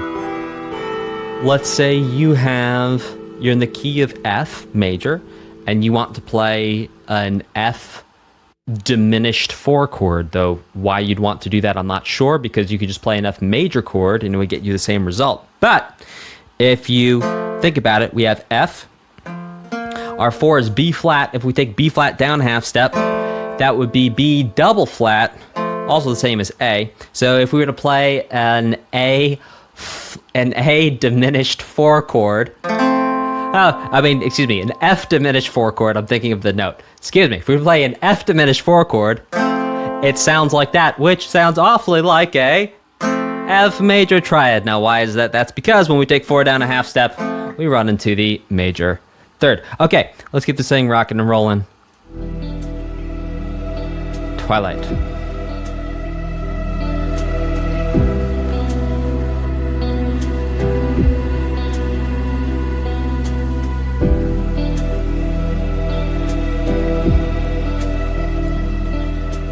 Yes, Attack of Titan is on the list, I believe.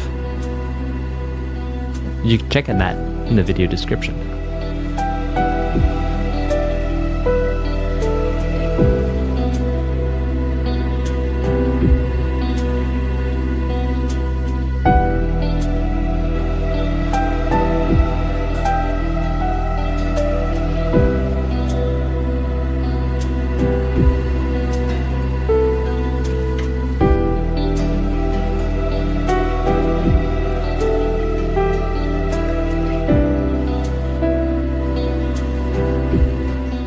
Oh, now we've heard this chord progression before too. I believe this was in disc 1, that we heard this E minor 7 to this C major 7 thing going in.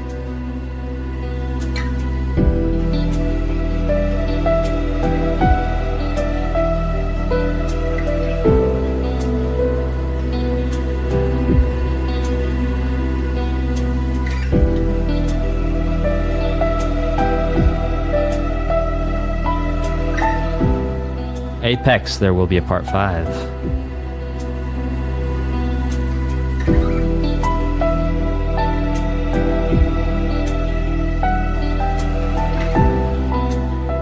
Piano's just doing beautiful things here.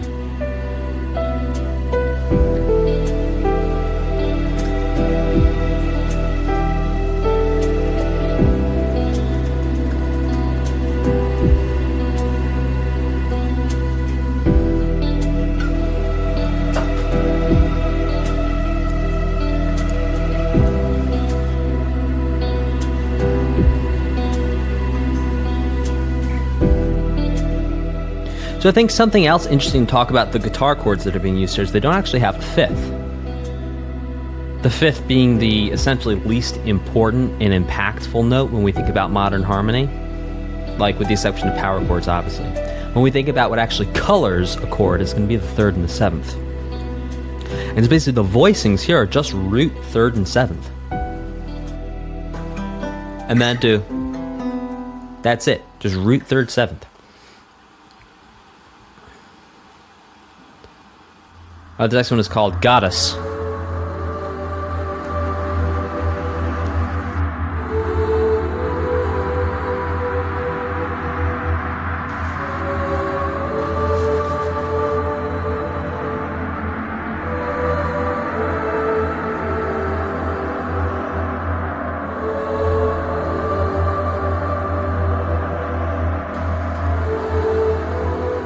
So again, we're hanging out in this E minor area, which we've heard a lot in the first 3. We've heard E minor things. We're hearing a lot more here on disc 4.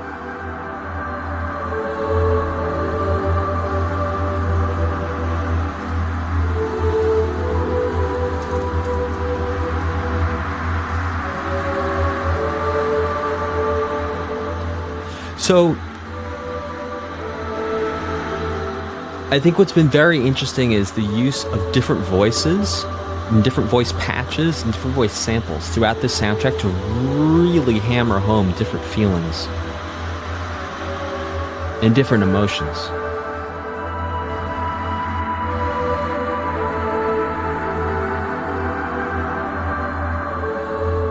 A funny story about macaroni that I'll tell you right after this.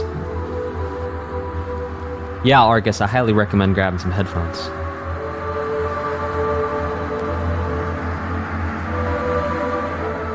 Oh yeah, I've got a funny story about macaroni. Well, I think it's funny.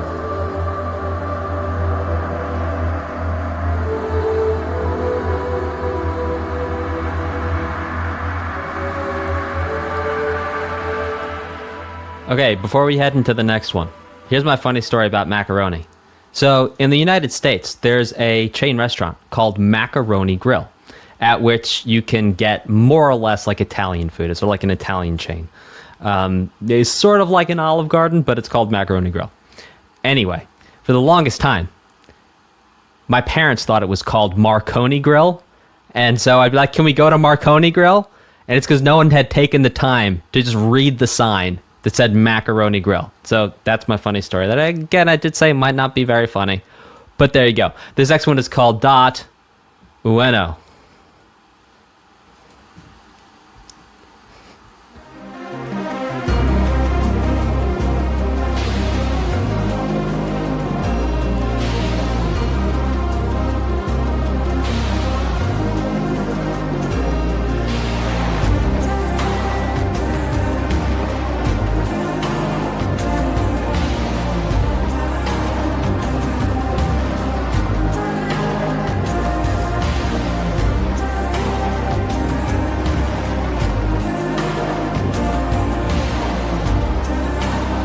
So we're now hearing one of the most common chord progressions for minor songs in modern music.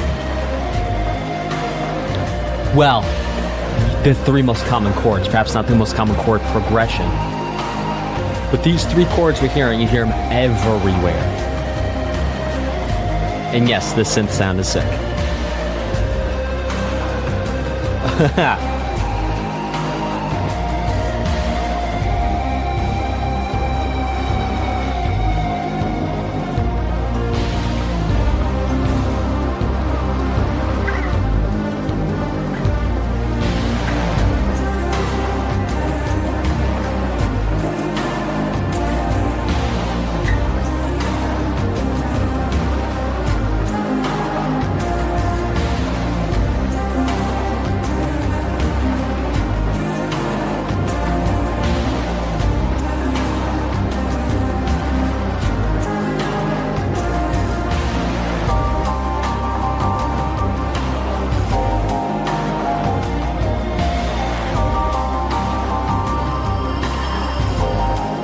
Oh, it does groove. It does groove.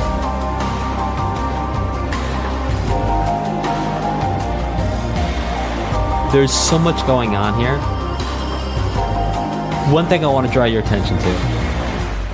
Oh, well, it's gone now. Hopefully, we got 5 more minutes of this song, so hopefully it's going to come back.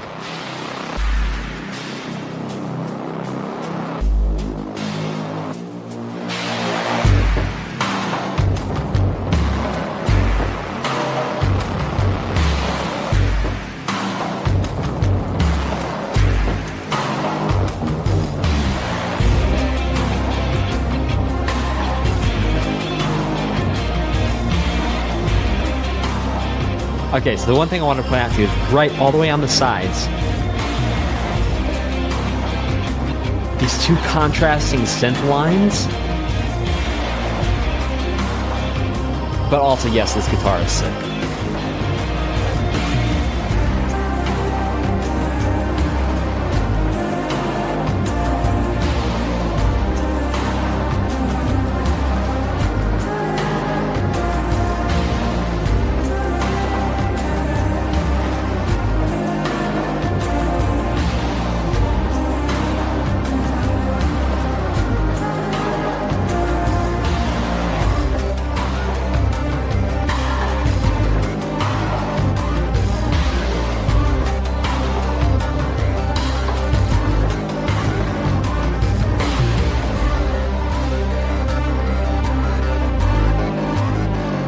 Yeah, come on, bass.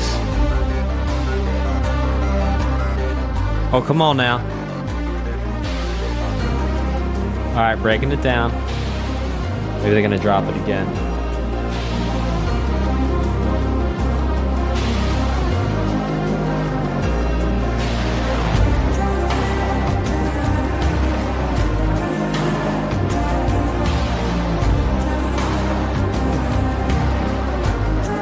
Okay, this drum groove is incredible.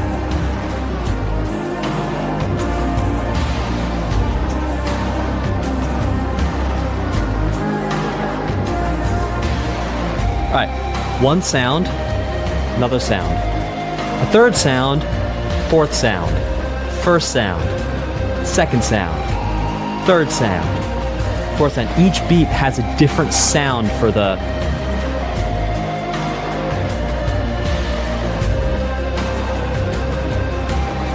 Well, it's like a 2-measure cycle, really, with the snare having different sounds on each one, which is just gorgeous and super tastefully done. Now, that isn't something that happens all the time, and that's why it's remarkable here, because it really works and contributes to the groove.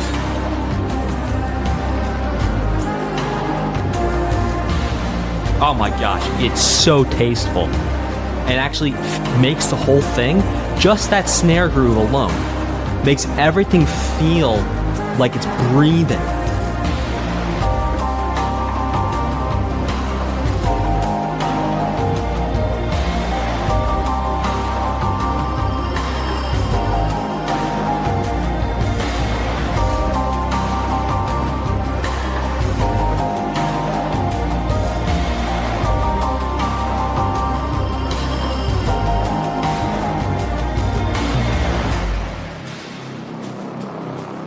Well, Jay, I really look forward to it.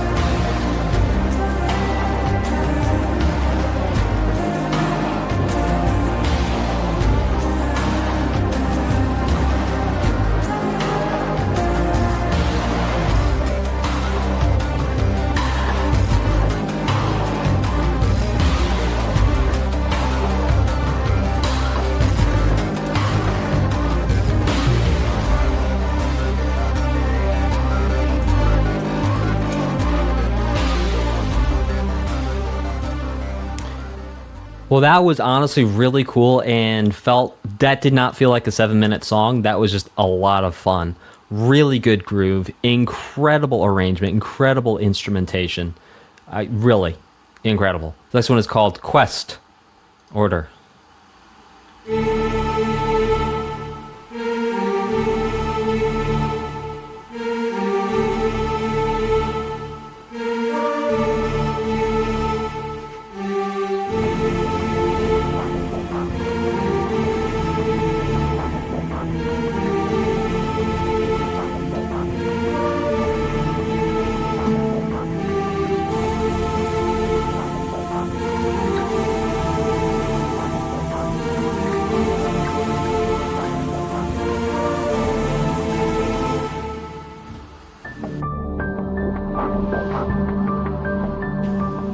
So, call it a theme perhaps, but that...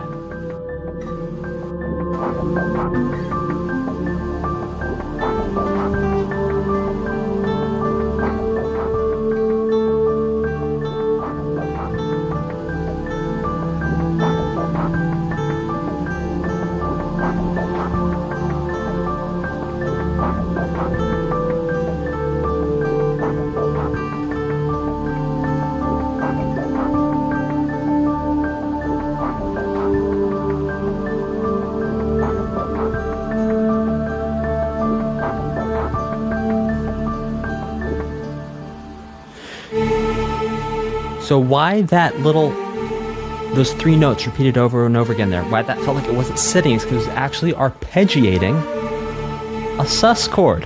When the chord is sus, it was actually a D sus4 there.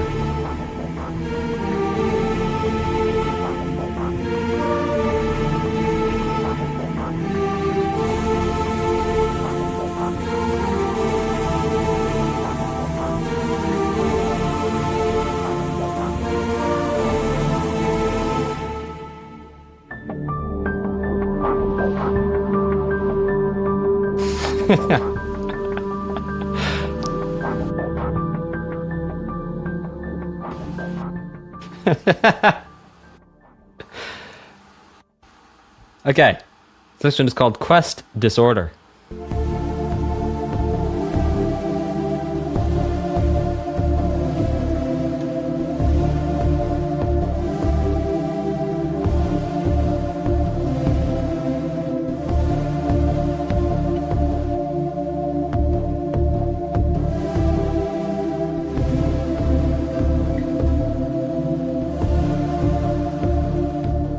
Yeah, indeed, Dark Lord. It feels like a continuation of sorts. Same key.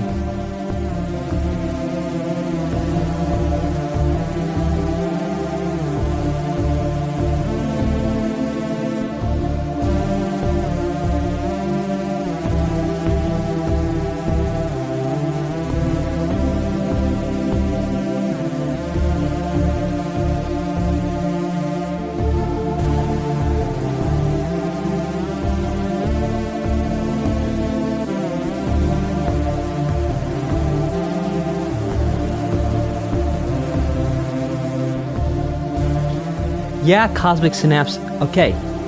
Is that percussion? I actually call that bass. Perhaps there's a percussion instrument mixed in there, layered in there, but it could also just be the way the bass synth sound attacks that could get us that percussive little sort of click feeling on top of those lower sounds.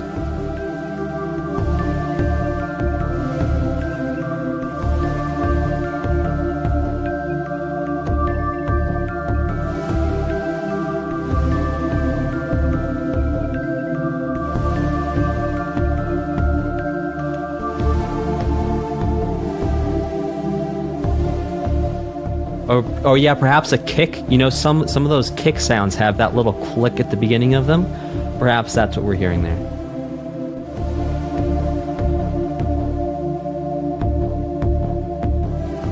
But also, I like how that dogon, bogon, bon, it's kind of panning back and forth. You can hear how it moves a little bit.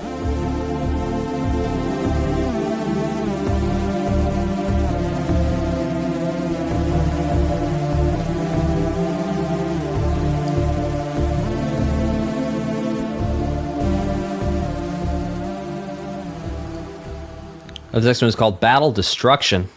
Ruh-roh.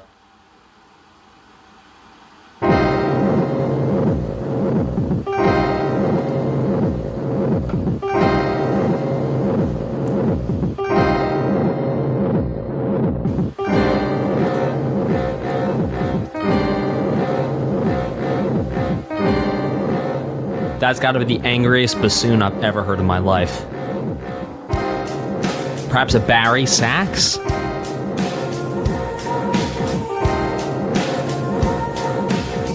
I'm gonna guess baritone sax.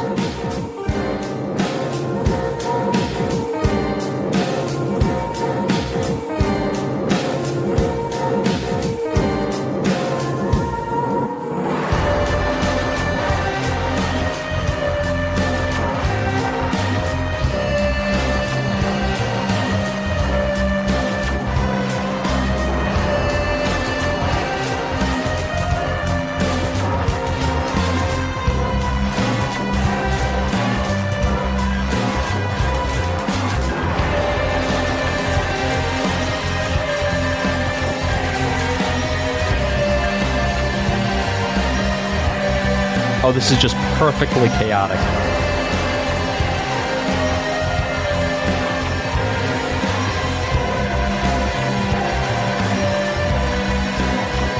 So just like with like lo-fi music, we can hear the drums are not quite lined up. synchronized, but now we're doing something totally different.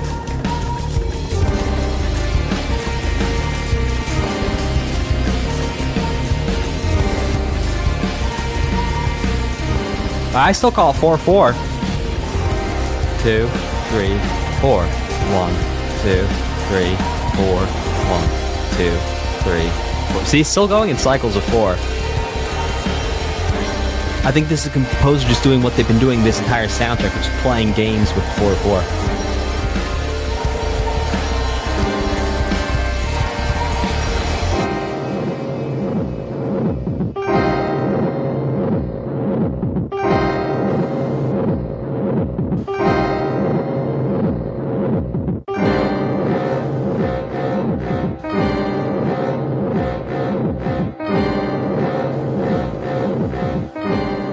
You know, I don't think that... Maybe that's a bass clarinet? Because I heard it playing, too. It almost sounded like a double reed, man. I don't know. Maybe that is a bassoon. Maybe some of our woodwind specialists on the channel will be able to comment and put their give their input for what instrument they think that is. Jello Trooper says, theme of the strongest boss in the game. Wow!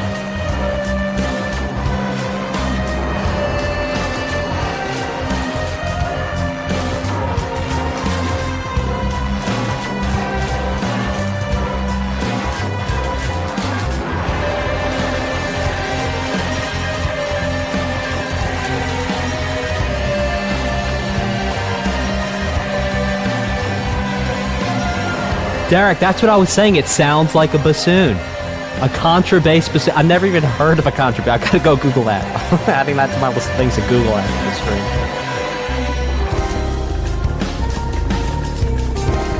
Contrabass bassoon. The awesome thing about music is you never know it all. Ever. You need a couple hundred lifetimes, I think, to get a solid handle over it.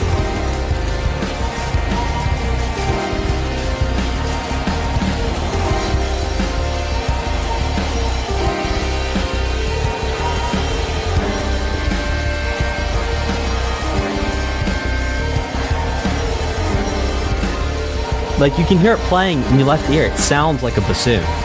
It does not sound like a bari sax.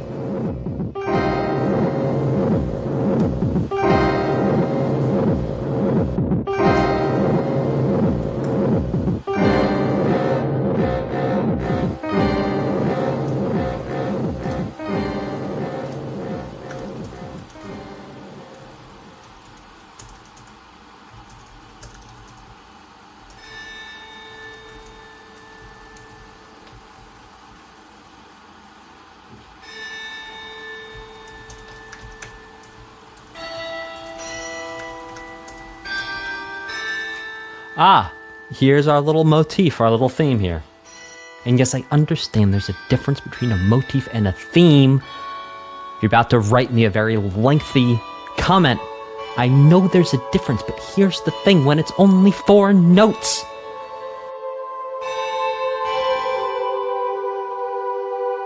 Yeah.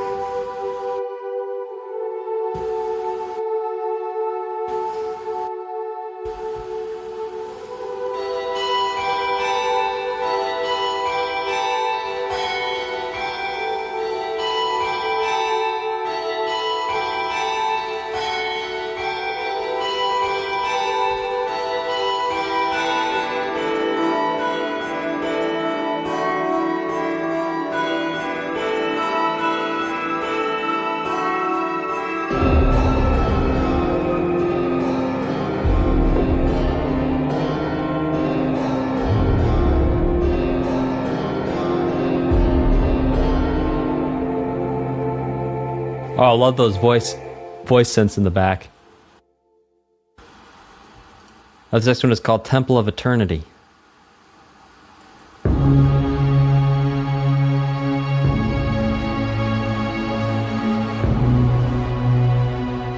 Yeah, but here's the thing, guys. You can only call them a leitmotif if you understand how the music is associated to a person, place, or thing. If I don't understand how it's associated to a person, place, or thing, I therefore cannot technically call it a leitmotif, because for me, it's not a leitmotif. It is quite simply a motif. Or perhaps a theme.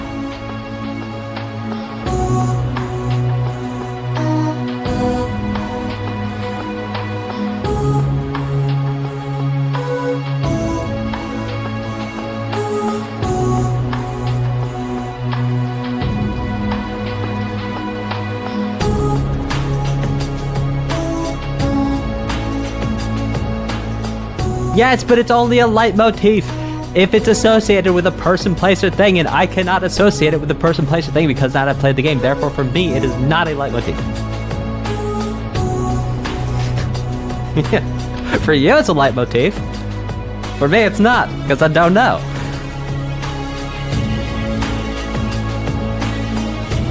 Person, place, thing.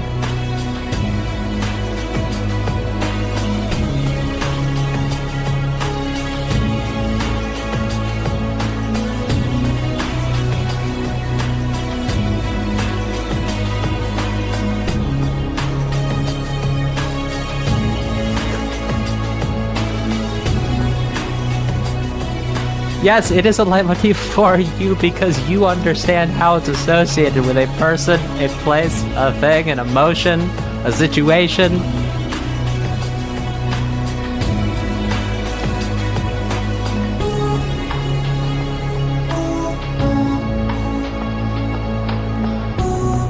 I mean, you can tell me it's a leitmotif.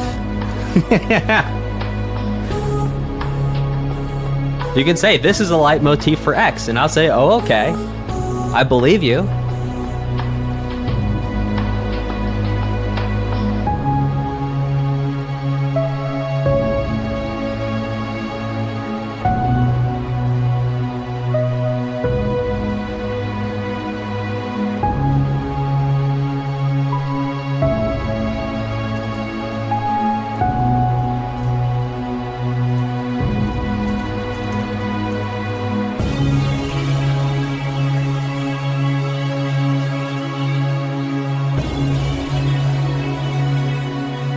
It's not heated. It's just really funny because we've never had to have this conversation before.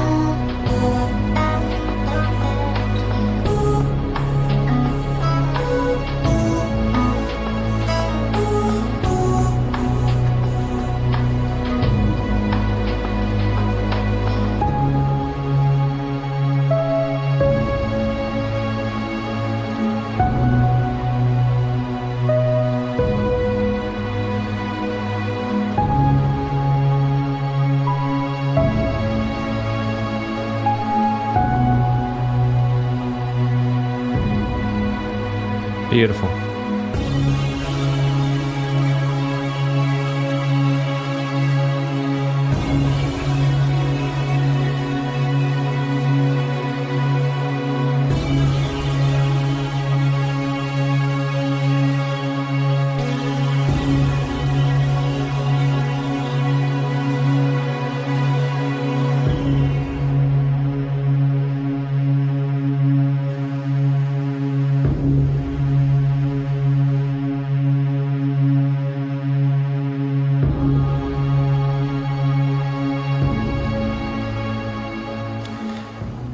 Okay, let's break down the difference between leitmotif and motif. So first of all, leitmotif comes from, well, there was this opera a long time ago written by this guy called Wagner. And one of Wagner's buddies was like, hey, dude, Wagner, talking to Wagner, he was like, hey, dude, the way you're writing this, you keep on having these certain themes and these motifs based around characters, places, things, nouns, emotions, like a love potion or a ring, things like that. Okay, and so he was like, well, you know what we're going to do? And this was not Wagner himself, this was one of Wagner's buddies. He was like, you know, we're going to call these leitmotifs. So leitmotifs are a musical element, a musical melody that represents a person, a place, or a thing, right? Represents a noun. Now, here's the thing.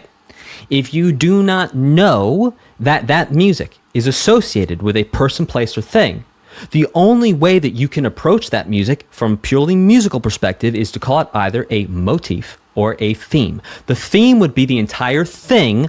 The motif would be part of that theme that you would call back to. So the question is really around whether we call it a theme or a motif was because it's this four-note repeated thing. Yeah, it starts to get tricky whether we can really call a four-note repeated pattern a melody or not. That starts to get subjective, and I'm sure different people have different opinions on that. But just to clarify, I'll be calling things themes and motifs, not leitmotifs, because I do not understand how a musical element relates to a person, place, or thing. Therefore, I'm treating it from a musical perspective, if that makes sense. Okay, this next one is called Battle Seraph.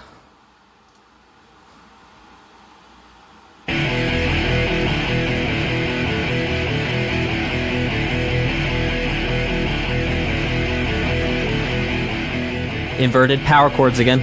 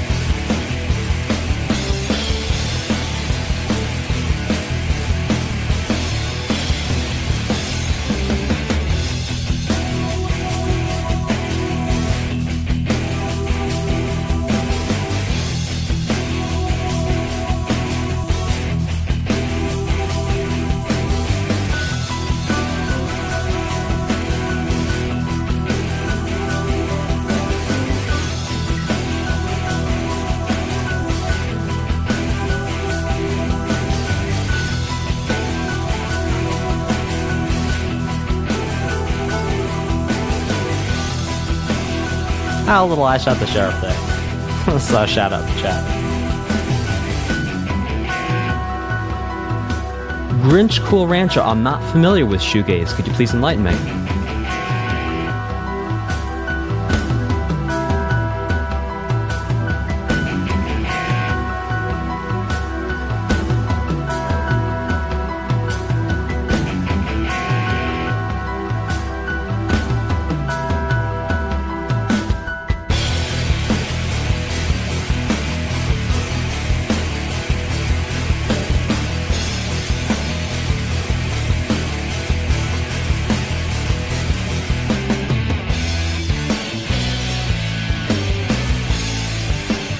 Oh, I get it. Now you're saying the ba-da-da-ba-da-be-da. Okay, I get it.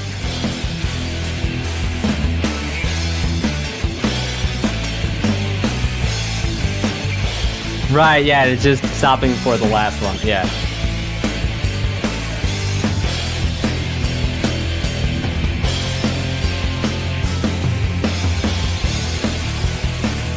Right, okay. I'll break that down afterwards if any of you guys didn't catch that. That was very clever. Good ears whoever heard that first. I mean, good ears to everyone who heard it. But thanks for the heads up, whoever put that in chat first.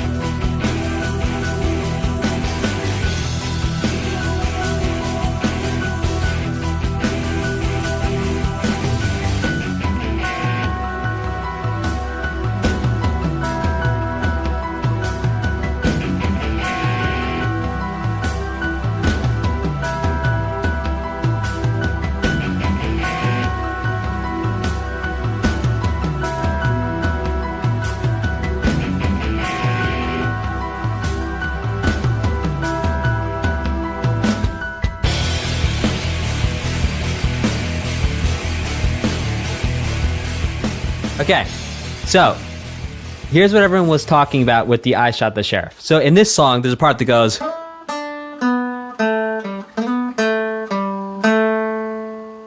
But in I Shot the Sheriff, it just ends one note different.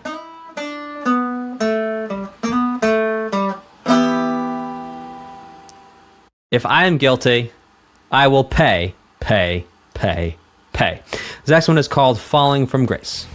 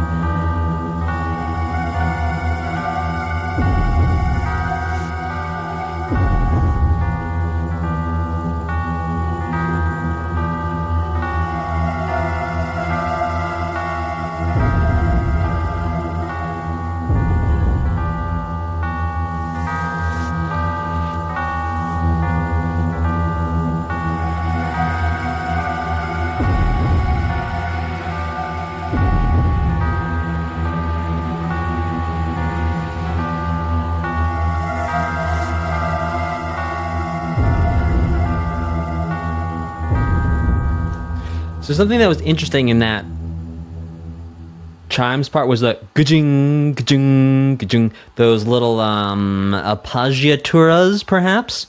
When you have two notes very close together, sort of a little grace note in there. Hey guys, before we listen to the next song, there is a little thing in the chat with a link to the 10 things I think every gamer should know about music theory. Go ahead, click on that link, get a free download. There's other free downloads that comes to you like tomorrow and other things like that. Go check it out. It's really cool. And that would be awesome. All right, this next one is called He Who Fought the Forces of Chaos. It's pinned in the chat. He who fought the forces of chaos and order. All right, he who fought the forces of chaos and order. Okay, we've heard this theme before.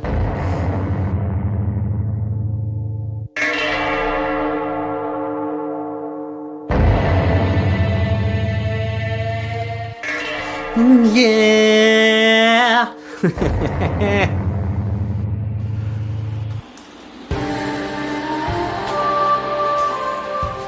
Pinned in the comments.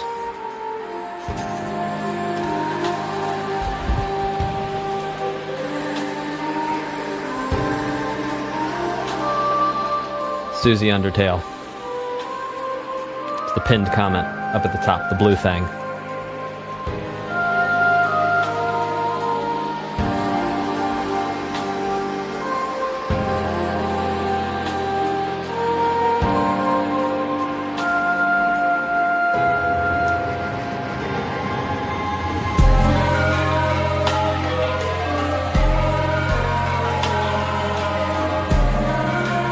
This is great. Wait, but isn't Susie technically from Deltarune?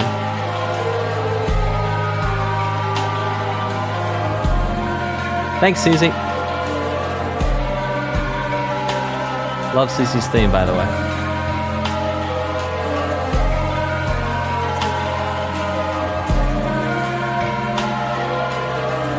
So, these wind chimes... Oh, is her last really Susie?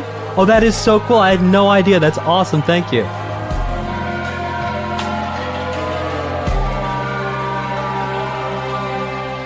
Sounds maybe like a gamelan patch in there. I know I'm calling everything that sounds like a brass thing that's getting hit with something a gamelan, but it was like slightly detuned.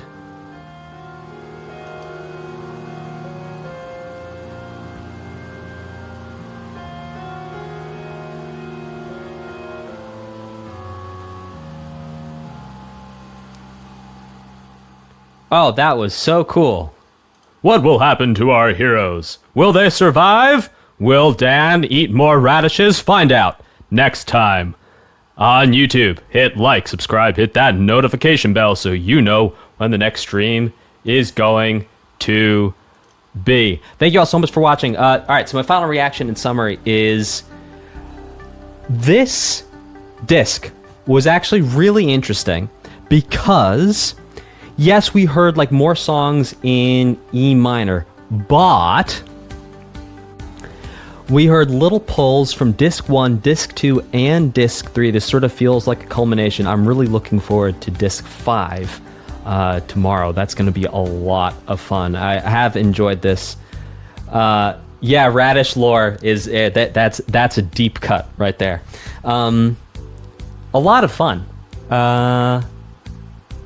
A bit of groove, a bit of hanging out, lots of callbacks, lots of themes, some interesting arpeggios. And again, I said this about the last disc, but I'll say it again here. The composer is so versatile in all the different genres that they're stepping into and doing.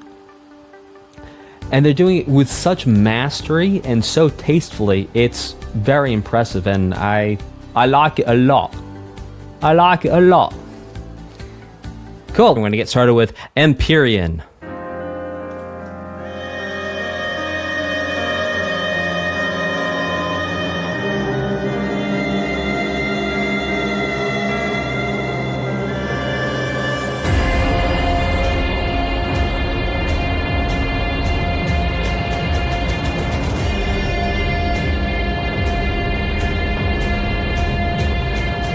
If this is your first time on a stream with us, I usually listen for the first couple songs just so I can get an idea of where we're at, and then I'll start to make connections and point things out.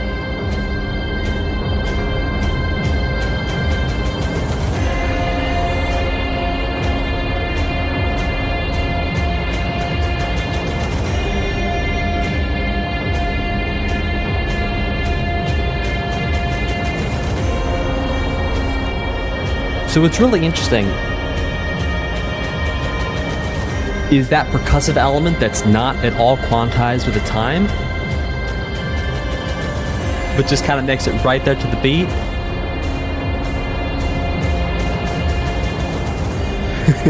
I love it.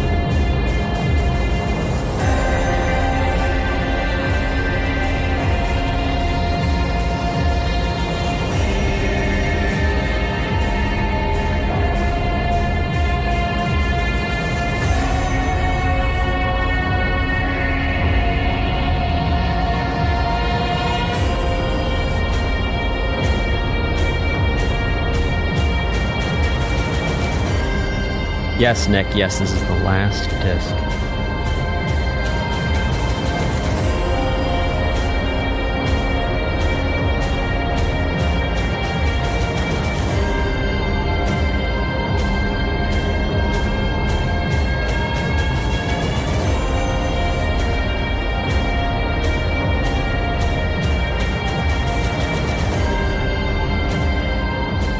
Huh.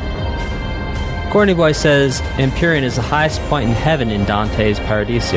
That's fascinating. I only ever read The Inferno, which I think was... Isn't there 2 books? Maybe I'm wrong on that. Maybe I didn't read the second half of the book.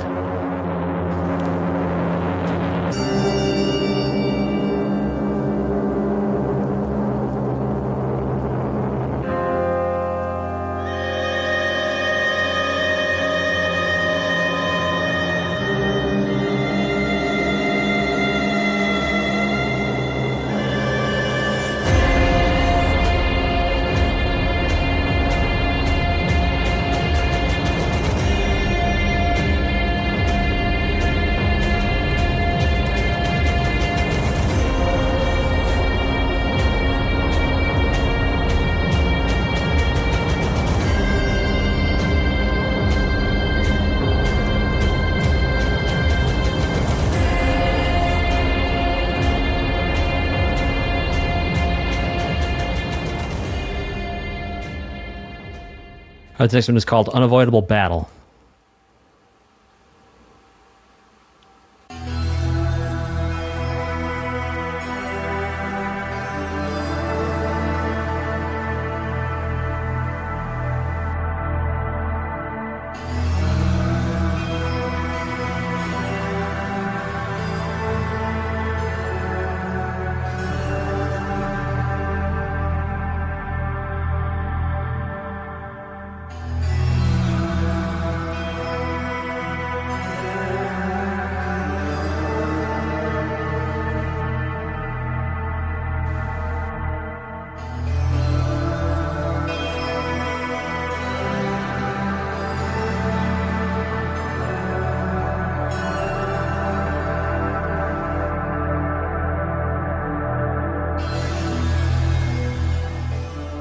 Okay, so something interesting here is that really low note that keeps on getting repeated. We can call that almost a drone.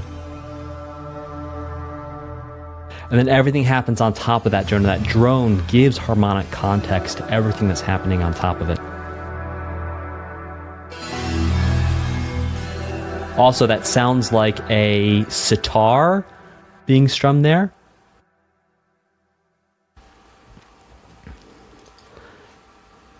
Huh.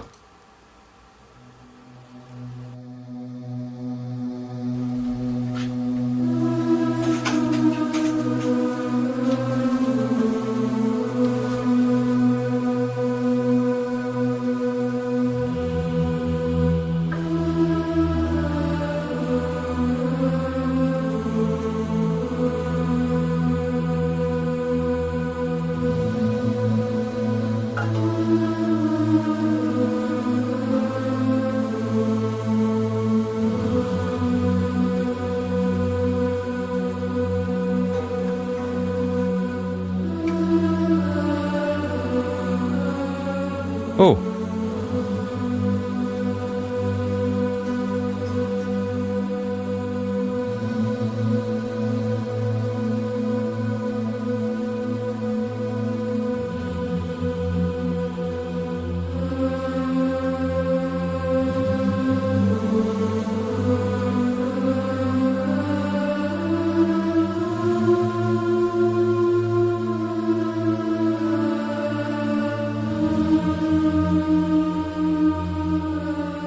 So we're actually seeing the bass doing a similar progression to one of the boss fights we heard in the last disc, which is like an E minor. It was like in the key of E minor, and then it transitioned in the key of A minor, doing like an FGA thing.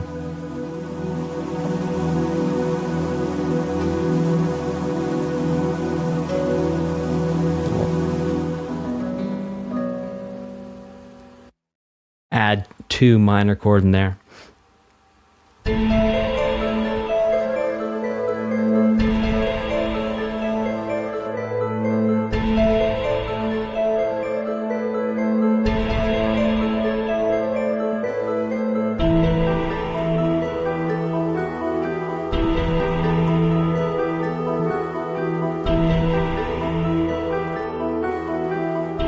I'm hearing a group of 7.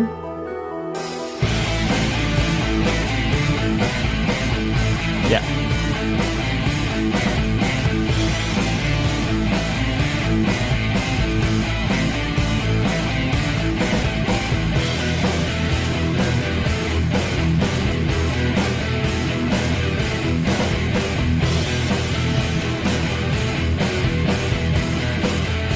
I love that organ in there.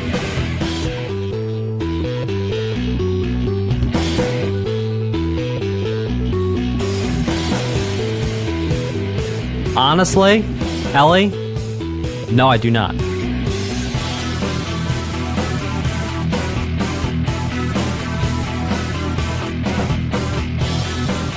Joycelip, I call it 7-4.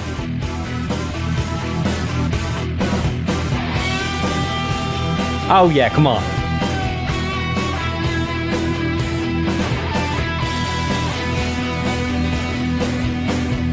I had a music teacher once who was like, every time you do a guitar solo, start it with a bend.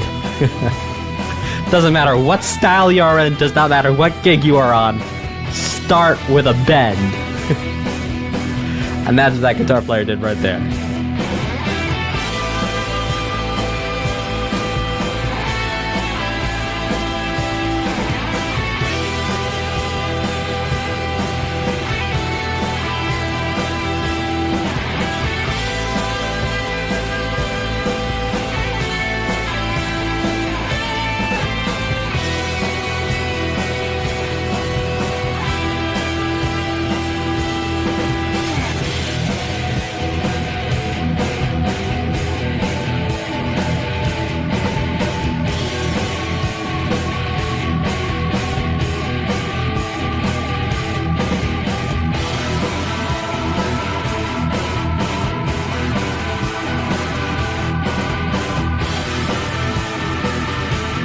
So again, we're hearing those inverted power chords that we've heard. Disc 3, 4, and 5. No, Joshua Veriel, I will explain right after the song what I mean by starting with a bend. Everyone, I will explain after this tune.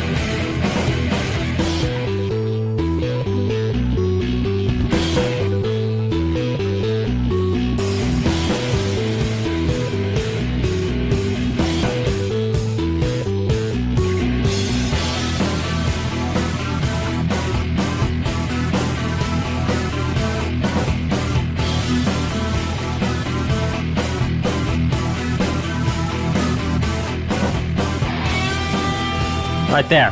That was a bend.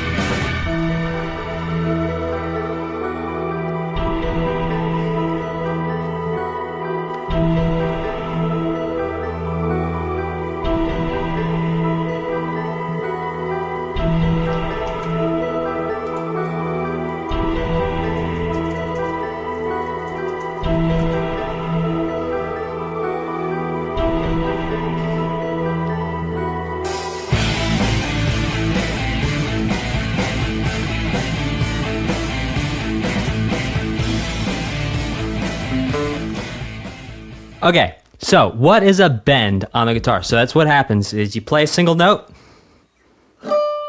and then you push it up. You hear that? That string's actually choking a little bit. There you go. You can do all sorts of fun things with it.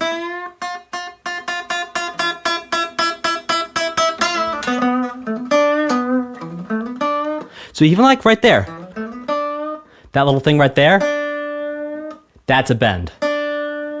So, when my teacher wanted me to start off a guitar solo with a bend, he wanted something like this. Which sounds better on an electric where it has, but you could hear the pinch harmonic in there a little bit.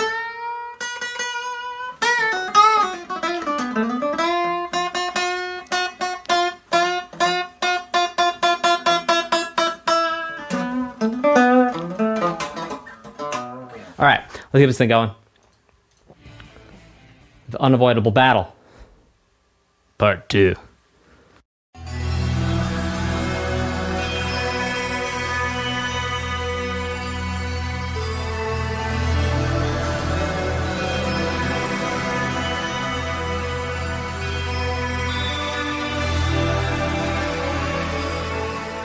I'm using a Focusrite right now. I have a universal audio for like the big stuff, like if I actually have to seriously record something. But yeah, I'm using Focusrite right now.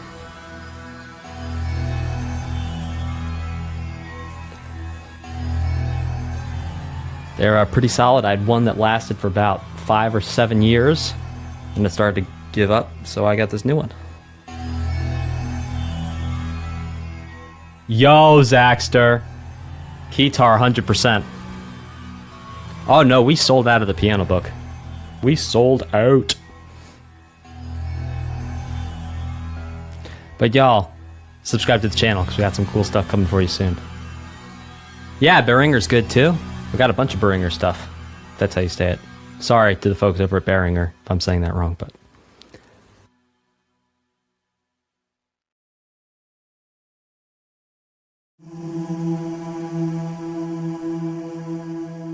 So what's interesting is in disc 4 and here as well, we're seeing just a lot of E minor.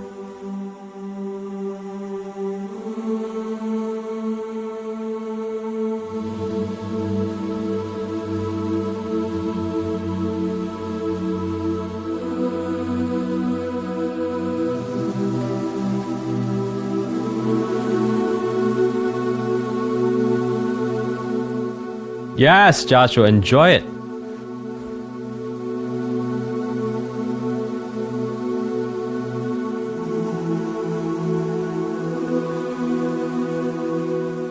Oh, Joyce, that sounds super fun. What are you going to do with it?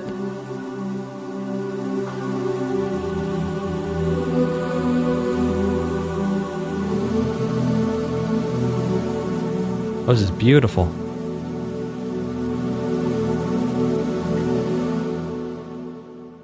Huh.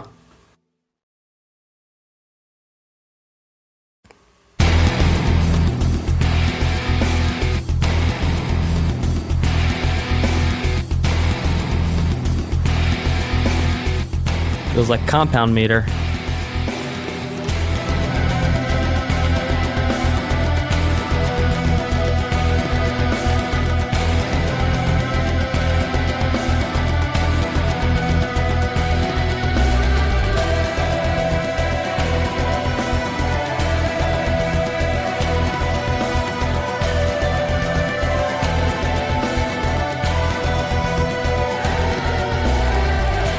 Yeah, 12/8.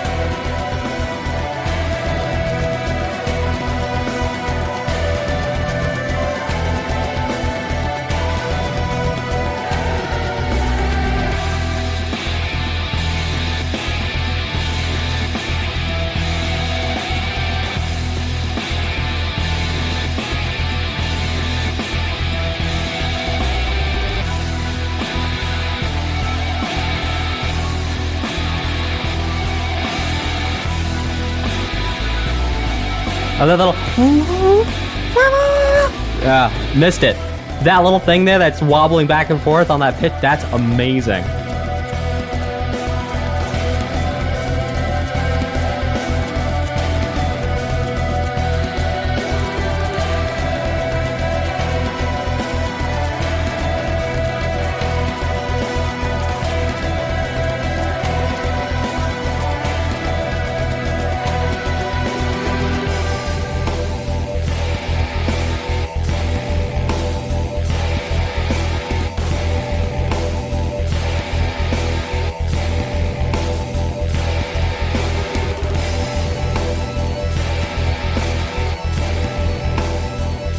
Now we've heard, with that organ playing, we've heard that before, that little figure.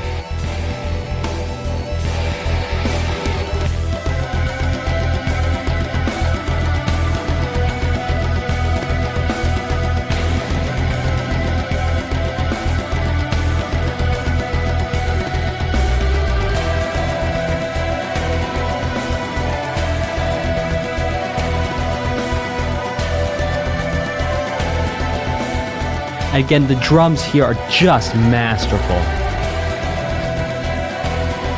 Like the fact that there's only a snare there, no snare, but there. Nothing there, but it's there. Nothing there, but it's there.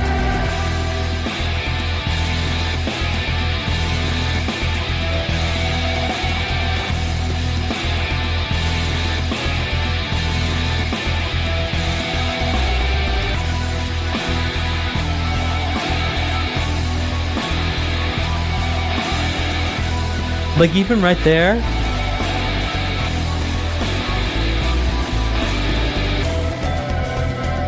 that Dorian thing with the C sharp to the... I mean, just, number one, it's inventive guitar playing. Not everyone plays the guitar like that. That's really cool, even in and of itself.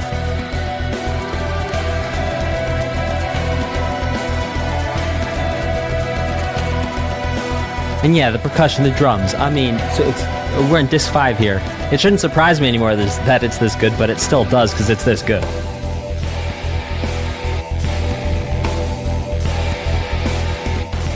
No, I do not have haptics on my headphones.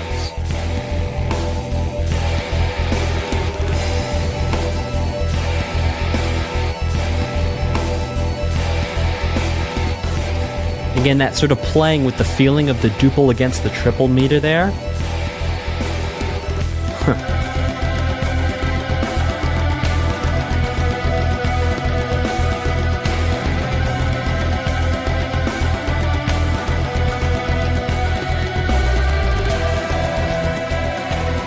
Salut Zankyo, ça va ou quoi?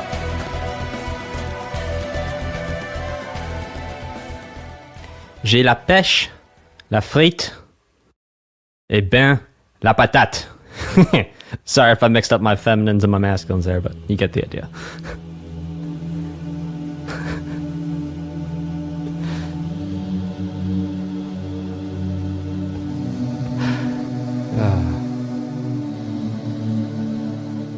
Trop la pêche de dingue. Ah ouais, c'est dingue, gros. Oh.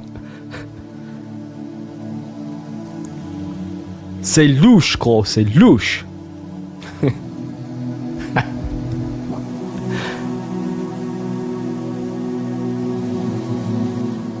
You got it, Zaxter.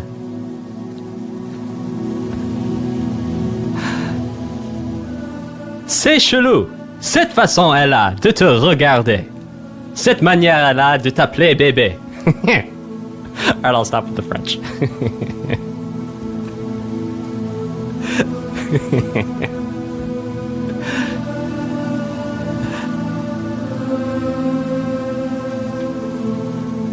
Ah. Ah.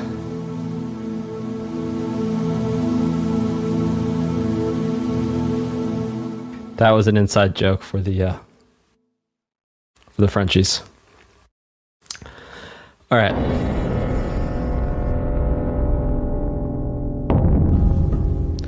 So again, hanging out in E here.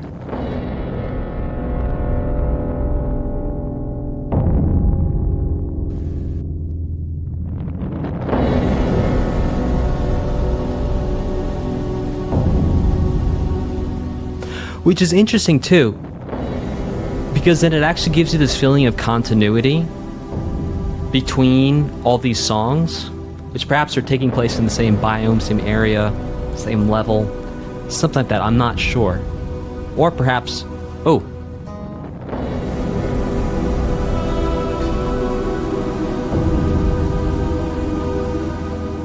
Yeah, so anytime we've seen the character of Lucifer show up in this game, we've seen minor and major mixed together. For whatever that's worth. we could perhaps call that a leitmotif or an aspect of a leitmotif. They have this major minor thing going on.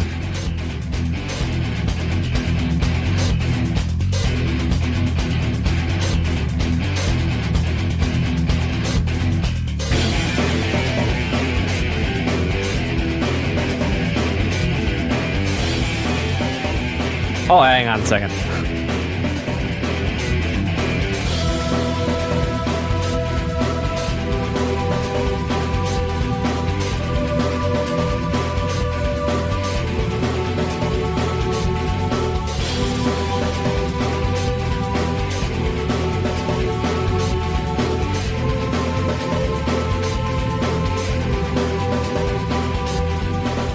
Six 4 is technically compound. The time signature of 6-4 would be compound, like 6-8.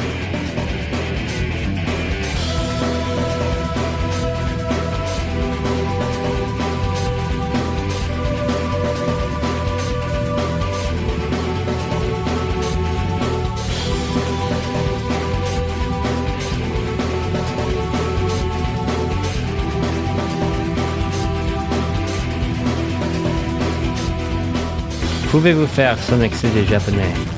Voici ensuite, s'il vous plaît. Mais Sussman, il y a une liste. Il faut suivre la liste. Le liste.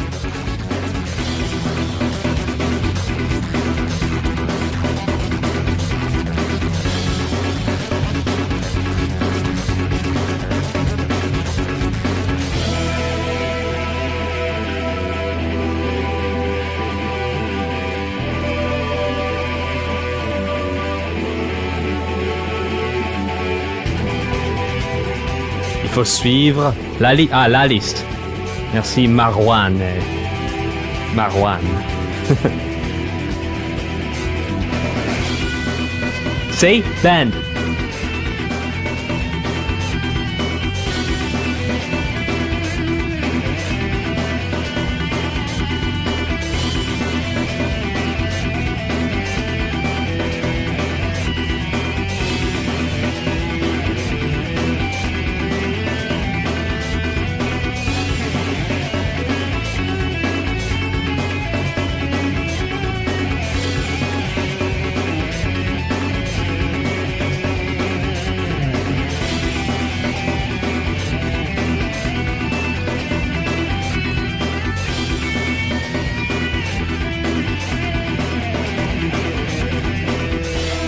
Non, nous, on va suivre le liste. On va le suivre.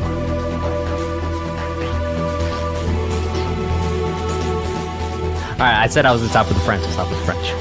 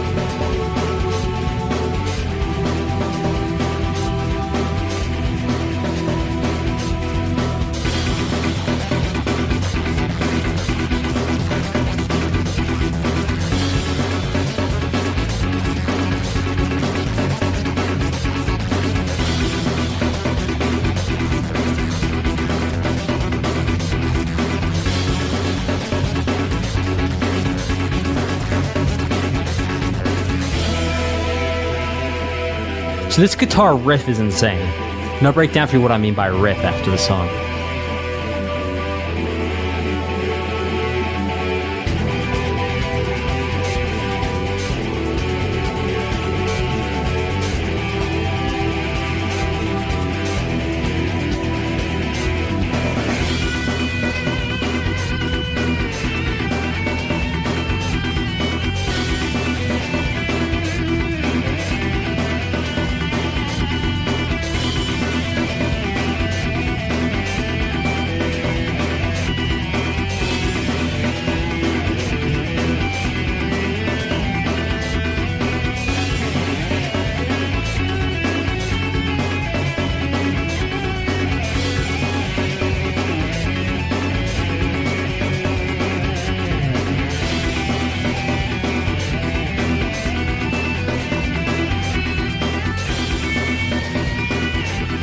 There, you hear that bend in there?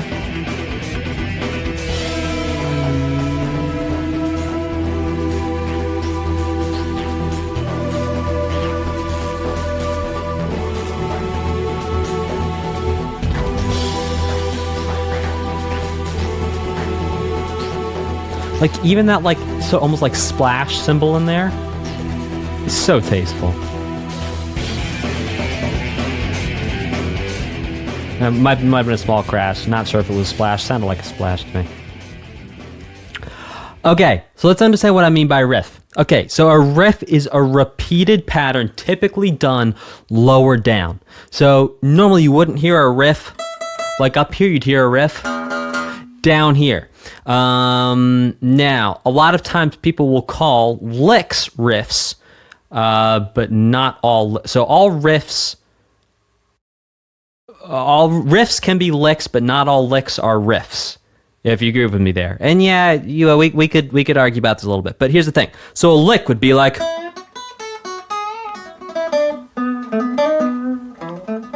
something like that. Like a little noodly thing, like a couple of notes. Whereas a riff is like, or like something that's repeated over and over again.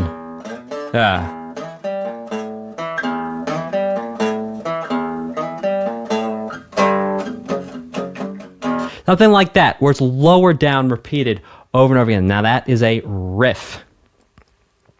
Okay, let's keep this thing rocking and rolling with Dissipation.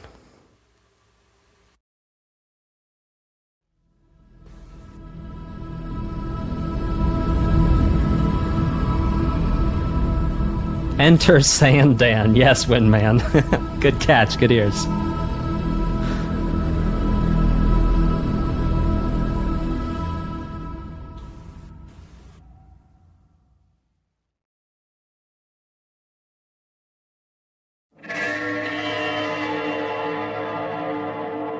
So we have heard this music before.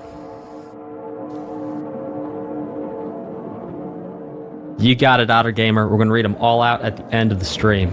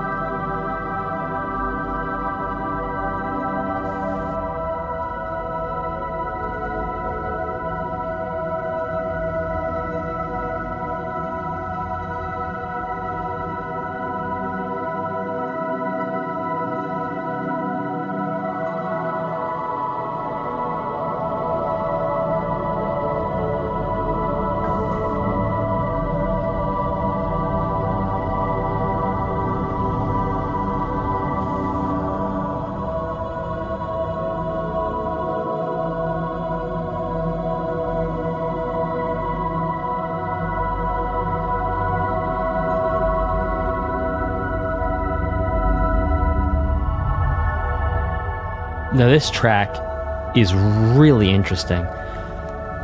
Not just the voicings of the chords, but the way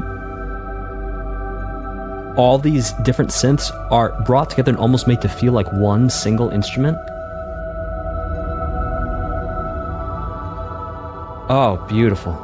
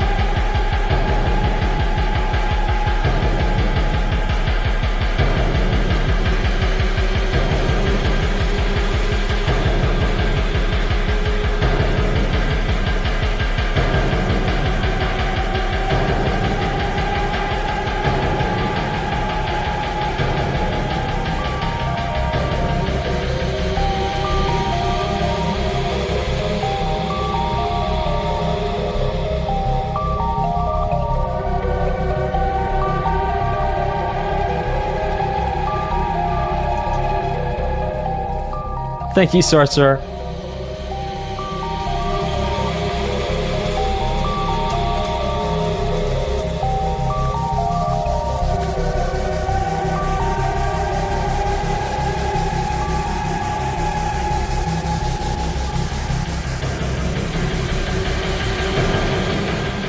Oh, I talked about yesterday about the battle in space is applicable here. Thank you.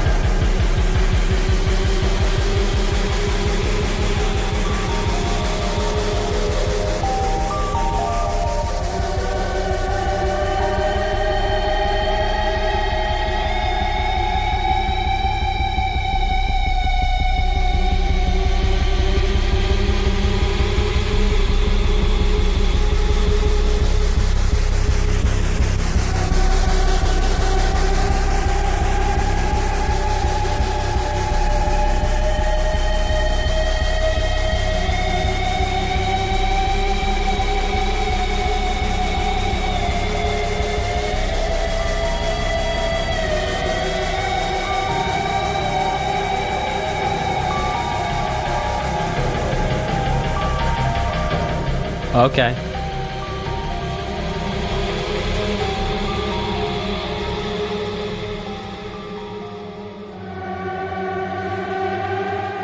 So I still have like 6 more minutes to go in this song. It's not over.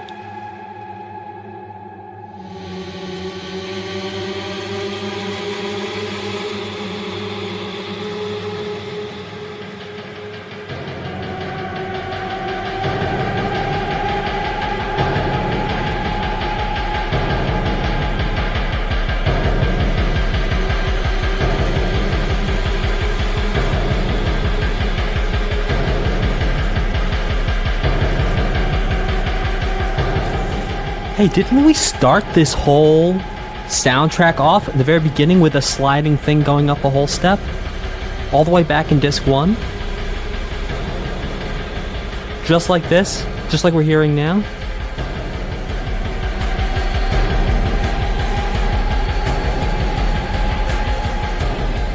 Huh.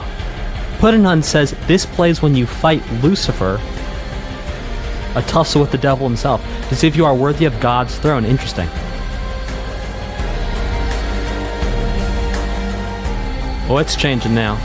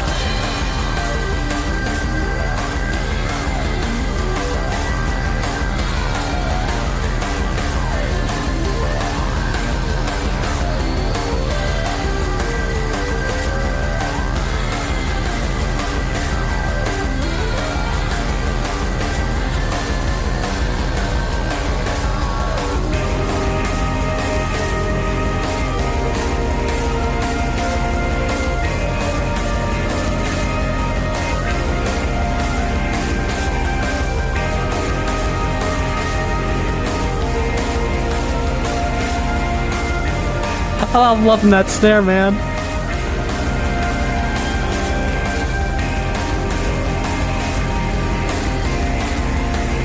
Plus that organ in there, too. We've heard organ over the last couple songs. Pieces, perhaps.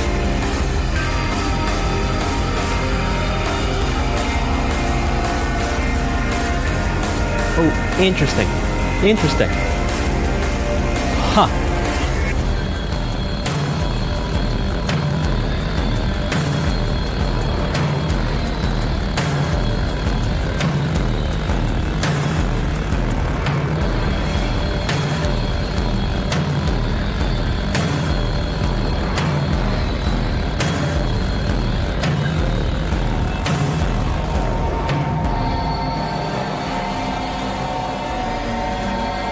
Huh.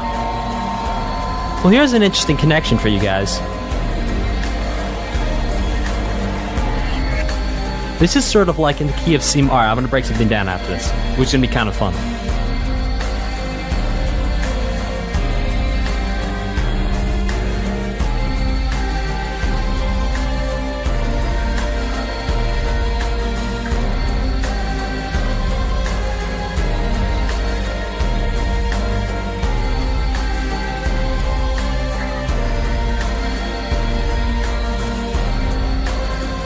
Yeah, piano.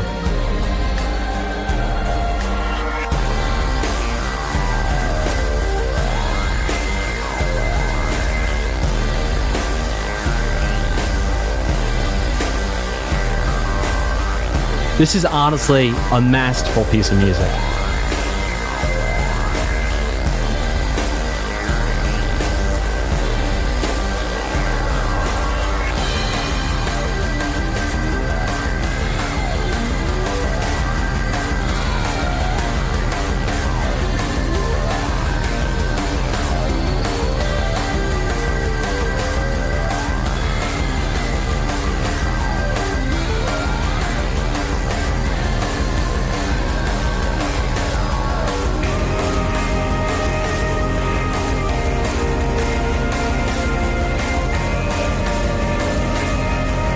Crafted to perfection. Exactly right, Jello Trooper.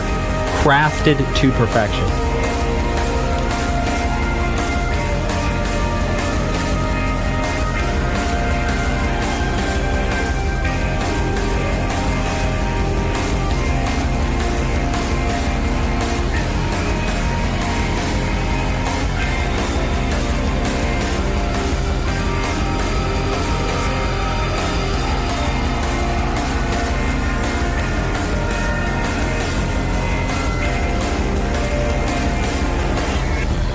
The little arpeggios. I mean, there's so much going on in this.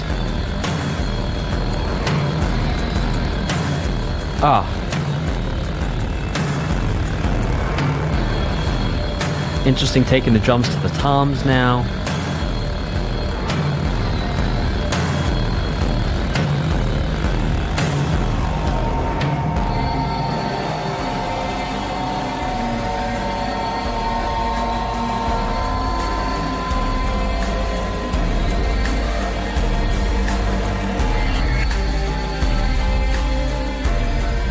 Okay, now before we get into the next song, I want to break a connection down for you, which may or may not be a real thing, but I'm going to say it and we'll see how it goes. So, for most of this disc, so far we've been in E minor. Okay, so everyone, count E as being 1. Now we're going to go up the basic musical alphabet, which means after G we're not going to go to after G we're not going to go to H, we're going to go back to A. All right, so we go E, F, G, A, B, C. C is 6. Everyone's grooving with me? So in music, when we talk about the alphabet, we skip H, we go straight back to A. We just go round and round in circles, A, B, C, D, F, G, A, B, C, D, F, G. So we start on E. Let's say E is 1, F is 2, G is 3, A is 4, B is 5, C is 6. So far on this disc, we've heard a lot of E minor. This song basically was in C minor, which is like 6 above the E minor, and if it is indeed about Lucifer, which we were just talking about, from a sort of like number perspective, 666 would be like the number of the beast and things like that. So perhaps a real connection there. Perhaps I'm just, jumping at shadows. But I do think that is an interesting connection that may in fact be there. And a shout out and thank you to all our super chatters. I will read all the super chats at the end. Isn't that interesting, Jay Sands? It's like, I don't know if that's intentional, but that is a connection. And sometimes when we're doing music theory analysis, these sort of like other aspects of literature and culture and life come in, and you sort of go, wait, was that part of what influenced this choice? I don't know, but it's an interesting point. The section is called I Entrust the World to You.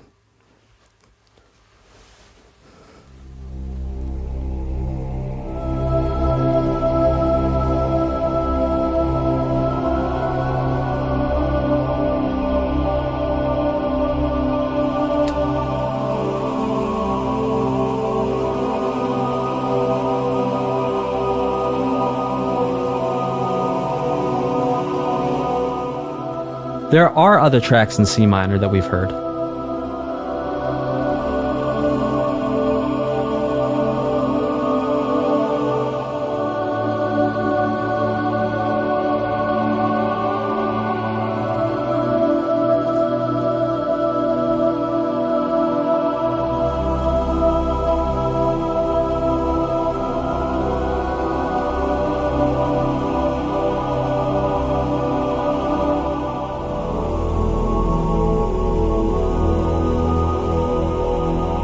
All of those deep voices.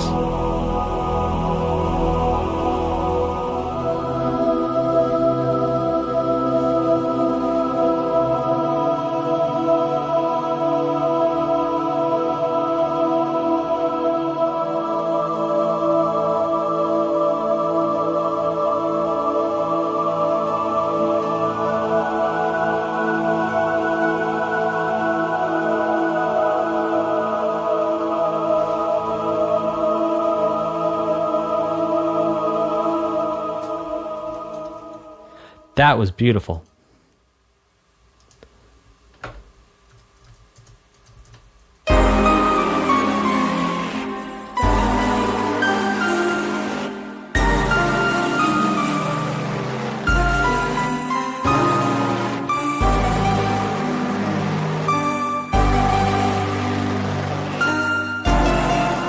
It's like haunted vaudeville with distortion.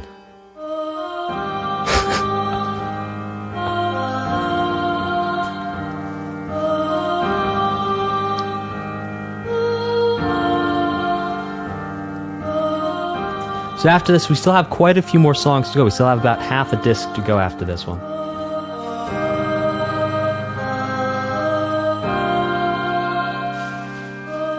Oh, this is called Shin Megami Tensei main theme, and we're hearing it on disc 5. That's wild. That's taking what they did with Final Fantasy VII to a whole new level. As in hearing the main theme later on.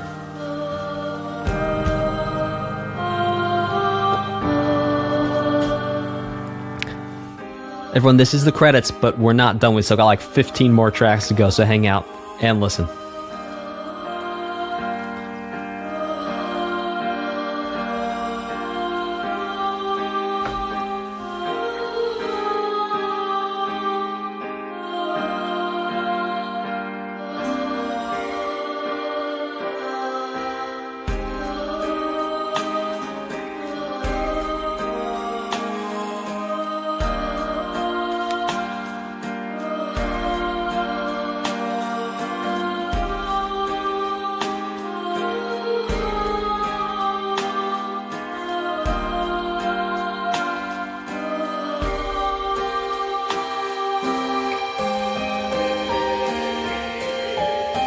I gotta turn my headphones up.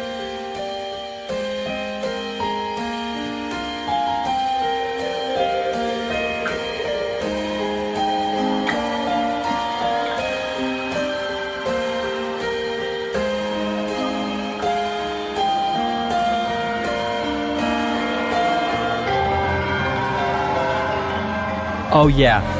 Okay.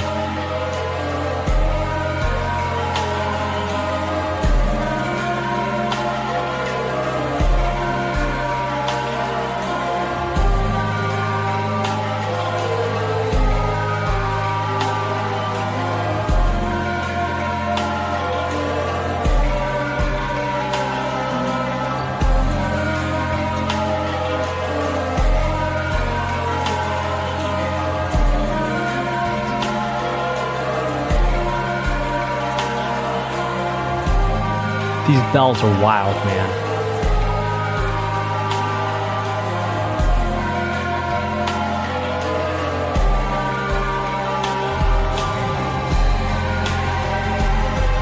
Oh yeah, come on, drums.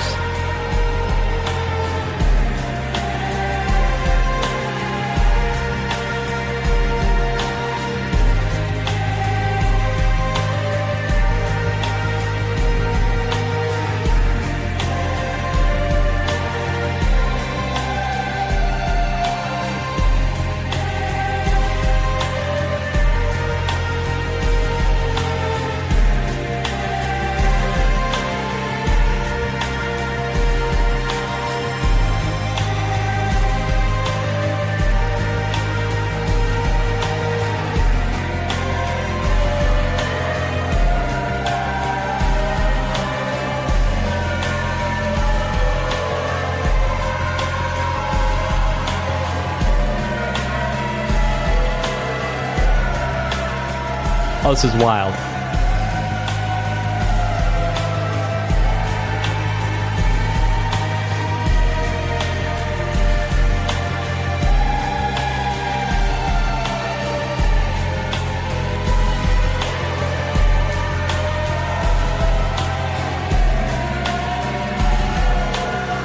Oh, this is wild.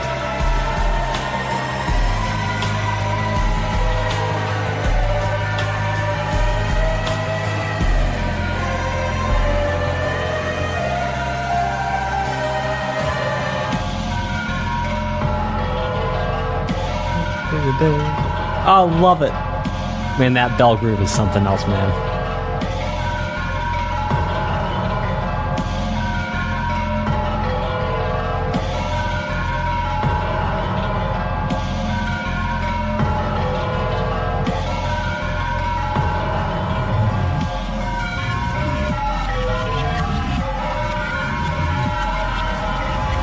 This is so weird, but so good. So those sounds you're hearing are like slow rewinding sounds, like reverse sounds. Those sort of sounds. It's when you play a sound in reverse, like very slowed down. Wow, that was weird and also awesome.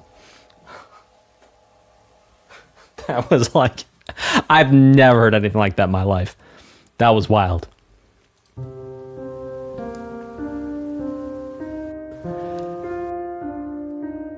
Demi-fiend is still to come. Looking ahead on the track list here.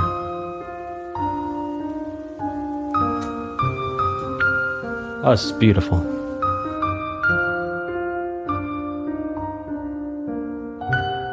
Oh! Oh! Oh! Oh! Oh! Oh!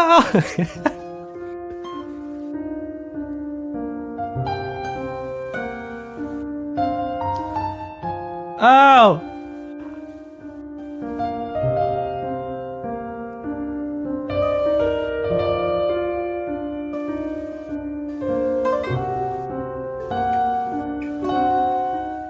Oh my goodness.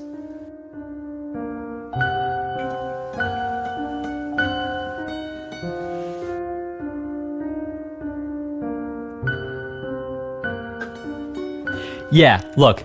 Hey, you guys want to know something? All right, I'm about to lay on the history so hard after this. And it's going to blow your ever-loving mind.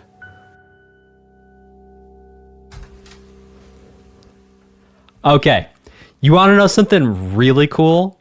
All right, now this is actually going to go back and reinforce what I said before about the C minor thing. All right, there, basically the song was in C minor. And you know what was making me dance around and ooh and ah? Was the fact that an F sharp or a G flat was just getting hammered on over that C minor. And do you know what interval F sharp over C creates? Or a G flat? That's called a tritone, known in olden times as the devil's interval, and actually was at one point in history outlawed from being played in churches because it was found to be so dissonant that there was no way God could have created something, and only the perversion of Satan himself could, in fact, be this interval. So what's very interesting is that as we see, and I've seen from some of the talk in the chat and also some of the titles, there's a lot of sort of mythology from different cultures and different religions interwoven in here. If we look at that, that's actually a very interesting example. Yes, really. So a fascinating thing there where that in and of itself is a connection for sure when you're hammering on it that hard in a song. That was an interesting connection. This next one is called Quest Tension.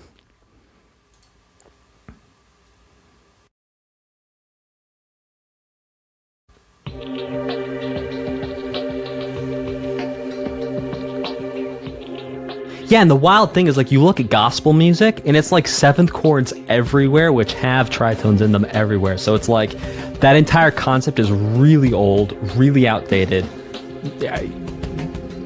For me, it doesn't hold water. But an interesting tidbit from history.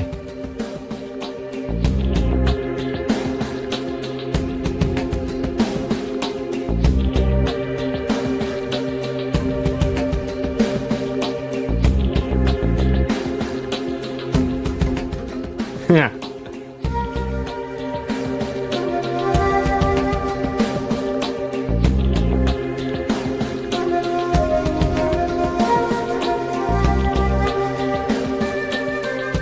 It's interesting we're back to this groovy sound that I think we heard back in disc 2.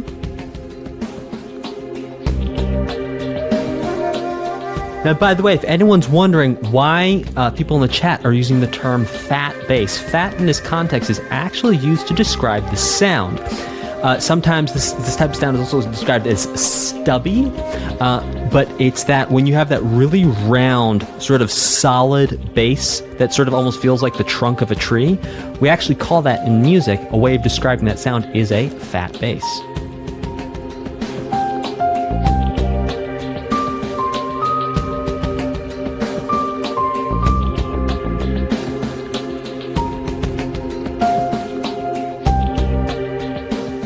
A thick bass, indeed.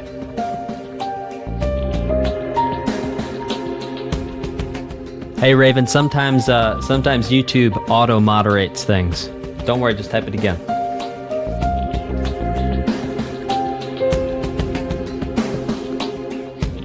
Corny boy, so glad you had fun. This has been fun for me too. I'm enjoying this music a lot. And enjoying hanging with you guys.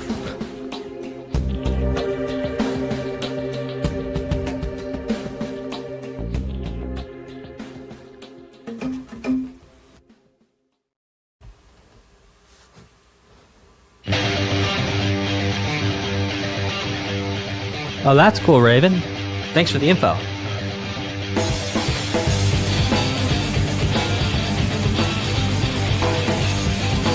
Oh, we've heard this riff before.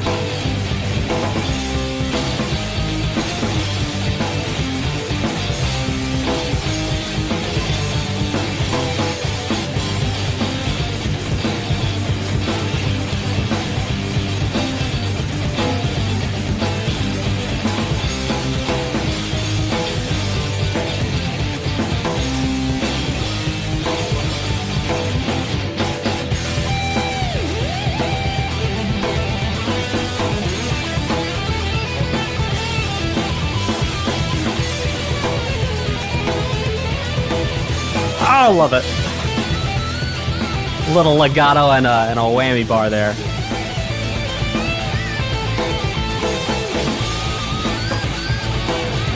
Oh, this is so much fun.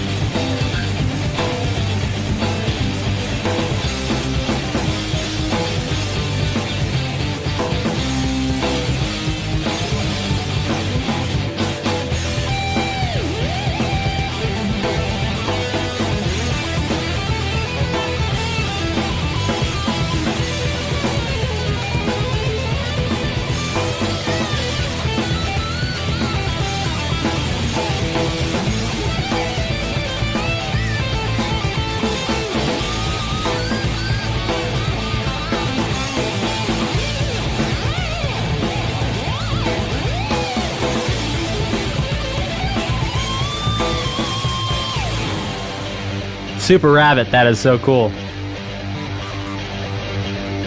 Superb Rabbit, sorry.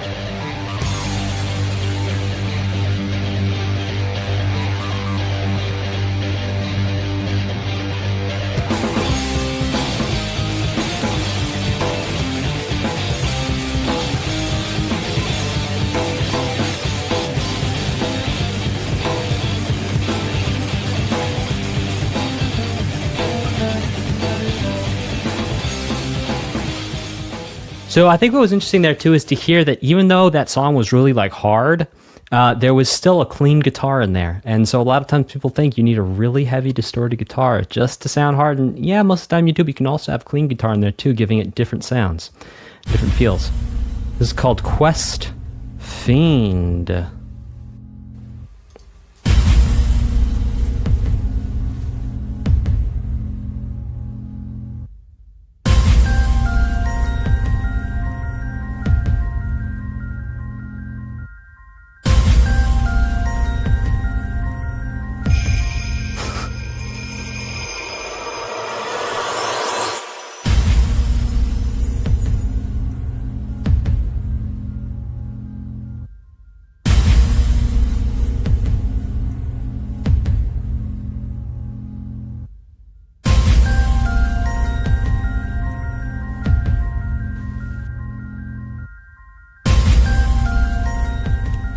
Yeah, that sounds still reverberating in your right to there.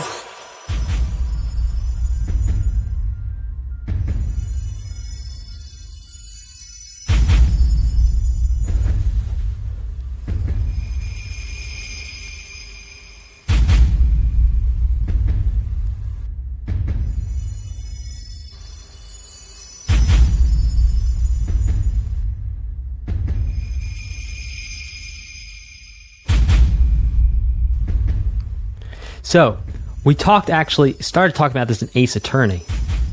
Then you have these bakang, groups of 2, groups of 3 can actually give a lot of power and gravitas to a piece of music, and that's sure enough what we're hearing here.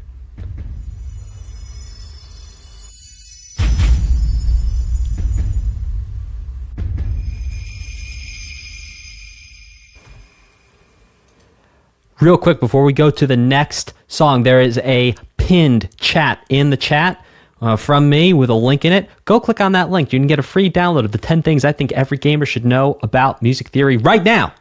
Like that you should know right now.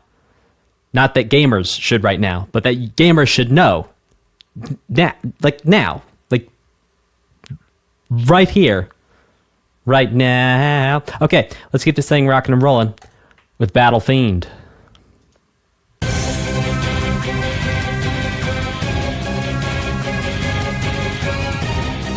I love those bench harmonics in there.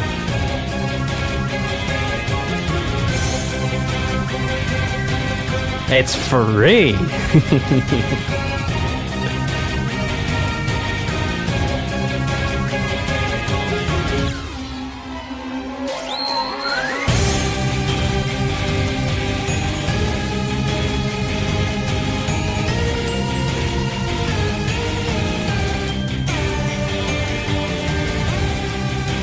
So, again, here we have like groups of 7.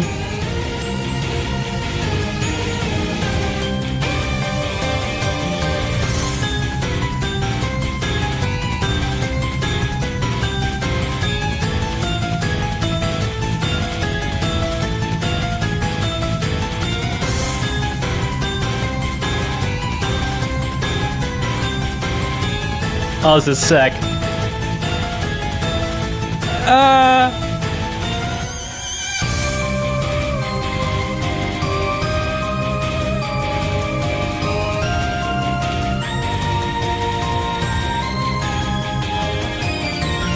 This reminds me a lot of like operatic metal, where you just have like these sick guitars just like chunking away, and then just some beautiful voice just like singing about snow and Vikings on top of it.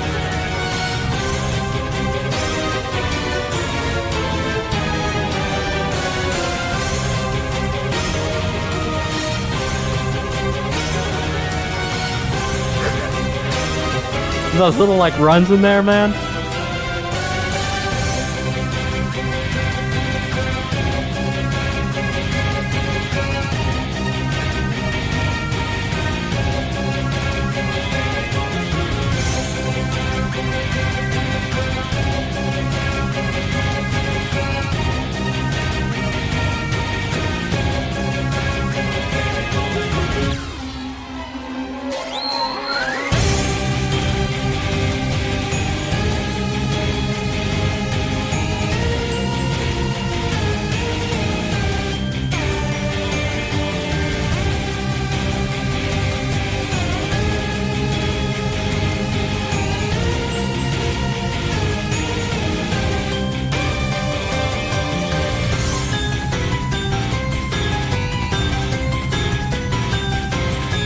Oh my gosh, I love the rhythms.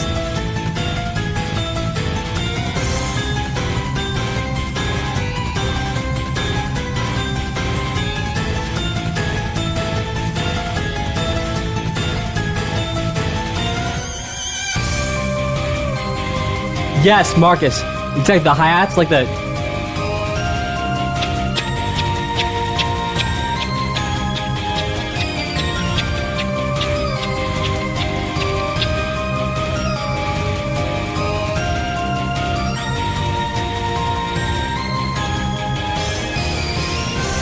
Oh, love those orchestra hits in there. That was interesting.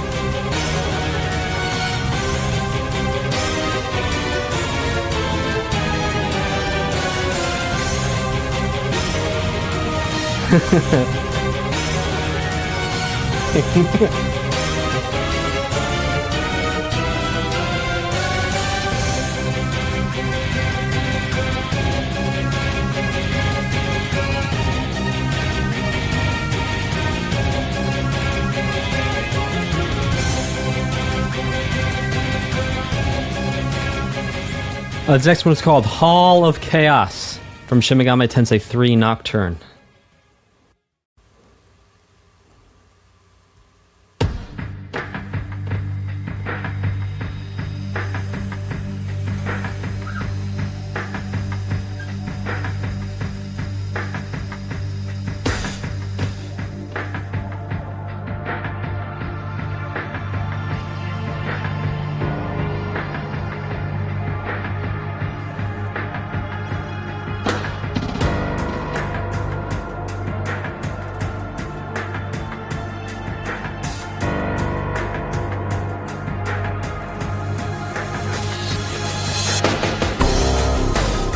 Oh, come on.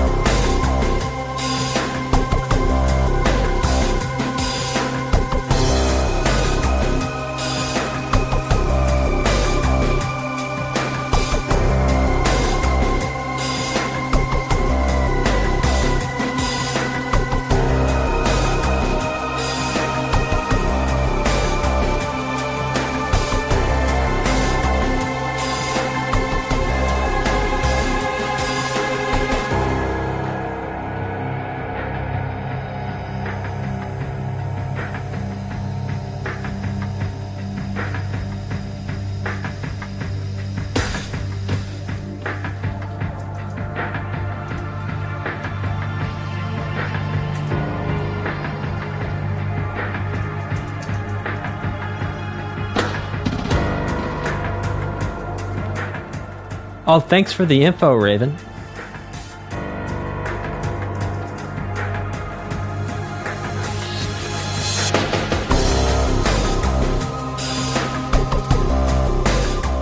I love the bass, man.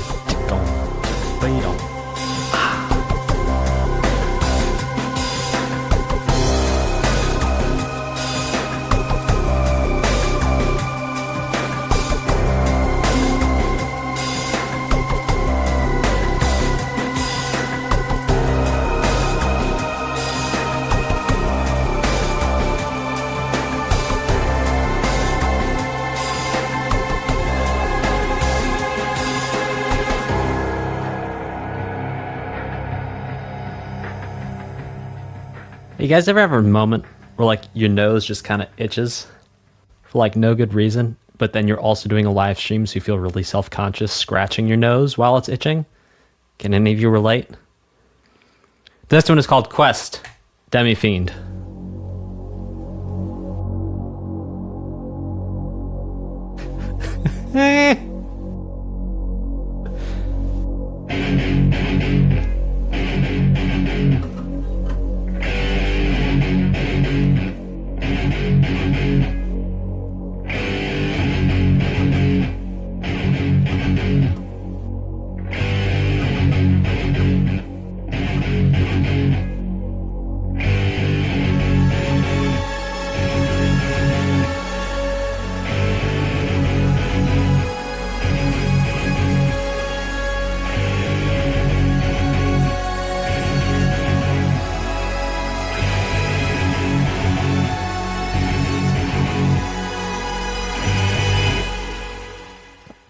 Please hit like, subscribe, hit that notification bell. I have a pinned chat. Go check it out.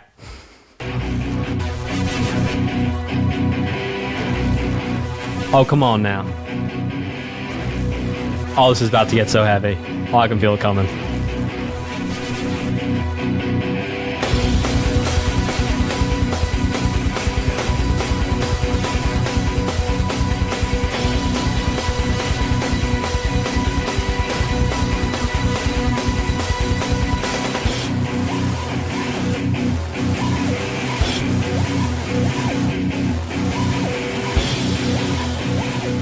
Again, inverted power chords here.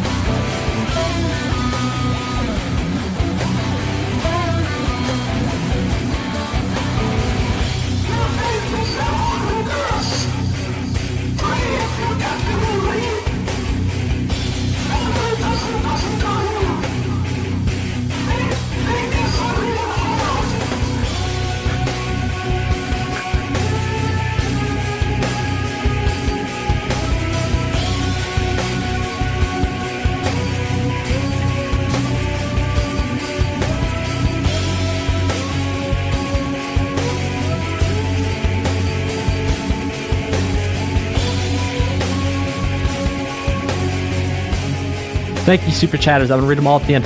Thank you, Timmy. My fate is a haunted curse. Please, I'm just a human being. Effort doesn't press upon me. Please, make this a real world. Whoa.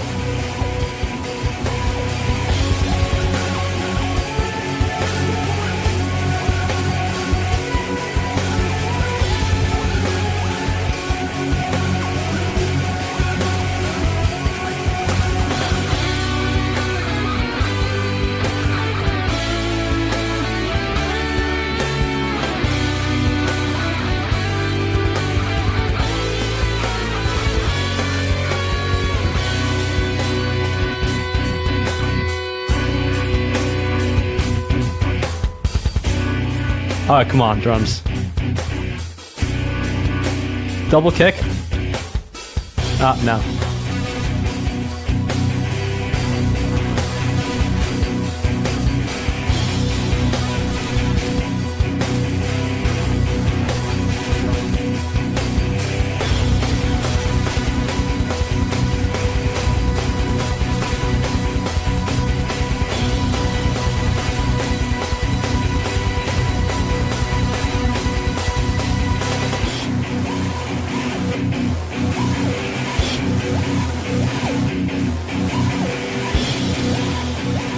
Oh, come on, break it down now.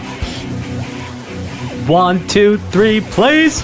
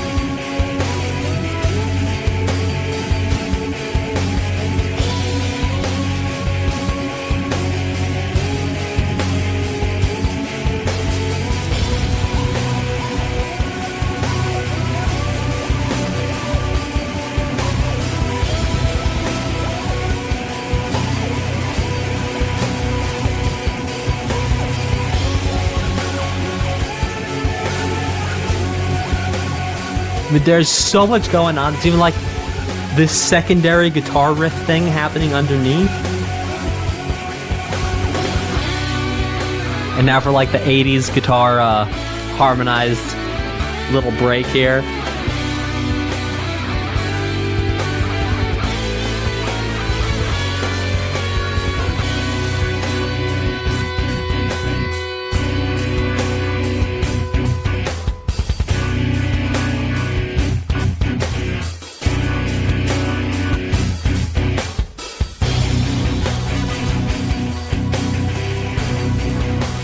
Yeah, come on, get dubsteppy with that bass now. Yeah, Marcos, I really wish that 80s guitar thing then went into like a crazy shredding tapping solo thing or something.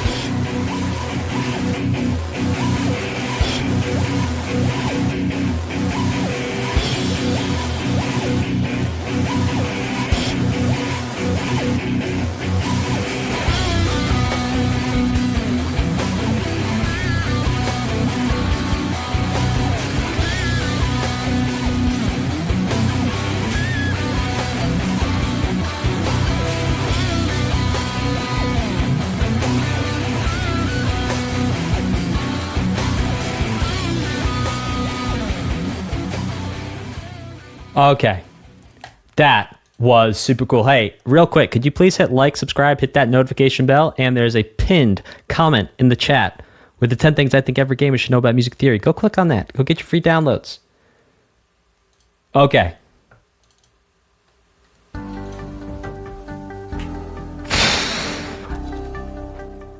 Well, this disc was different from 1, 2, and 3, 4 for sure. This one was a lot heavier. It went a lot harder.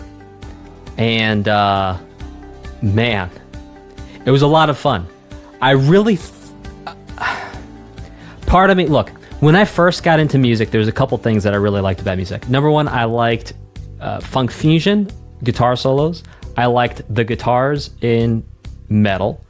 And I mean, like when I was like 18, like, so not like when I first got into music when I was like 6. But, so I'll just say, for me personally, I really like Disc 5 on a personal level because it has a lot of things that I just sort of gravitate to naturally.